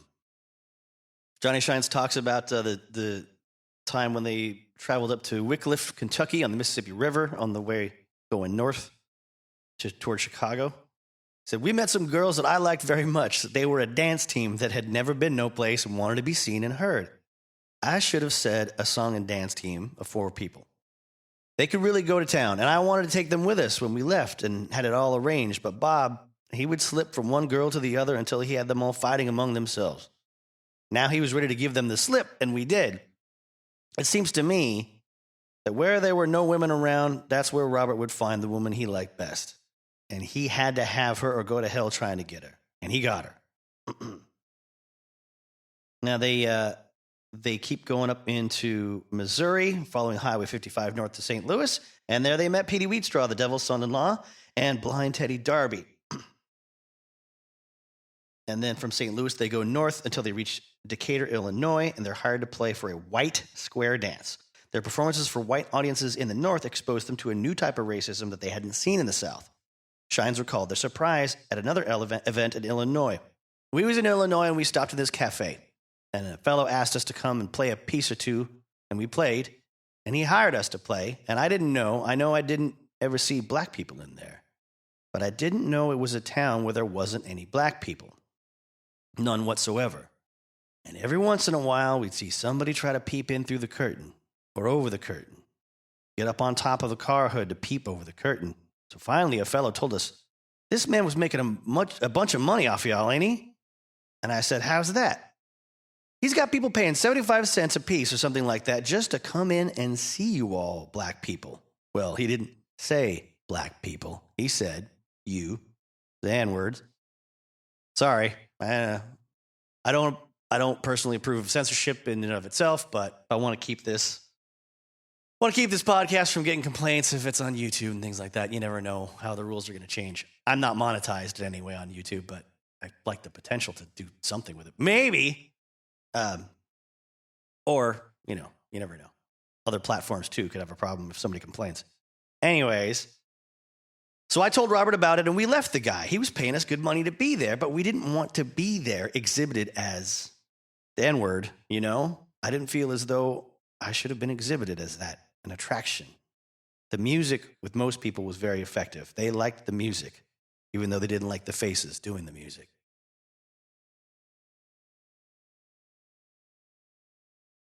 Let me read some more directly from Alan Lomax's book, The Land Where the Blues Began, and I highly recommend, if you're interested in researching older texts like this one, check out archive.org, and you can just sign up to be able to log in whenever you want and then read or check out PDF, scans of older books and stuff if you don't want to be like me and blow tons and tons of money on Amazon over the course of the last 2 years on hunting down every book that you could find that might relate to it.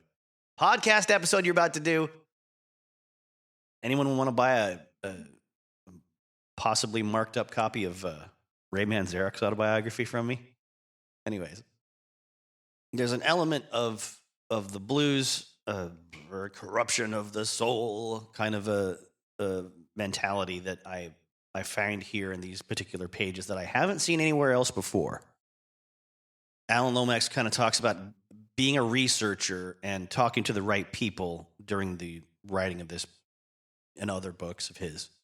He was able to get access to parts of certain towns where white people don't normally go. And in this case, had to make it okay with the local police because, there's lots of reasons why things could go terribly. And nobody wants people on the other side of town angry because a white person got into trouble or injured or was killed or overdosed or something else like that in a black part of town. And then come as a mob, maybe, looking for revenge on people that, to them, all look the same anyway. So one is just as good as another when it comes to lynching, maybe. These are my thoughts, my words. This is not from the book. But from the book, he describes cars and buggies and a couple of mules ring the yard. A knot of men clustered around a lamp-lit coon can table. We edged through the crowd on the little front gallery and peered in and discovered the source of the mysterious drumbeat. The wooden floor of the shack was, so to speak, a drumhead. Responding, first of all, to the double rhythm of the bluesman's feet as he stomped out an accompaniment to his playing. Then at his side, a youngster was pulling the broom, dragging the head of a broom over the rough boards in a diagram of the beat, causing the floor to vibrate like a rub board, and the massed straws of the broom to rattle and swish like the swaths in a rhythm section. The rhythmic source was reinforced by the feet of the couples who packed this steamy room and were performing the blues, also called slow drag, a name that well describes it. The couples glued together in a belly-to-belly, loin-to-loin embrace approximated sexual intercourse as closely as their vertical posture, their clothing, and the crowd around them would allow. Slowly, with bent knees and with the whole shoe soles flat to the floor, they dragged their feet along its surface, emphasizing the offbeat so that the whole house vibrated like a drum. It was that sound that we had heard a mile away in the moonlit night. A mile away? I don't know, buddy. I mean, they're not amplified. I mean, yeah, it's people. It's a lot of people in a small place making a lot of noise, but a mile away? Have you walked a mile lately? Anyways, whatever, back to the text. Nowadays, of course, the slow drag is known everywhere American music has penetrated, and it is as casually entered into as the waltz or the foxtrot, not seeming especially sexy since everyone today is doing some form of falling the jack. But in 1902, when my father was recording on the Brazos River, a white planter, swearing him to secrecy, took him far out in the bottoms to a tightly shuttered sharecropper cabin where they were allowed to peep in and see the black tenants doing the blues or the slow drag, a dance considered to be so obscene that my father never told my mother about it until years afterward. The slow drag was, I believe, an innovation at that time, and it may well have been the most erotic dance on the earth. The choreometric survey of dance style offers these facts. First, foot sliding with a wide stance is African. In the slow drag, it combines with a mixed couple, which is largely European. We Westerners, culturally myopic about the rest of the species, tend to think the face-to-face mixed couple dance is a human universal. In fact, this pattern is rare in the world. In most cultures, the sexes dance in segregated groups or in mixed groups, but rarely as mixed couples. Only in West Africa and especially in Western Europe do the partners face each other, ready for action, so to speak. Moreover, it is only in the waist-swinging courtship dances of Western Europe, our survey shows, that partners continuously hold on to or embrace each other. You know, I'm going to screenshot this while I'm looking at it. I don't want to. I'm only quote unquote borrowing this view of the book for another 15 minutes, or actually less now. But have no fear. If you go to archive.org, you can borrow for like 14 days at a time. Let's see. Moreover, it is only in the waist-swinging courtship dances of Western Europe, our survey shows, that partners continuously hold on to or embrace each other. This expression of the singular importance of the nuclear family in Europe seems to have made a powerful impression on the black slaves when they encouraged it. Two things occurred. In the first place, here we get into it now. Black ministers, perhaps reacting to the shock that their followers must have felt at the untoward eroticism of the waist swings their masters were performing, ruled against the dance even more strongly than their Calvinist preceptors. They condemned everything to do with dancing as totally out of bounds for the godly. Dancing was defined not only by the facing waist swing, but by another Eurasian feature, foot crossing. Your African heritage was to shuffle or slide your feet, but if you crossed your feet, you were hellbound. Thus arose an anomalous and confusing sacred/sinful dichotomy that has painfully split the black community ever since into those who gave up dancing, the European foot crossing type, and all secular music, and those who would not. The emotional conflict over this prohibition was particularly hurtful for people of African cultural background, since the dance is the very heart of African creativity. Black dancers and dance musicians in America have ever since felt themselves to be Satan's own children. After leading a life of inward fear and conflict over the matter, they have often felt that they must give up their dearest pleasures as they grew old, out of a lively fear of hellfire. Their wives, meanwhile, felt duty-bound to nag them about the matter until they caved in, joined the church, and cut dancing out of their lives. All this lies in the background of bluesman Robert Johnson, who has lately become something of a national celebrity because it is said that he sold his soul to the devil in return for his musical skills. In fact, however, every blues fiddler, banjo picker, harp blower, piano strummer, and guitar frammer was, in the opinion of both himself and his peers, a child of the devil, a consequence of the black view of the European dance embrace as sinful in the extreme. The black couple dance, of course, was far more erotic than the white because of the pelvic and belly movements normal to the black dance tradition. Thus, in every black colonial area, the held at a distance European quadrille or waltz position was transformed by various degrees of middle body movement and partner contact into the sexy colonial American dances that have since captured the world. The rumba, the tango, the merengue, the foxtrot? Yeah, the foxtrot, and many more, all stamped as the most erotic dancers of the modern era. In them, the partners of mixed couples embrace face to face, and he means he has to be meaning mixed couples, not in terms of their ethnicity or their race, but male, female, gender, sex, whatever. I know there's a distinction between gender and sex, but we're not there at this point in history that he's addressing. The middle bodies, their middle bodies in contact as they rotate, flip, shake, and touch moving middle bodies. The blues, the slow drag, is probably the most licentious of all, for here, the partners stay pressed as close together as possible, just as if they were in bed, belly to belly, thigh to thigh, crotch to crotch, both arms around the other's neck, and holding this position, grind their hips together slowly so that their mounting sexual excitement may be co-experienced. This sounds like every dance I went to in high school in the early 90s, quite frankly. Not that I had an overabundance of dance partners myself. By skipping most of the preliminaries of courtship, the slow drag helps the dancers to decide quickly whether they want to have sex together or not. Actually, at my dances, my dorky friends and I just tried to convince the DJs to play anything with a guitar, and they would play like half a Nirvana song, and then all of us would start, like the jocks would start moshing, which got out of hand pretty quick. So then they would cut off the music and go back to something danceable. Something more along the lines of, this is how we do it, and then go back to the thigh-to-thigh, crotch-to-crotch dancing for the 15-year-old kids. Let's see. The dance dominated the room on that long-ago moonlit night in Mississippi.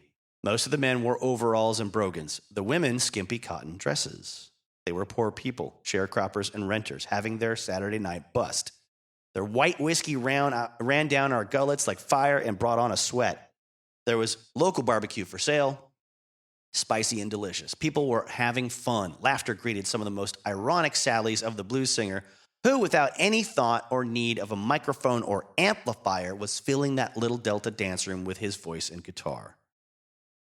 $1 is round and rolls from hand to hand, just the way these Clarksdale women move from man to man. I'm going to buy me a pistol, long as I am tall. I'm going to shoot my woman just to see her jump and fall.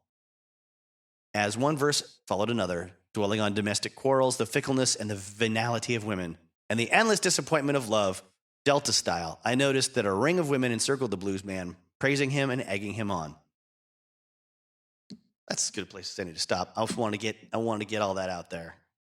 The picture in your mind of his experience seeing all this activity, and then the sort of cultural breakdown and historical analysis of the different types of dance coming together create something uniquely offensive to the church, I guess, and to polite society of the time. Because I've never seen or heard or read any account that's really broke it down that way. And I never thought about those European influenced American dance styles as being so, so sexy and dangerous. Just, and I never realized that it was such a isolated thing away from many, many other dance cultures to have, a mixed couple dancing arm in arm, face to face, and having, the middle body moving in those ways, and then the coming together of that. We're like, well, let's just reduce that space, right? Let's just do the same movements, but just like rubbing together. Genius.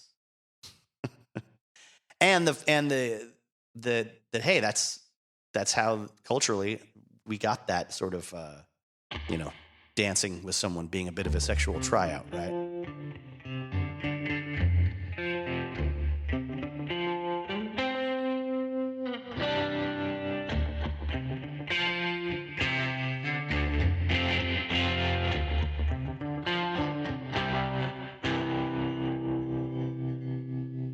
talk about Robert's songwriting, and I want to hone in specifically on the song "They're Red Hot."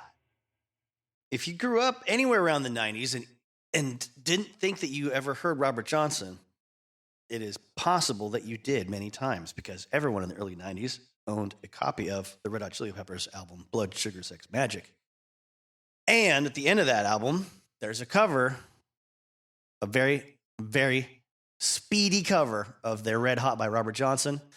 There's video of them playing it like under a tree at night, probably on YouTube.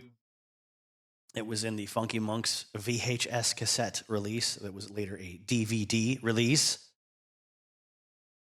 But it's fun, up-tempo, quick song full of dense lyrics. Anthony Kiedis did his own, adjustments to the words.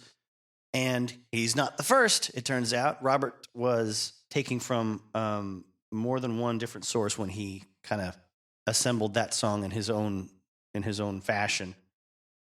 In the book, Up Jumped the Devil, it mentions the fact that Robert relied on 4 musical styles he favored. The open-tune bottleneck style dependent upon a signature riff and prevalent on pieces like Terraplane Blues and Crossroad Blues. The standard tuning, straight blues, such as Kind-Hearted Woman Blues and Dead Shrimp Blues. The boogie bass kind of songs, like I Believe I'll Dust My Broom and Sweet Home Chicago. And then the 4th category was his hokum and East Coast style pieces, such as They're Red Hot. Now, elsewhere in the same book, they talk about the fact that stylistically, this song is far more in keeping with the East Coast Piedmont sound. Robert was getting paid by the number of songs he recorded, and it was to his advantage to offer Don Law as many pieces as he could. Highly skilled in adapting melodies or even complete songs from other artists, the picturesque setting in which Robert found himself probably served as rich fodder for a new composition. Almost certainly, this song was his response to having hot tamales for lunch while sitting around Alamo Plaza. This is while he was in San Antonio making this recording for a few days. We talked about the dates earlier in this episode. For 2 consecutive days, Robert, local well-to-do hanger-on Buster Wharton, and pianist Black Boy Shine bought their lunch in that plaza from Mexican street vendors. Robert combined a hokum melody in the song with suggestive lyrics, creating an up-tempo happy tale about a woman selling hot tamales. Hokum was a term primarily applied to happy, suggestive ditties with double meanings. Not only was it a different style of song for a Delta blues man, it was an example of how Robert could vary his repertoire however he needed. Lyrically, the song was also different for Robert, since most of its lines could be found in dozens of other blues and folk songs. I Got a Gal, so she's long and tall. She sleeps in the kitchen with her feet in the hall, was used by Will Shade in 1934 in Take Your Fingers Off It. I want to hear that now. The Robert borrowed a line from Will Shade should come as no surprise. The Memphis jug band leader recalled playing with Johnson in a band in West Memphis. But Robert borrowed lines for They're Red Hot from many other artists as well. Buddy Boy Hawkins in How Come Mama Blues, 1929. The Birmingham Jug Band in Giving It Away. Excuse me, that was Giving It Away, 1930. Computer shut down on me. And Bill Wilbur's 1935 Greyhound Blues, all included She Got 2 for a Nickel, Got 4 for a Dime, Would Sell You More, But They Ain't None of Mine. Walter Taylor in 38 and 4, 1930. And Sleepy John Estes, 1935, Stop That Thing. Use the lyrics, you know the monkey, now the baboon, playing in the grass. Well, the monkey stuck his finger in that old good Gulf gas. The rest of Robert's lines seem likely to have also come from other blues or oral tradition. I got a letter from a girl in the room, now she's something good, she got to bring home soon now. The billy goat back in the bumblebee nest. Ever since that, he can't take his rest. You know, Grandma left, now Grandpa too. Well, I wonder what in the world we chillin' gonna do. In fact, the only original lyrics in the piece are probably the refrain, Hot tamales and the red hot, yes, she got them for sale. The guitar arrangement to Their Red Hot featured rhythm chords played in a fashion normally used by jazz or swing band musicians. But as different as Their Red Hot was from Robert's other tunes, Law was willing to record whatever he offered. law left it up to Satterley to decide which songs were placed on which sides of a 78 RPM record, or which were even released.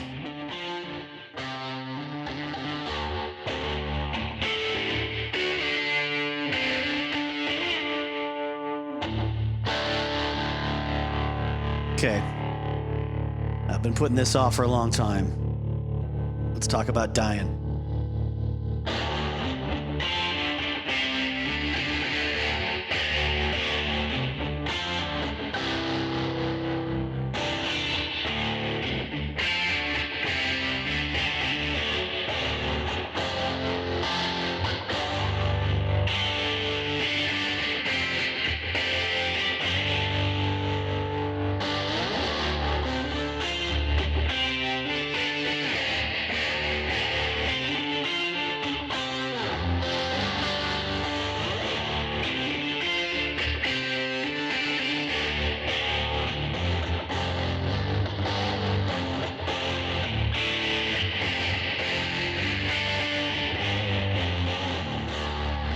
So throughout the course of his touring life, Robert would go in and out of big cities like Memphis and St. Louis, where he could play and attract a crowd, as we've talked about, but he also would face competition there from recorded guitar and piano players. But there were few, if any, pianos available for black musicians to play on plantations, and women liked a guitar man who could sing to them personally. Of course, their boyfriends and husbands hated that. If they found out, or if they were there in the room, then that could make things dangerous for a performer. A lot of juke joints closer to cities or in cities would have someone at the door, confiscating knives and guns and weapons from people as they came in. A lot of times it would be a flat fee, like 25 cents to get in, like 25 cents for half a jar of moonshine, and 25 cents for a fish sandwich. And there you go. And you can stay all night.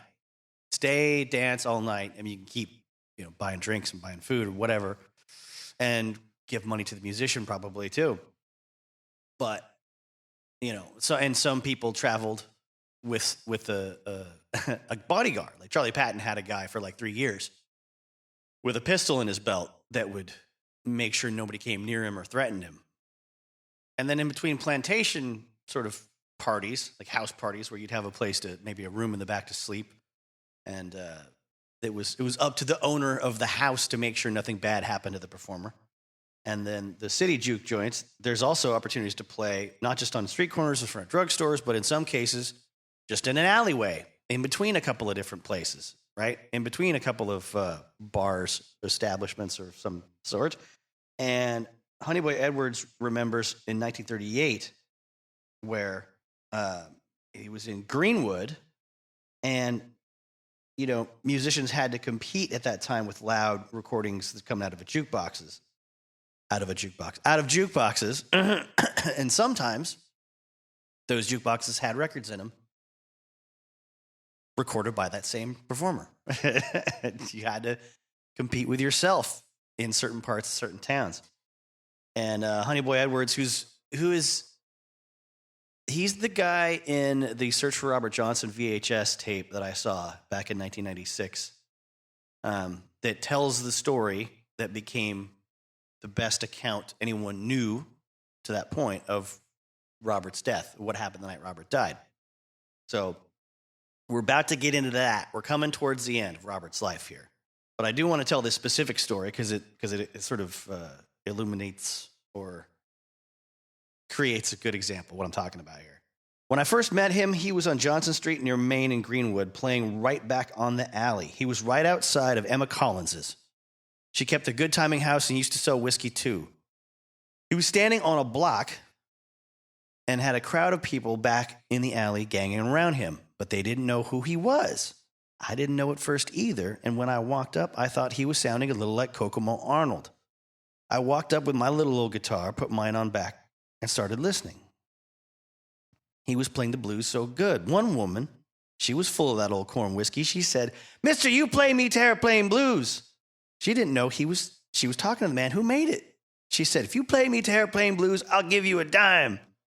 He said, "Miss, that's my number." "Well, you play it then." He started playing, and they knew who he was then. He was playing and trembling and hollering. It was a little after noon, and the people was coming out of the country, coming into town. He had that street blocked with all the people listening to him play. He was dressed nice, wearing a brown hat. He wore a hat most of the time, broke down over that bad eye. I got acquainted with him when he finished playing. We started talking, and I found out he was from around Robinsonville, had just been through Tunica. Tunica? Tunica.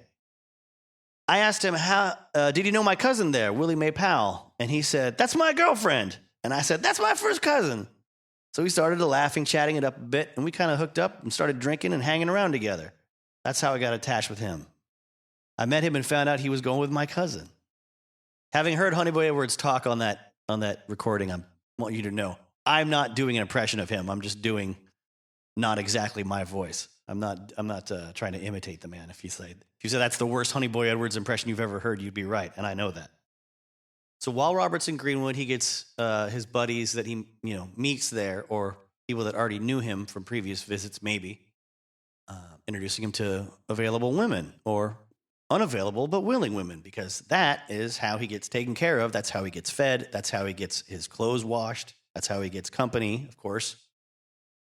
Probably that's what leads to that perception of him, as I mentioned earlier, being this magical guy that could just show up with a clean pressed suit out of a brown paper bag no matter where he went. But I don't know. Maybe the gentleman that was telling that story was someone that actually traveled with him day to day. But I would think that there's if you're not seeing somebody along your way on the road. I mean, he talks about it in his songs, like the women that treat him nice in various towns, but the one in this particular town is sort of the one that loves him the best, kind of a thing. Which lyrically, I mean, how rock and roll is that? That became the whole story of a rock and roll rambling man all through the 60s and 70s and 80s. I mean, that's the whole story of Guns N' Roses' existence. They were broke. They were a bunch of homeless junkies that just lived off of strippers, prostitutes, and girls that liked them, just like stealing their money and going to the liquor store with it. That is how they did not die during the time that they were honing their craft and waiting to get signed to Geffen Records. And that's a good, 3 years. Could you be homeless for 3 years, but still make it through with a guitar and a Marshall amplifier? I don't know. Being young's a big part of being able to weather that storm. Now, I want to read straight from the text again because I can't distill this any more than it's already been written, and I can't say it any better. The stay in Greenwood. Oh, Johnny Shine said, sometimes he was too forward. Even men's wives were fair game to him, and the stay in Greenwood was no exception. Soon, Robert pursued the daughter of one of the sharecroppers on the Star of West plantation.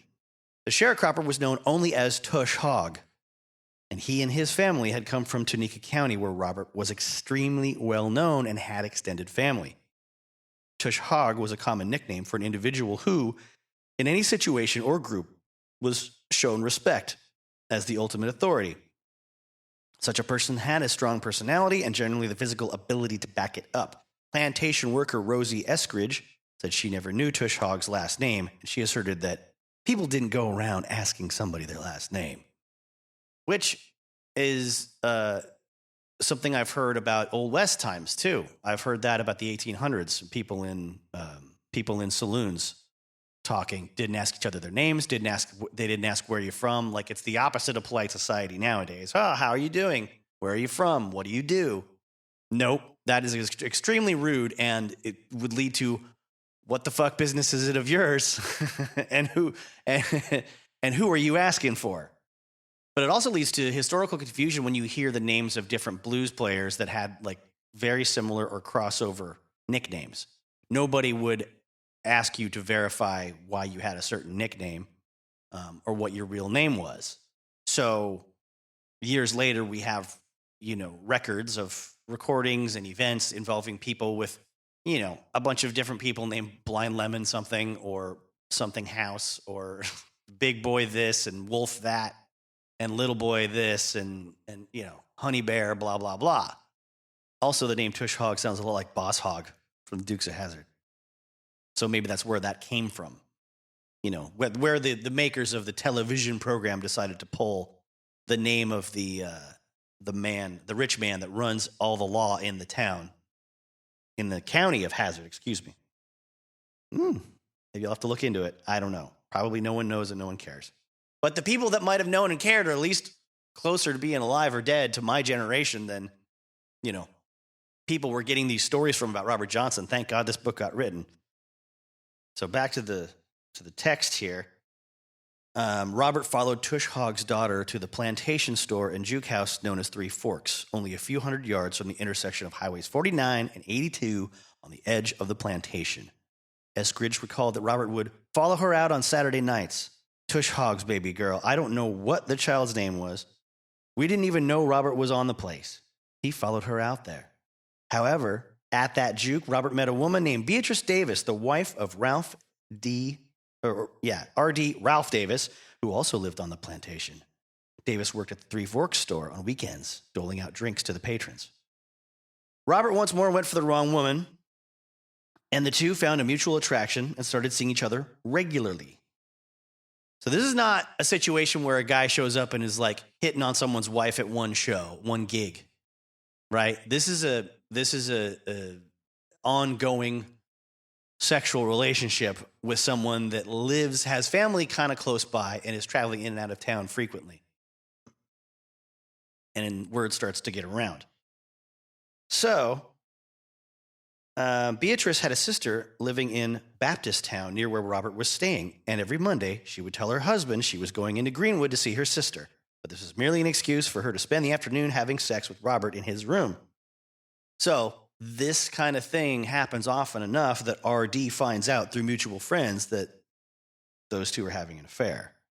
And then he finds out Robert has been hired to play a country dance at the Three Forks Juke on 2 weekends in a row. So he hatches up a plan. On Saturday night, August 13, 1938, at around 11, Davis gave the unknowing Beatrice a jar of corn liquor in which he had dissolved several mothballs. Reading straight from the text here. During a break from performing, Robert drank from that bottle. The ingredient that Davis had surreptitiously slipped into the jar was a mostly colorless, odorless, tasteless poison known as passagreen, but now as naphthalin. Now, naphthalin, I'm assuming, is another form of the word naphtha, which is lighter fluid. Used it to clean up a lot of really freaky stuff on a lot of guitars in my time, especially like sticky stuff. Those Epiphone SGs owned by pop punk kids that are covered in stickers that they then eventually sell to a used music store, and some scumbag like me has to clean it all off. I had heard accounts before this book was written that kind of generalized things here, and it was believed that Robert was poisoned with strychnine in his drink, and it hadn't killed him directly, but he had contracted pneumonia during the time that he was near death and recovering from the poisoning. He got weak enough that pneumonia got into him and he couldn't recover from that. And that was how he died. Now, it turns out that this is not what happened at all. Now, I don't know if strychnine is something that is in mothballs, or I don't know if that's a chemical that occurs when you mix it with corn liquor, but someone else can look that up or call in if you know. Now, let's see. One thing about this situation that has also never been brought to light is that this form of poisoning somebody, just dissolving mothballs in liquor, is rarely, if ever, fatal, and was often to remove troublesome drunks from bars, because it would just make them incapacitated. Like, you get violently ill, you get dizzy, you couldn't walk straight or talk or hardly think. You'd be vomiting and probably, evacuating fluids out of yourself at an alarming rate after being poisoned by this. But it was all sort of acceptable, It was a way of just kind of clearing somebody out or making an example of somebody. So all in all, this guy whose wife was fooling around with Robert Johnson probably figured, a lot of guys would just come up and stab you. But he wasn't that cruel. He would just sort of make an example out of him, right? I certainly wouldn't like it done to me. And it's certainly an illegal act of violence against another human being. You're taking away their agency and their ability to defend themselves from this poison, obviously. Not saying it was right. I'm saying culturally, as revenge goes, as revenge plots go, I mean, the intent to kill doesn't seem to have been part of this person's plan, which is, to me, what makes this even more tragic. That's why I bring it up, not trying to take any guilt away from the guy that murdered Robert Johnson here. Because this is why you don't do this stuff. This is how things go bad really fast. I've seen enough movies and read enough crime stories to know that this is why normal people don't dabble in violence of any kind, because you can't control what happens with violence. You can't control what happens with a violent demonstration or a protest or a riot. You can't direct it and focus it. It's unpredictable. And that goes for chemicals that you put into someone's body without them knowing about it too. You don't know how they're going to react, what they're going to do. You don't know what's going on with them internally, psychologically, or chemically that could go terribly, terribly wrong and not according to what you thought the plan was supposed to be. Because something happened a month before this poisoning incident that is the ultimate factor in causing his death.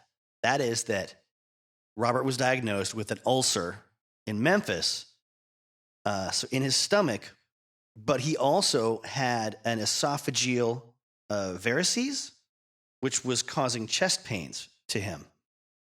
So the poisoning, while not fatal, was strong enough to cause the ulcer in his stomach and the varices in his esophagus to hemorrhage.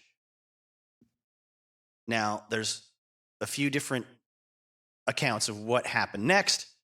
Sonny Boy Williamson said that he knocked a bottle of, unbonded, already opened whiskey out of Robert's hand because he saw the seal was broken, said, don't ever drink from a bottle with a broken seal. And Robert argued with him and said, don't you ever take, whiskey away from me. I'll drink whatever I want. Or Robert had died in the arms of Robert died in his arms, Sonny Boy Williamson's arms, in an ambulance on the way to a hospital in Jackson. These are exaggerations or lies on the part of Sonny Boy Williamson. The most reliable account seems to be the one corroborated by Rosie Eskridge, and is that of Honeyboy Edwards, who told the story without the medical knowledge, behind Robert's ulcers and stuff. But he told that story on the VHS tape, and you can look that up on. I think it's in Devil at the Crossroads on Netflix. I think they kept that footage and used it. If not, you can probably find Honeyboy Edwards' Robert Johnson interview on YouTube somewhere. So he says, when I come back to the Delta, Robert was in Greenwood playing for this same man. And one Saturday, a bunch of us went out to Three Forks in an old flat-bottom truck. We was all high, ready to ball all night long. When we got there, Robert was sitting in a corner with a guitar under his arm. He was sick. And the women jumped off the truck, come in, and said to him, play me terror-playing blues. Play me kind-hearted woman blues. He said, I'm sick. And they said, have a drink of whiskey. Have another drink, and you'll feel all right. But Robert had got poisoned. Robert was crazy about whiskey, and this man was mad about Robert going with his wife. He had a lady give Robert a glass of whiskey that had poison in it. People would do that. They poison you rather than shoot you, get you in a smooth way. That way, people don't know what you've done. All the folks kept on hollering, play, play, play. He tried to play once or twice, but couldn't, and said, I'm sick. I can't play. They took him and laid him across a bed in the back room, and everything got quiet then. Before day, some guy who had an old car carried him back to Greenwood to his room in Baptist Town. So all the basics of that account are factual. At first, the poison just made Robert nauseous and confused, incapacitated him enough to prevent him from playing. Then he was taken into a back room to recover, but he didn't. The nausea became worse, and his pain got worse. So since he wasn't improving, a few of the patrons there decided to bring him back into Baptist Town to sleep it off. Davis must have been satisfied, back to the text now, that his trick had taught Robert a lesson. and that he had been forced to leave Three Forks and Beatrice. So when he was left there in Baptist-town, his stomach is cramping really badly. Nausea is getting worse. He would have then vomited, causing some of the varices in his esophagus to rupture blood, because when someone came to visit him the next day, it was reported he was howling and bleeding at the mouth, which is not uncommon for an esophageal hemorrhage to start as a preliminary bleed and then stop, and then to be followed by a larger, more fatal attack after that. So 2 days in this room with severe abdominal pain, vomiting, bleeding from his mouth. Now, bleeding, according to this book, bleeding in the esophagus is extremely serious, with a death rate greater than 50% of cases, even with the attention of a doctor. Without medical attention, there is little or no chance of survival. In 1938, Greenwood had a colored hospital where Robert could have been treated, but he was in no condition to get there himself, and no one else wanted to be implicated in what might have eventually been seen as a murder. Even if he were taken to the hospital, there was little medical help to save his life. His loss of blood alone would have been fatal. Now, the night before Robert's death, Tush Hogg goes to Baptist-town to bring Robert back to his plantation house, either at the request of Robert's relative Jesse or his own daughter, or Tush Hogg's own daughter, begging with him. It's not known exactly who convinced him. So he brings him back to plantation, and he gives him a place to sort of lay. And Robert dies early Tuesday morning in a shack at Tush Hogg's. That's Tuesday morning. He was poisoned Saturday night. So Sunday, Monday, and then morning to 2.5 days, right, of excruciating pain and confusion. And then finally death, with nobody helping you, nobody treating you, just alone. So Tush Hogg knows, because he's just had a man die on this plantation, he has to alert the plantation overseer. His employer, Luther Wade, now gets the story that someone has died in this little house. Robert wasn't one of Wade's workers, so Wade only asked a few questions before deciding to bury the body. It was a hot summer day, and in those days, you buried a body pretty quickly because it would start to smell. There's no way keeping it. It's not going to the morgue. It's not being refrigerated. It's not being housed. It's not going to get cremated. No one on this plantation has any interest in, getting this body anywhere except for in the ground right now. So, Wade walks into the Eskridge's house in search of Rosie's husband, the aforementioned Rosie from earlier in the narrative. Rosie's husband, Tom. Rosie remembers Mr. Wade coming up into their house in the day, and she explained how she and Tom became involved in this whole, cover-up, I guess, is what you could say. He told my husband Tom to go to Little Zion Baptist, the church Wade used for burials and for his sharecroppers. Dig the grave for that man who died that morning. He said the man didn't have no family on the place, but he wanted to give him a Christian burial. No funeral. They put him in a wooden box, nailed together, and put it in the ground. She says the truck driver went there to the country barn, picked up the box, brought it back, put a body in it. Robert's body was wrapped in a white linen sheet and placed in the skinny wooden boxes that were used as coffins for indigents. A word I've never used. Had to look it up. Just means poor or needy. Someone that doesn't have, money and probably family to get them any other kind of burial besides a quick one. So, her husband, Tom Eskridge, digs a grave by himself with a sharpshooter, a small shovel used on plantations. It was thick, hard, dense clay, and it was a really, really hot afternoon for him to have to do that. Very laborious. It's the kind of earth that will stick to your shoes like cement, and you won't be able to get it off if you don't, maybe if you broke it off after it dries, but it's dangerous to let it dry to too many of your clothes or shoes. Her husband then goes to get Reverend Starks, and a preacher with no formal training or ordination, but made his living providing spiritual services in exchange for food, drink, or trade, known as a jackleg preacher.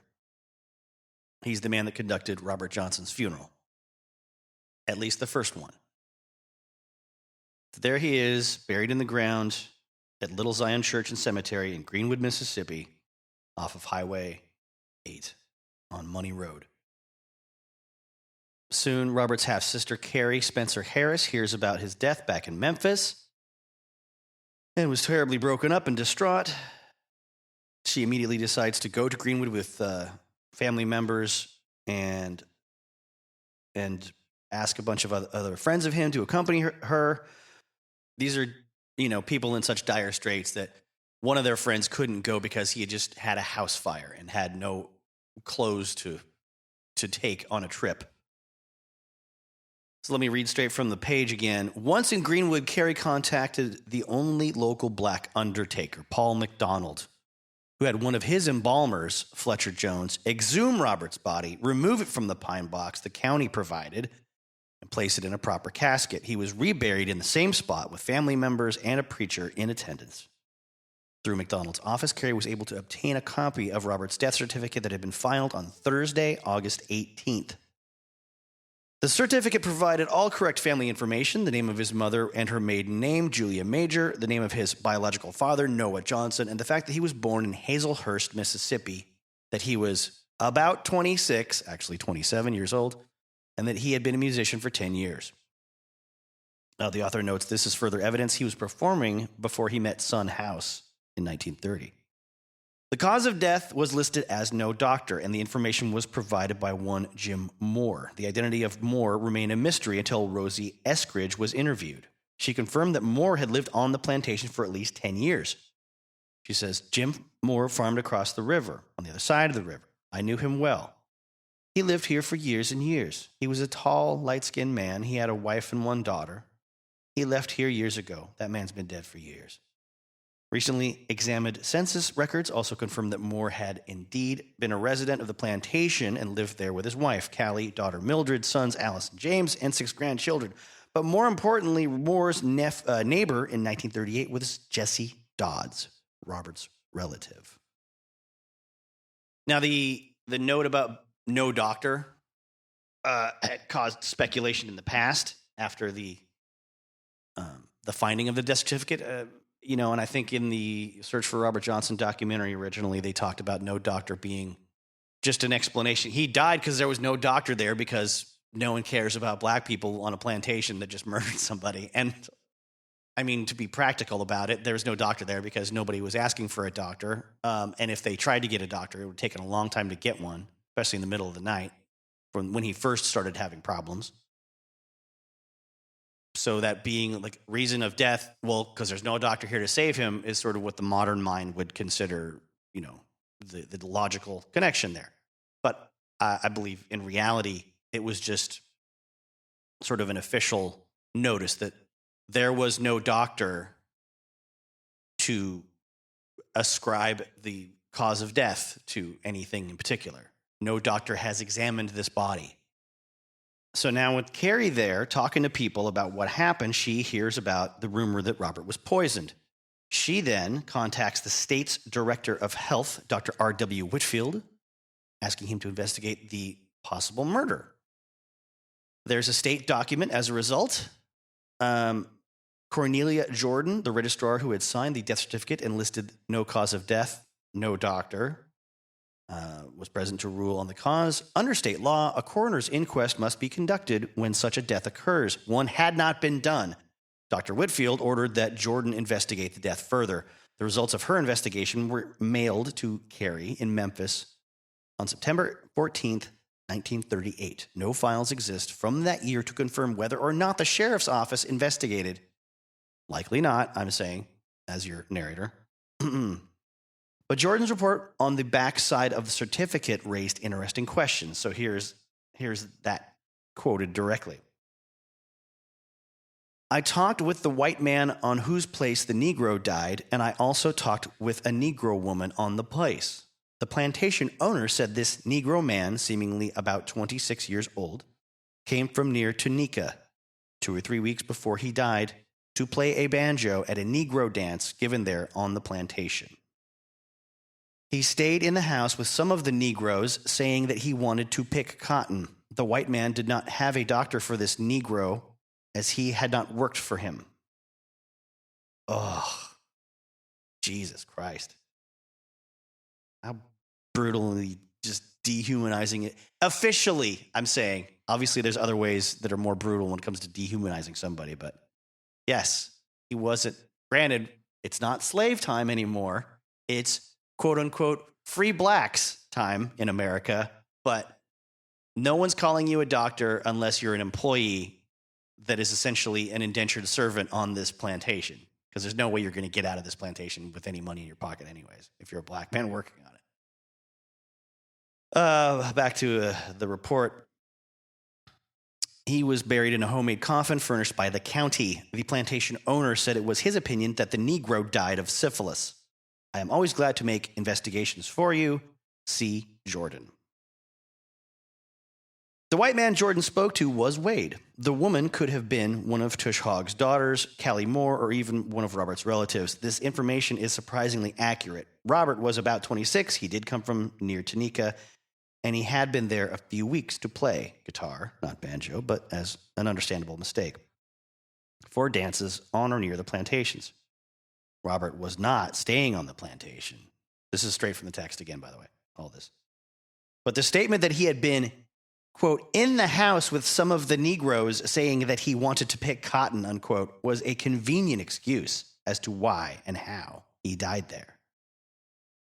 Not to mention the claim that he had died of syphilis, because, you know, no one wants to say that he died because he was poisoned by someone that was prominent in the community there, right? Oof.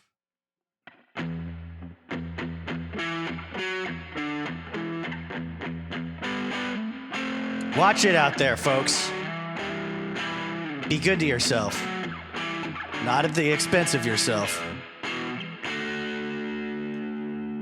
Especially when there's people watching. All right? Don't neglect Robert's sad songs, by the way.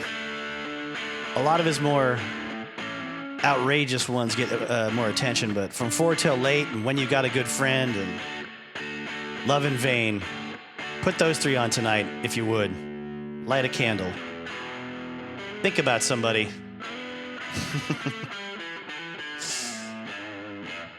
There's a lot more I wish I could say, but I gotta end somewhere. Your assignment for tomorrow is to be the Robert Johnson of whatever it is you're doing. Just don't die doing it. Don't get murdered doing. Well, I don't know. Maybe someone needs to get murdered doing something amazing. I'm not saying that's you. Leave that to somebody else. Stay alive. The National Suicide Prevention Lifeline is 1-800-273-8255.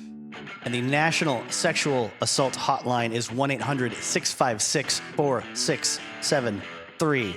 I hope you don't need either of those anytime soon, but they're there if you do. Thanks for being with me here through all of this. Rock and roll is the greatest, and so are you.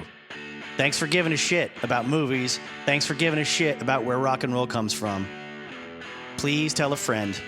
Please get them to listen so other people might enjoy all this deep, deep, dark, nerdy stuff. Consider clicking the link to my link tree in the description and throwing me a coffee's worth of cash. Oop, that was a bad note. Don't think about that note when you're thinking about donating to the podcast. I don't have patrons and I don't have any advertising at this time. So just want to say all the people that have downloaded the podcast in France, I see you. Thank you. You are much more supportive than those rascals that abandoned you for Canada many generations ago. They download way fewer episodes than you. even though they are adjacent to the United States and generally speak English. I mean, all of Canada, not just French Canadians, too. What's going on, Canada? Why do you hate me so much? Portugal does bigger numbers than you. Is it a government thing? Are you not allowed? You're not allowed to hear this podcast?